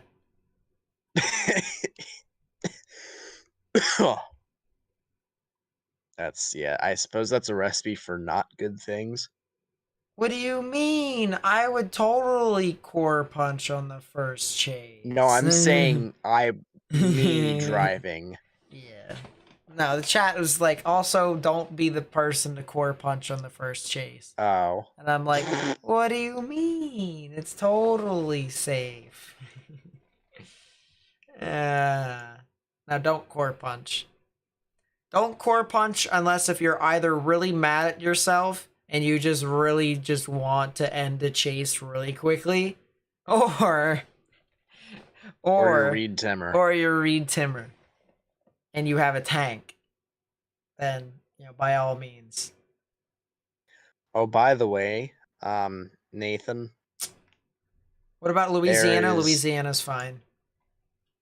The storm south of Decatur that is just outside of the severe thunderstorm warning may or may not be kinda elfing, so to speak. Nothing as of now, but maybe later.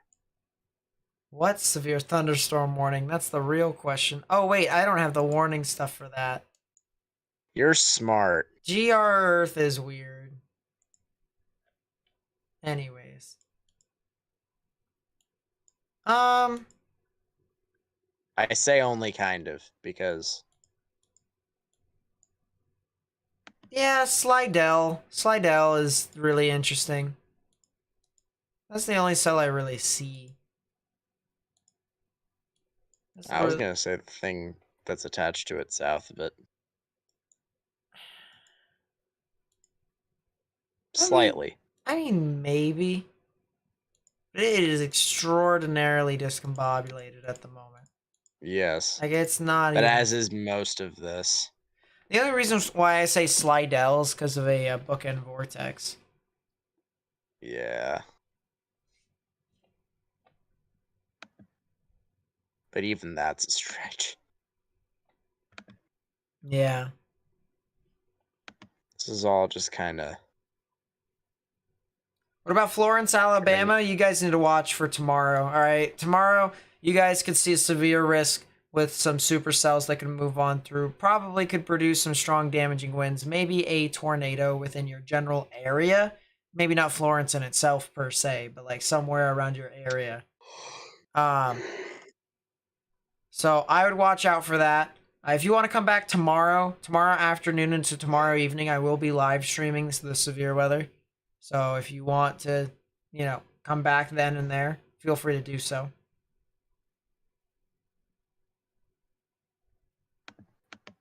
But yeah, for tonight, you guys should be fine. I core punch because my car repairs are tax deductible this year. There it is. That's classic.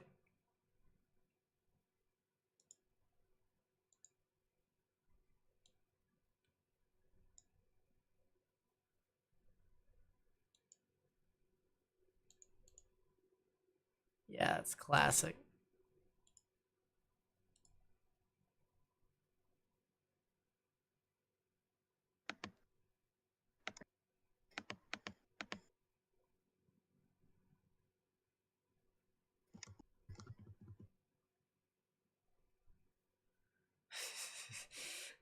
Dude, I gotta show you the stupidest tweet I think I've ever seen in my entire life.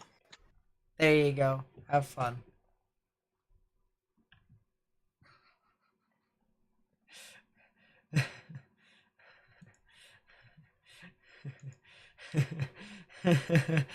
Numbers. I'm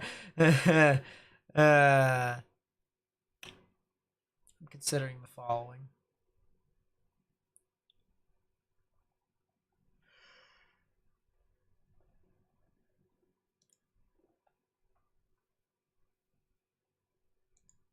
I'm definitely considering the following.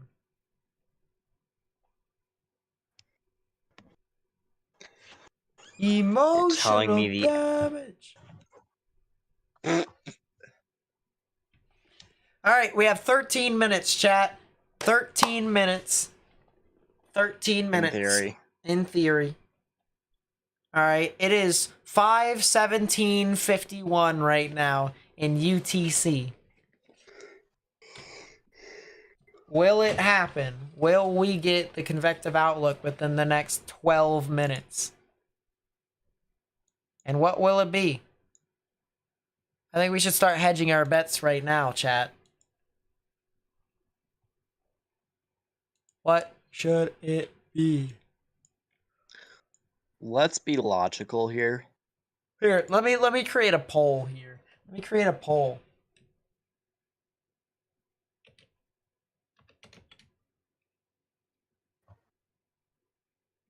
All right, anyway.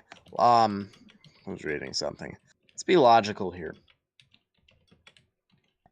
The SPC mutated the avocado today. Don't find odds high that this goes 10 sig right now. Really don't. And folks, change my mind all you want. This won't go 10 non. If it's gonna go 10, it'll be sig. More than likely.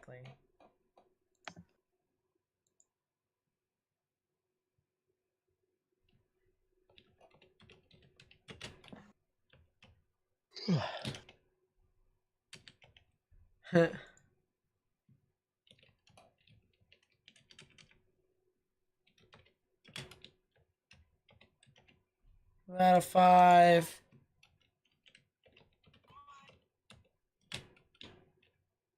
Three out of 5. I ain't putting anything else. Oh, wait.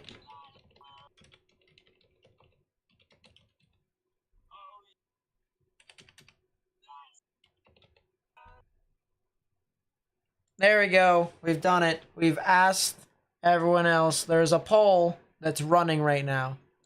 There's a poll. Answer the poll.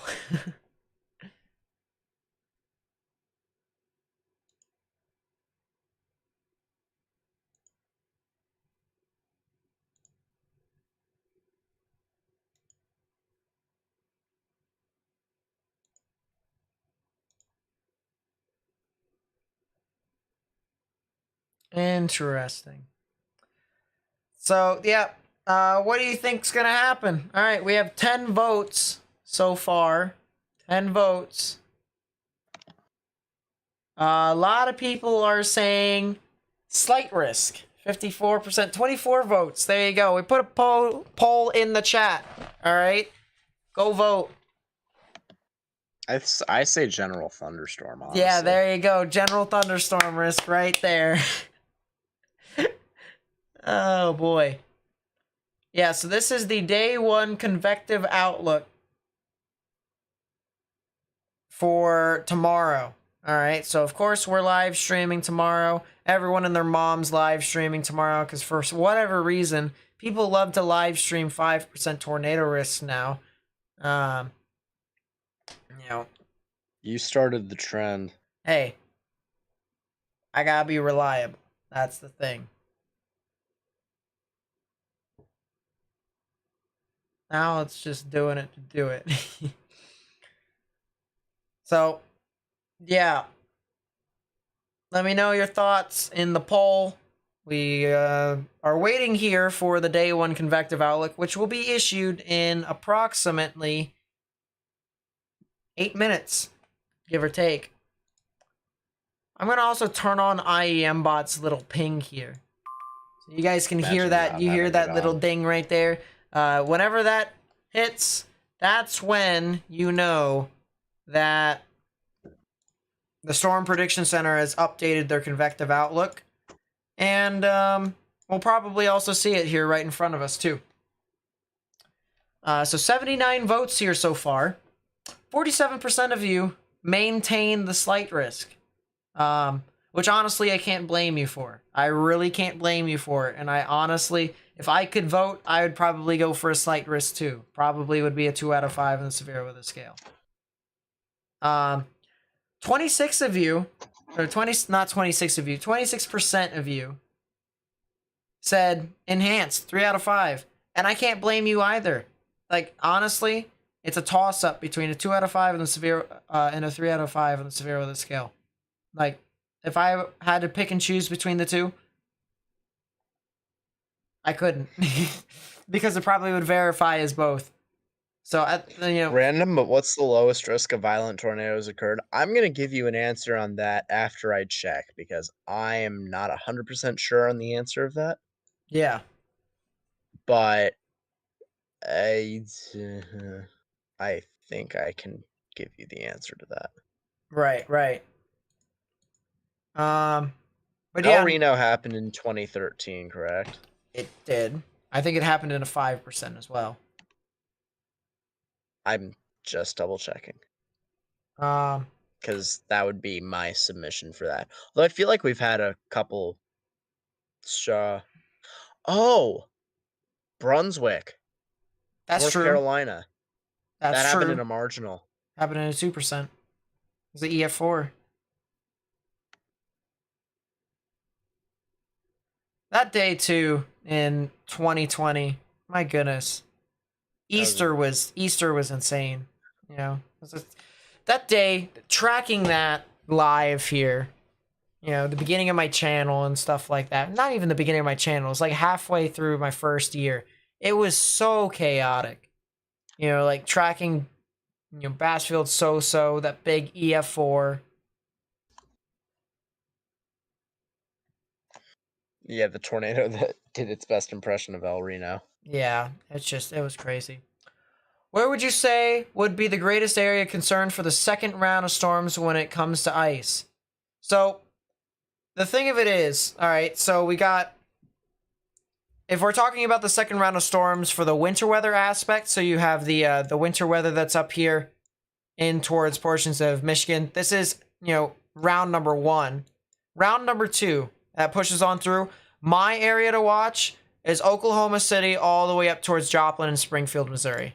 That's the area to watch for me. I know I'm being a little bit biased towards one of the models, but like Springfield, Missouri, in my honest opinion, is really an area to watch.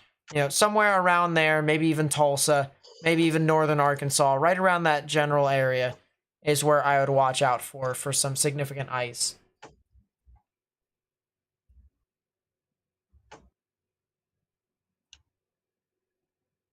El Reno occurred in a 15 sig.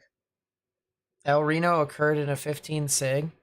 Yeah, it was inside the parameters of be significant risk. Didn't they issue like a PDS tornado watch though? Um, I thought they did.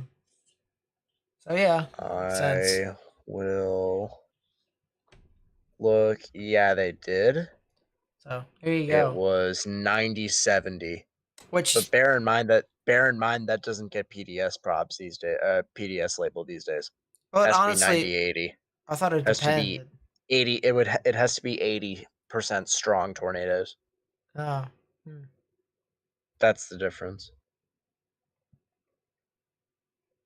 Hmm. I guess it also depends upon the environment too, but Mm-hmm.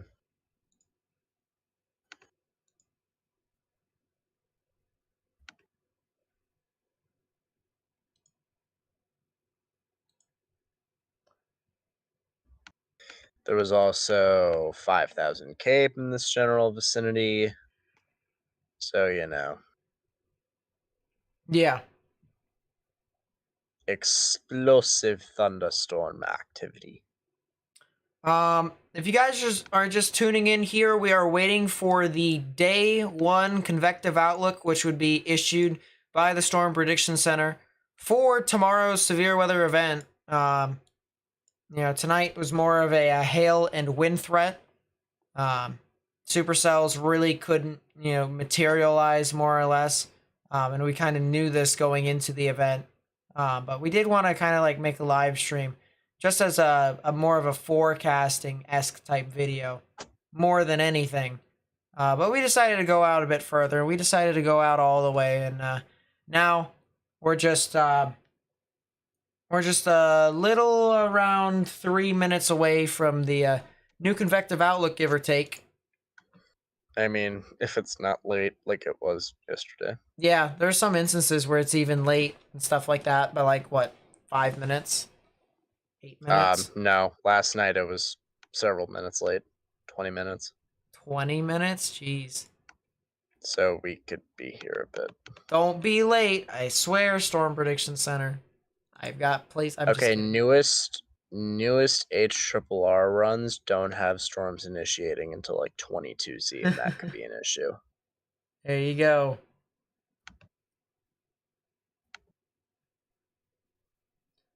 What was the 2020 Jonesboro, Arkansas tornado risk?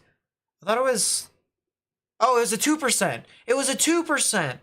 That's right. Jonesboro occurred in a 2%, and then they upgraded it to a 5%. And the only reason why I know that is because there was a 15% in Illinois, and that busted so hard. Like that was such a terrible risk. Such a, terribly forecasted day by everyone. Everyone just didn't do well that day. So we have 112 votes. 45% of you decided, which I kind of agree with, actually. I probably agree with more than any of the other options here, to maintain the slight risk. 2 out of 5 in the severe weather scale. Enhanced is a 27%. I think that's pretty reasonable. Good thoughts, everyone. Good thoughts. Hey, Nate, do you want good thoughts? Sure. That's part of my findings. Oh. Well, that's nice. I got nothing. That's nice. Oh, wait a second. I just remembered, Morgan. Windsor, Colorado. Oh my. You and that. I have to not be able to curse. This is not okay. Listen, all right, that tornado was weird as crap, and it happened in a 2% when there was a high risk that day. Oh, I remember this day. It was weird.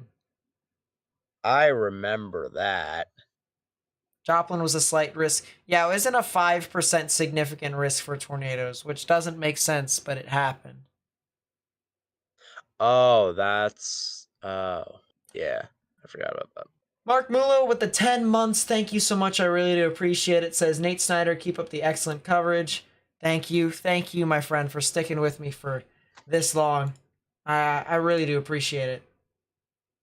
Y'all still have to bear in mind though that at the moment I still think Brunswick is winning. It was a 2. Yeah. And it was an EF4? Question mark? I believe it was a 4.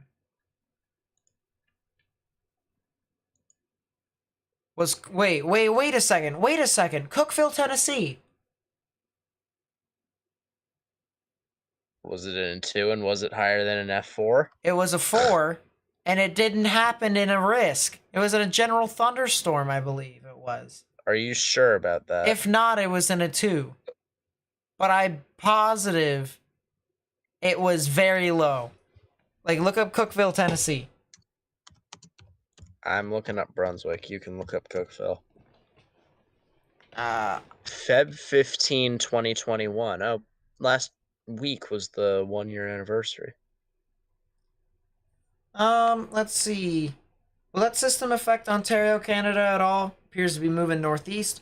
Yep. The south, well, at least the stuff that's up here into portions of the Great Lakes is going to be moving off and towards your area.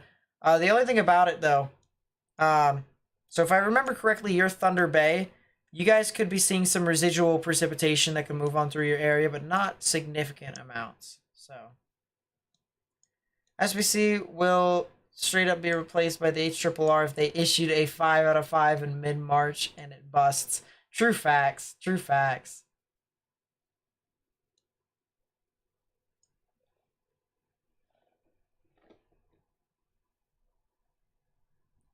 Yep, good night, Butterfly Art. Thanks for coming out. Oh. Feb 15 was the day of the PDS in Damascus as well. PDS in Damascus. Oh, yeah. I remember because I was covering it. I sure wasn't. I was driving. But I remember that. I do remember that. Oh, Brunswick was in a 5. Are you serious? Dude, Then Cookeville wins. Cookeville does win. Dude, look at this. Hold up. Oh, new tornado warning. Tornado warning for southeastern Leflore County in southeastern Oklahoma. Oh, we got a new tornado warning, guys. Alrighty. Well, this is something that we didn't really anticipate all too much.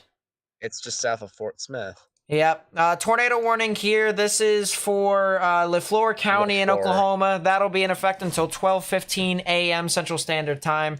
If you guys live over here near State Highway, this would be 1 State Highway 63, U.S. Highway 259, as well as U.S. Highway 59. You guys need to go ahead and take your proper precautions. Underground or lowest innermost part of your building, particularly a bathroom or a closet with no windows, so you can put as many walls between yourself and the tornadic rotation as possible. Here's the velocities here. You can see the greens are moving towards the radar. The reds are moving away. Right in the middle, this counterclockwise flow is where the rotation would be. This is heading off towards the north and east towards the Page areas, as well as the Black Fork area. Let's get some timings out here for this general area. You can see how this line actually creates these little tick marks here, and they are in increments of 15 minutes. So this will be crossing over the U.S. Highway 259 area in about 10 to 15 minutes, more than likely. Over the Page area in about 10 to 15, maybe even 15 to 20 minutes, and then the Black Fork area in about a half an hour.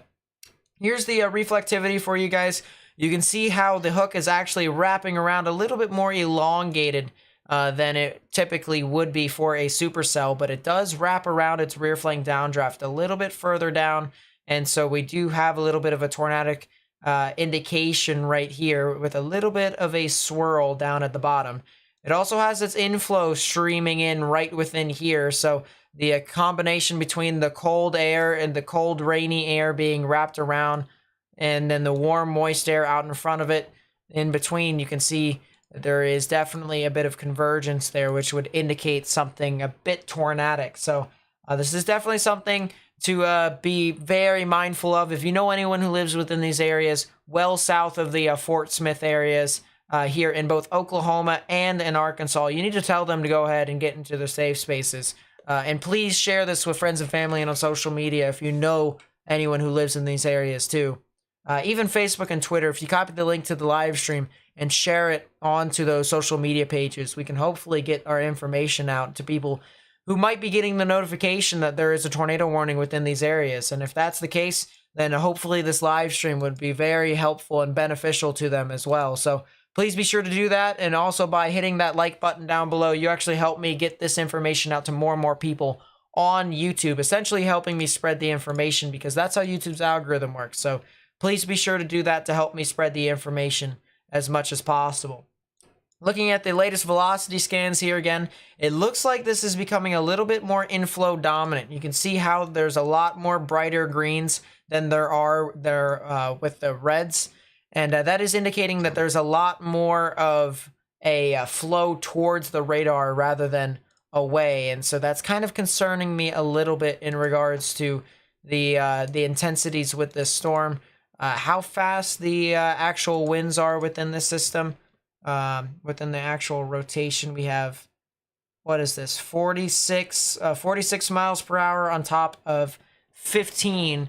So it's not a terrible rotation. It's a 60 mile per hour rotation looking up little under 4,000 feet. So could definitely see a brief tornado if this thing does consolidate. If we take a look at the spectrum width, which indicates turbulence within some of these areas, we do have some of these oranges and bright reds within some of these areas, indicating some decent turbulence. And of course, tornadoes do indeed create turbulence, so there is the threat for tornadoes to potentially be possible somewhere south and east of Whitesboro here in Oklahoma. So that's the reason why we're saying, you know, over here, State Highway 63, US Highway 259 towards the US Highway 59 areas could potentially be a tornado right within your general vicinity.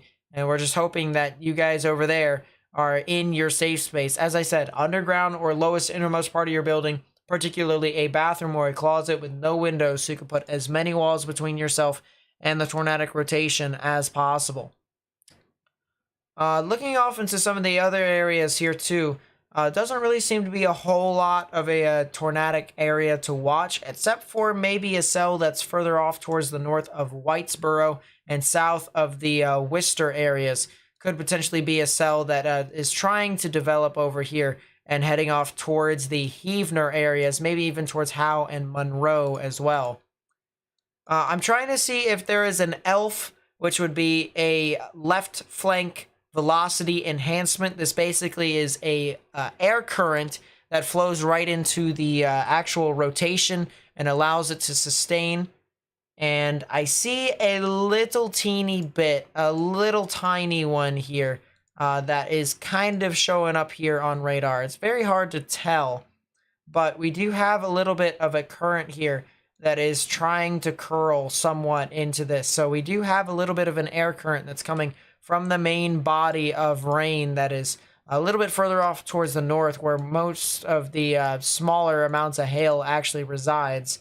Or at least in the upper portions of the atmosphere, that's where it resides. And if we take a look at a bit of a slice here, I'm going to slice through the storm to see what we can get here through the upper portions of the atmosphere. You can see where that hail actually does reside up at the 10 to 20,000 foot tops vicinity there as well. So this is definitely something to watch out for. Oh, I forgot. We have...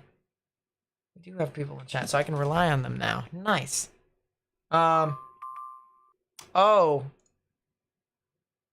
Mesoscale discussions now. So there's a mesoscale discussion for the tornado watch, which is really interesting. But yeah, you can see the hail residing in the upper portions of the storm. Go to the correlation coefficient. You can see a little bit of a lowering in the correlation coefficient right within here, indicating that there could be some instance of rain that is freezing into hail, and then of course that would fall down into the typical areas that are inside the storm. So definitely something interesting with that.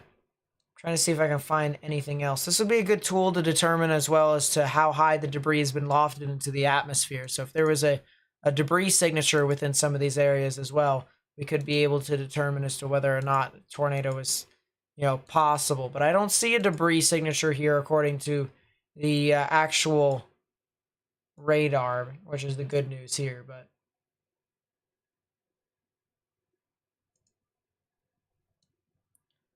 we got that, and then we also have a new flash flood warning for Fort Smith as well. So, we talked about in our previous videos on YouTube, turn around, don't drown, don't drive in the flooded roadways. This is an instance right here too. If you're driving along, Interstate 40 all the way along US Highway 64, and even in the areas of US Highway 71 and 271, if there's any flooded roadways, turn around, don't drown, don't drive into flooded roadways, because there could definitely be some instances where the flooded roadways appear a lot shallower than they actually are, and it's nighttime, so you won't be able to have very good depth perception anyways. So just don't risk it. Don't risk it if you can help it. The mesoscale discussion says shear remains favorable for supercells with brief tornado threat, conditional on warming surface temperatures. So basically what they're saying is brief tornadoes are possible, and that's the reason why they issued the tornado watch. That sounds about right.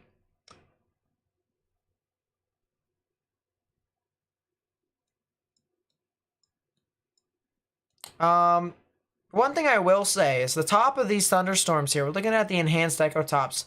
You can see how these actually expand relatively high up in the atmosphere. These yellows are about 30,000 feet. Once you get towards the darker version of the yellow colors, that's when you get up to the almost to the 40,000 feet echo top range. Once you get to the oranges, that's above 40,000 feet.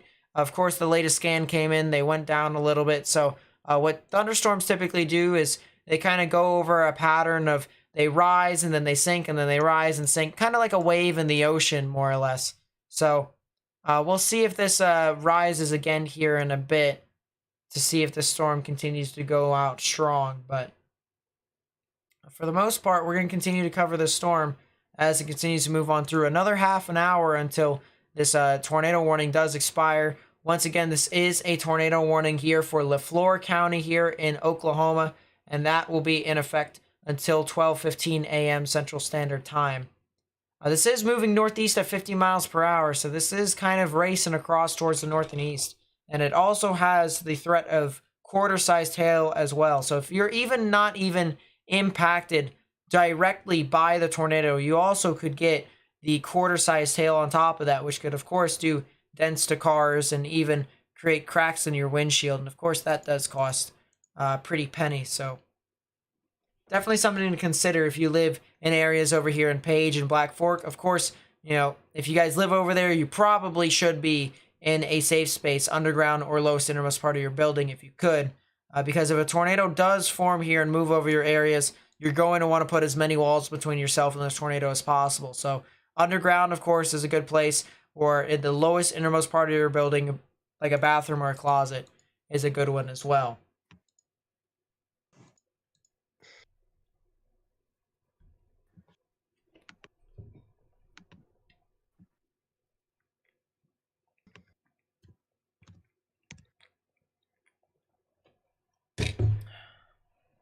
Just for reference as to where exactly this tornado warning is, if we zoom out here, go to GR Earth, zoom out, you can see here is Oklahoma.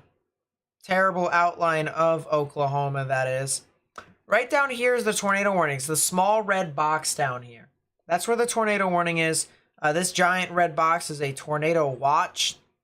So the big difference between a tornado warning and a tornado watch is a tornado watch is stating that the threat for tornadoes is possible within a certain time frame. The conditions are favorable for them to form. The tornado warning, whenever that is issued, that basically means that a tornado is imminent. So you want to take those, of course, a lot more seriously than the tornado watch. But of course, you're going to also want to have your head on a swivel, per se, in regards to you having a tornado watch in your area as well. Because, once again, the parameters are favorable for tornadoes to form within your area. So if a tornado warning does get issued, you are prepared ahead of time.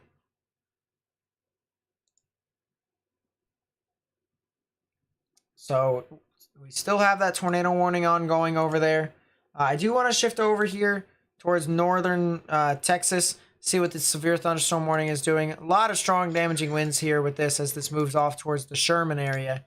You can see this kind of bow echo here, a lot of strong damaging winds that are surging in behind this. So at the top of that bow echo, you can anticipate the strongest damaging winds from this system to be right around that area. And this is heading off towards the Howe and the Sherman areas, as well as the Denison and the Bells general vicinity, as well as the Bonham and the Van Alstyne areas. So if you guys live over there, well north of the Dallas metro areas, you guys need to go ahead and get into a sturdy structure. Probably not a mobile home, all right? Even if you're in a tornado warning, don't be in a mobile home, because those sturdy structures, well, they're not a sturdy structure, I should say. Yeah, All right. I was gonna say maybe not. They're not a sturdy structure. All right. The even the littlest bit of damage, or the littlest bit of wind can do a lot of damage to a mobile home.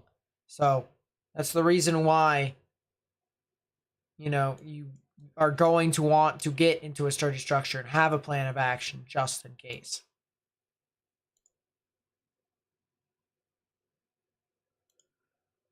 Let's go back up to the tornado warning here. And it looks like the velocities are definitely trying.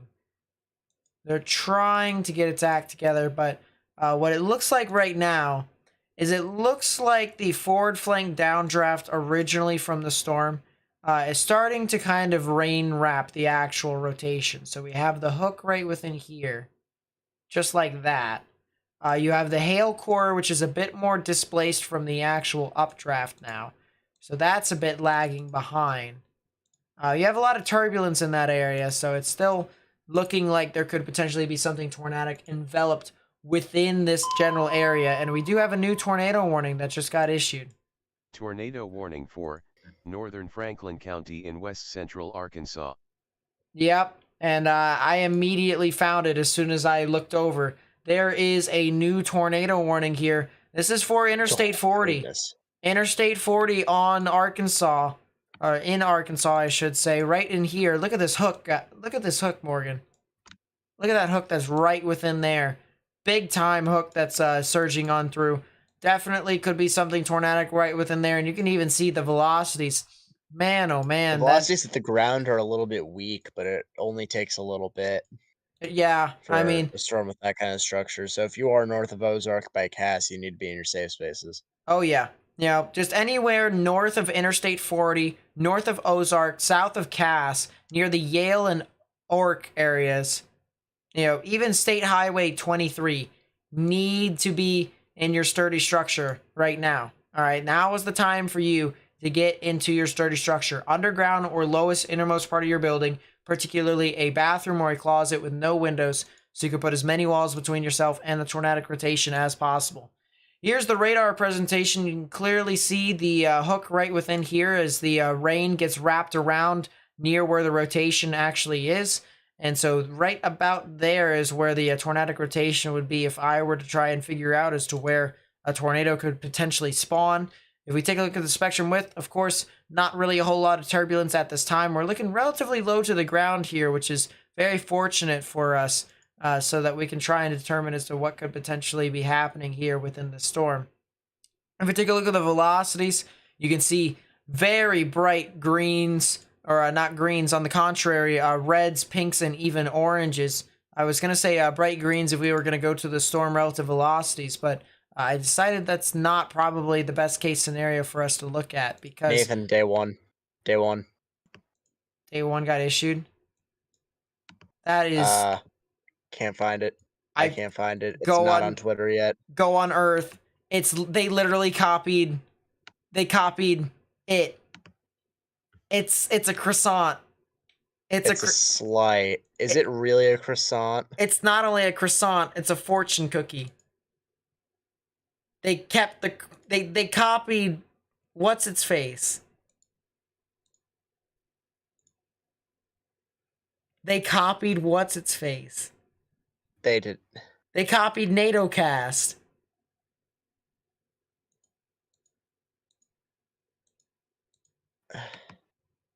There you go.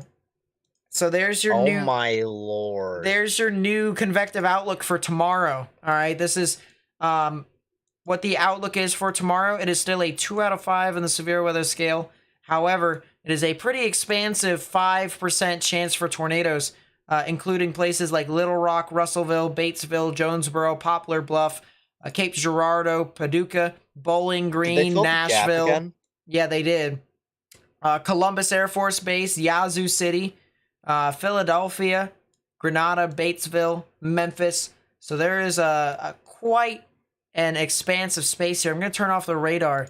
There is the big 5% chance for tornadoes that have been issued for tomorrow. Of course, we will be live streaming tomorrow, discussing the severe weather potential as well as the threat for tornadoes across the board in that area. So if you guys wanted to continue to stay tuned to that, feel free to do so by turning on notifications if you've subscribed already.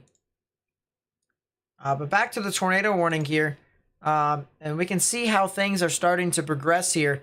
What's happening right now is you have a lot of surging of winds back and behind the hook. And so it's creating a bit of this whirlpooling effect here, channeling a lot of that moisture into this general area of where the actual inflow notch would be. And so as this ends up swirling and swirling, we could get a brief tornado somewhere along State Highway 23, somewhere within this general vicinity right there. So it's not exactly done and over with. The threat for tornadoes has not ceased to exist quite yet with this system, at least. Moving off towards the south and west, we're going back to this tornado warning that's over here near Page. Looking at the rotation, it doesn't really seem like it's held its strength, and let alone its character as it's moved off towards the north and east. So that's definitely the good news for areas near Page and Black Fork, but I would still highly recommend staying in a sturdy structure because this could create some strong damaging winds in upwards of 60 to maybe even 65 miles per hour with some within some localized areas. So watch out for that if you guys live over in that general time frame. About what time frame for east? I will be live streaming sometime around 1 o'clock, maybe even 12 o'clock at the earliest. Tomorrow morning, I will be setting up a live stream that is scheduled so that you guys may be able to get over there and set up notifications and whatnot. But yeah, I will be live streaming tomorrow for the severe weather threat that will occur in northern portions of Mississippi as well as northwestern Alabama. Even central Mississippi too. Central Mississippi, northern Mississippi, northwestern Alabama, as well as portions of Tennessee, Kentucky, Arkansas, Missouri. Getting heavy rain, thunder, lightning here in south central Kentucky. Yeah, you guys aren't really getting a whole lot of significant activity. Just a lot of strong showers and thunderstorms that's moving on through your area. So that's really good in that regard. However, areas, once again, this is the day one convective outlook that was issued for tomorrow. You can see the 1 out of 5 on the severe weather scale indicated in the dark green right within here. 2 out of 5 and this yellow risk right within here. If you're in the 2 out of 5, I highly recommend staying tuned to my channel tomorrow with my live stream because we'll talk about the tornado risk there later on. Here's the 5% chance for tornadoes. 5% chance for tornadoes within a 25-mile radius. I will say, Morgan, they've made it large enough to the point to where if models do uptrend, they could fit a 10% chance for tornadoes in there. But where? They made it a croissant. They have made it a croissant, but I would say they would probably put it in the Mississippi, Alabama region. That's where I would put it. Somewhere right within here. Over Tupelo. Tupelo, Florence. But yeah, they have made it a croissant or a fortune cookie.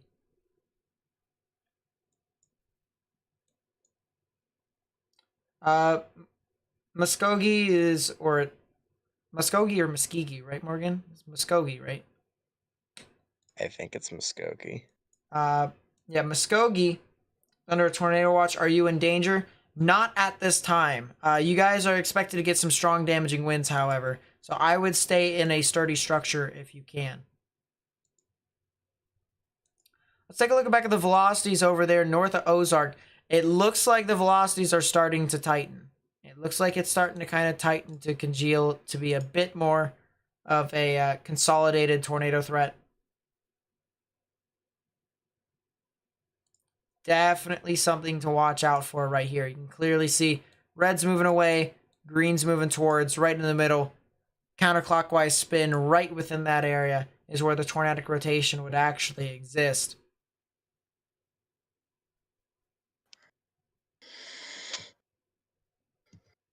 So once again, this is heading off towards the Yale, the Arc, and the Harmony general areas, as well as areas near State Highway 103. So if you live over there, you need to go ahead and take your proper precautions. If you're along State Highway 23, I'm hoping you are in your safe space right now, because the storm is moving right over you, and this has definitely the potential to be a tornadic system.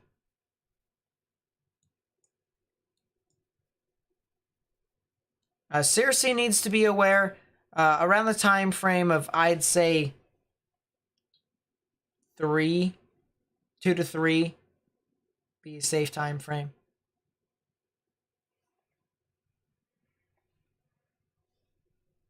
Excuse me. Tornado warning for the cell that was over near Page has been canceled, so it's only this cell right here that's passing through Ozark. Once again, this is in effect until 12:30 a.m. Central Standard Time, so another half an hour here until this tornado warning expires. And then we probably will call it quits for the evening or the night, and then get ready for tomorrow.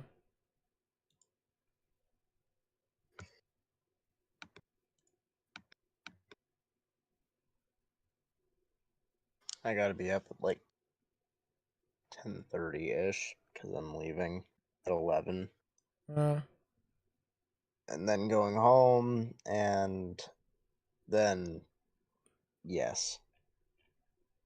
It'll be interesting. Indeed.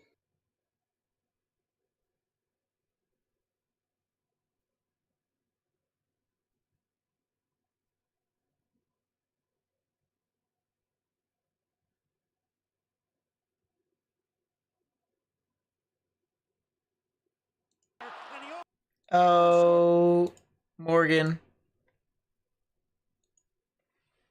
This is off topic, but I gotta show you this. Go watch. Yep, AM. AM. So how does it look around Alma, Arkansas? Yeah, let me take a look here real quickly.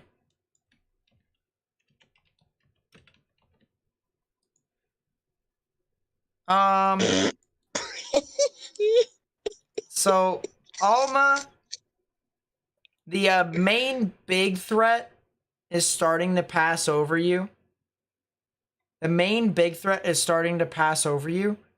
So I would say you guys can probably go to sleep now. I think you guys should be safe.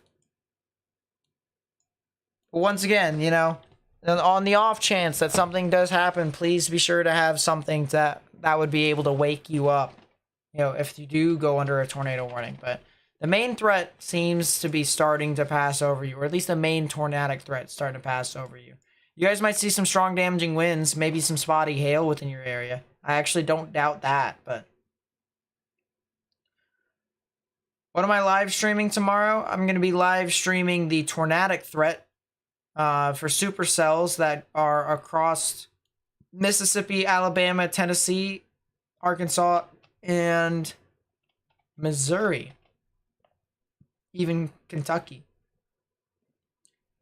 But right now, I'm live streaming the tornadic threat for areas of Arkansas. And we're going to be heading off here in a bit. Kansas. Stop it. Should you expect anything in the Illinois side of the St. Louis metro area? No, not today. But from a winter perspective, on Wednesday into Thursday, could be some significant freezing rain that are over that could be over in your area. So watch out. Big time freezing rain. Yeah, it looks like the rotation is kind of fizzed out a little bit more. Looking at the correlation coefficient to see if there's any sort of debris signature. I don't see it at this time, which is the good news. But still, that's what these storms can do. They can flip on a dime. They can definitely flip on a dime.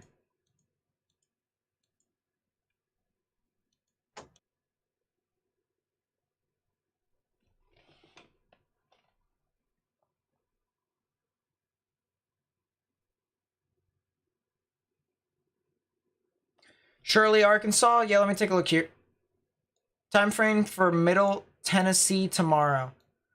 So interesting thing about that. It's kind of all over the place because the storms just kind of form. All right. It's so like it's not like it's an actual timetable like a normal cold front. There's thunderstorms that form out in front of it, and it's like it's just all over the place. So some people get it, some people don't, and it's weird. So I would say, big thing that I would say for you is probably mid-afternoon to late afternoon for you guys. Shirley, Arkansas. You guys could potentially see some severe weather that can move on through into in towards your area. So I would watch out for that. I do think it's going to be a little bit more towards the late evening hours. Well, I mean, it is already late evening, so now it's overnight at this point. I would say probably at 2 o'clock. 1 to 2 o'clock. Yeah, I would say about 2 o'clock is when you guys could start seeing some of that main batch of activity that'll move on through your area.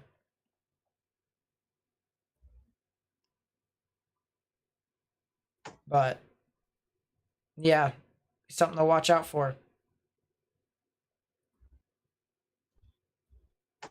Thanks, Run and Gun. What do I think St. Louis, Missouri will get tonight? Live in a mobile home. I think you guys should be fine. You guys aren't going to get a lot of severe weather. However, I do think that you guys could get a lot of freezing rain. A lot of freezing rain from Wednesday into Thursday. So watch out for that.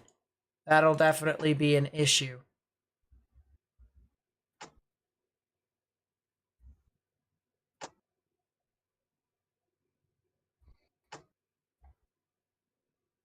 Yep, see ya that other Deborah. Thank you for coming out.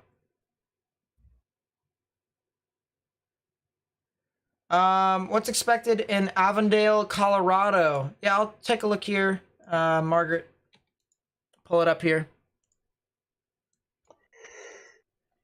We're at that part of the stream where we can also do like, personal forecasts and stuff like that. Oh, you guys, aren't you guys in like a winter storm warning or something like that? I believe you guys are. Let's go Rockies.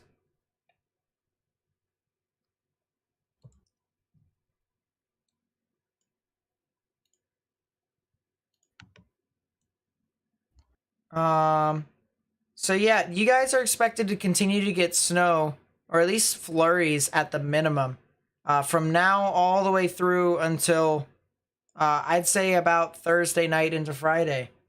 In regards to how much snow you guys can get, well, not really too much. I'd say maybe a dusting or two. If you were in the higher elevations, of course, definitely could do that.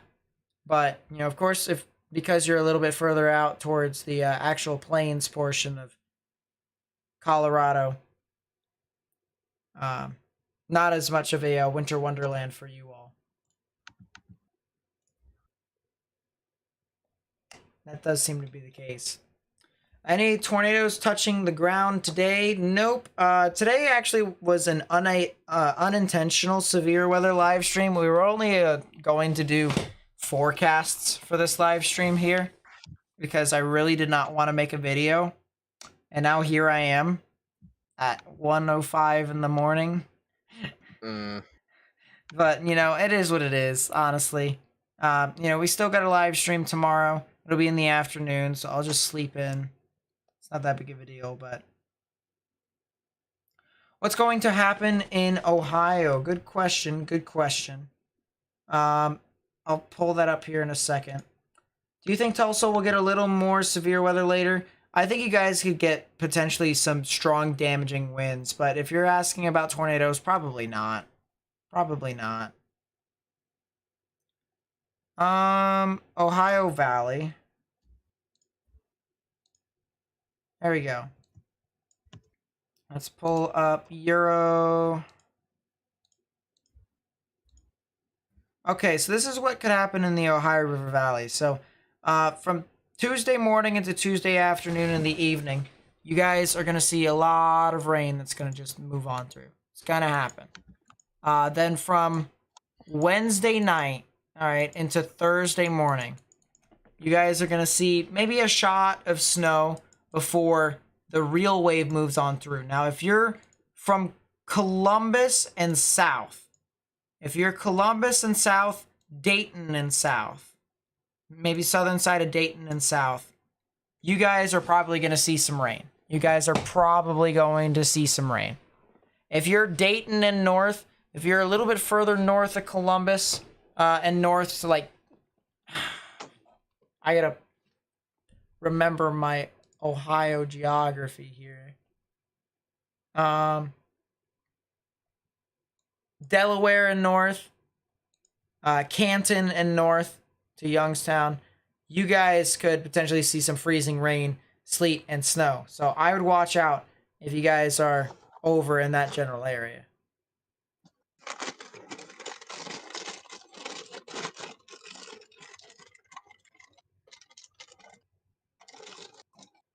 What about Cape Girardeau, Missouri at 8 a.m.? Good question. Let me pull that up here for you all. You guys are in a risk for severe weather tomorrow, just as a disclaimer for you all. A 5% chance for a tornado within a 25-mile radius of your area. So just something to consider. So as this plays out here, you can see you get a lot of showers and thunderstorms over practically the same exact area for quite a few hours, actually. So if you were asking here about 8 to 9 in the morning, you guys are expecting to get a lot of rain. You know, maybe a little bit early if it was like, so this is in Eastern time. If I pull this over here, this is the actual time period of it actually moving on through. So, assuming this is Central, you go back an hour. This is 7 Central, technically standard time, not daylight time. And this is 8 here for you all, and it's still moving on through as well. So there you go.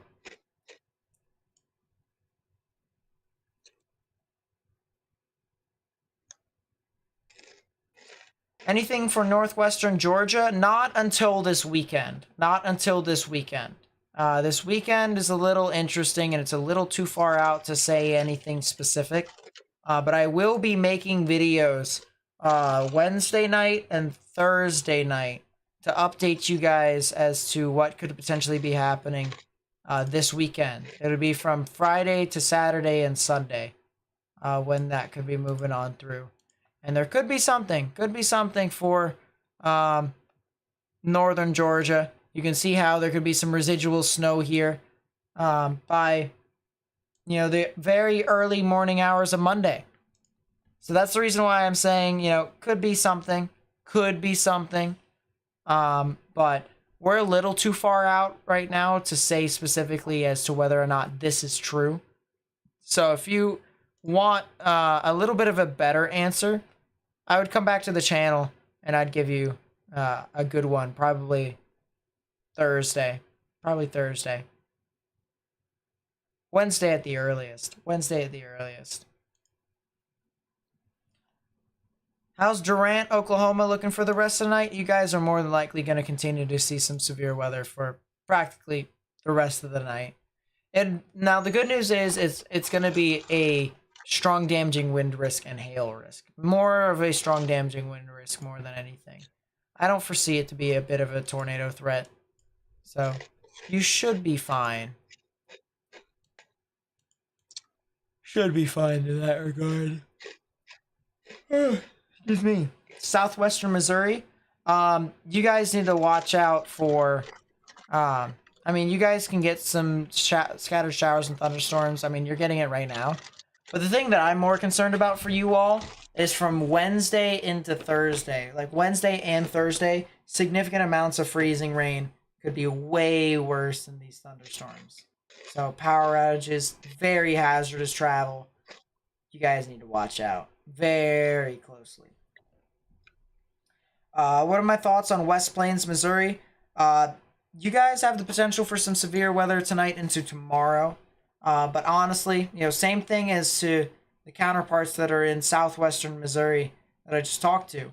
I think your guys' threat, that probably could be more significant, would be the freezing rain from Wednesday into Thursday and Friday. Well, not Friday. By the time it's Friday, it's out. So by Wednesday into Thursday, you guys can get some activity. So I would definitely watch out for that. But yeah, you guys could definitely see some severe weather that can go across your area overnight tonight. The tornado warning has now been canceled. So now I think this is probably a good opportunity for us to kind of hit the sack. Yeah, it gives me finally a reason to die. Yeah. A reminder that we will be live streaming tomorrow. We will be live streaming tomorrow for the severe weather risk that will occur in towards portions of the Ozarks as well as the Deep South and portions of the Mississippi River Valley. We'll take off the radar here, and you can see our risk for severe weather does include this area of dark green and this area here in yellow. So a 1 out of 5 on the severe weather scale in the dark green, 2 out of 5 in yellow. So if you guys live within these areas, I would highly recommend staying tuned to the channel by subscribing and turning on notifications. And if you know anyone who lives within these areas, feel free to send them over to this channel, send them a link to this stream to show them that of what we do and stuff like that. So that way they can come out to the live stream and whatnot. And as Morgan eats his chips in the background, Jesus. it's Cheez-Its, so I can't blame him all too much. I eat my Cheez-Its too. But yeah, so I hope you guys enjoyed the lengthy live stream. We live streamed for over 5 hours. 5 hours. That's pretty fun. On a Plains grunge day. Yeah, for but, real. Is what it is. But yeah, as I said, if you are over here in this yellow area, you for certain need to come out to the live stream tomorrow. All right. Because there is the potential for tornadoes to exist over into some general vicinities over here too. Other than that, any final thoughts? Any final thoughts? Well, tomorrow, here's my stance on the way the SPC did their outlook.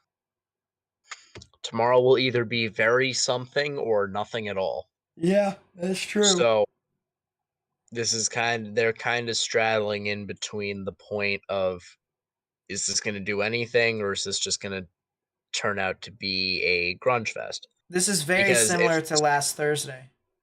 If the supercells don't come to fruition, it's isolated damaging winds. End of discussion.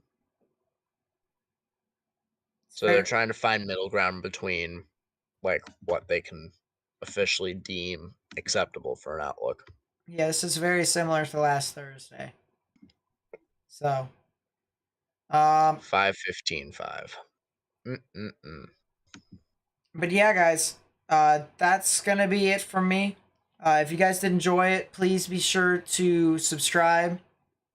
Also, leave a like on the live stream and turn on notifications to stay up to date with all the latest information that I do provide on my channel. I upload videos I upload live streams. I talk about forecasts. I talk about weather and stuff like that. So if you think that that type of content is up for you, you know, we even talk about historical tornadoes and stuff like that as well. Please be sure to stick around and share this information with friends and family and on social media. Follow me on social media. Link will be in the description down below. I will catch you guys next time. Peace out. Bye, everyone.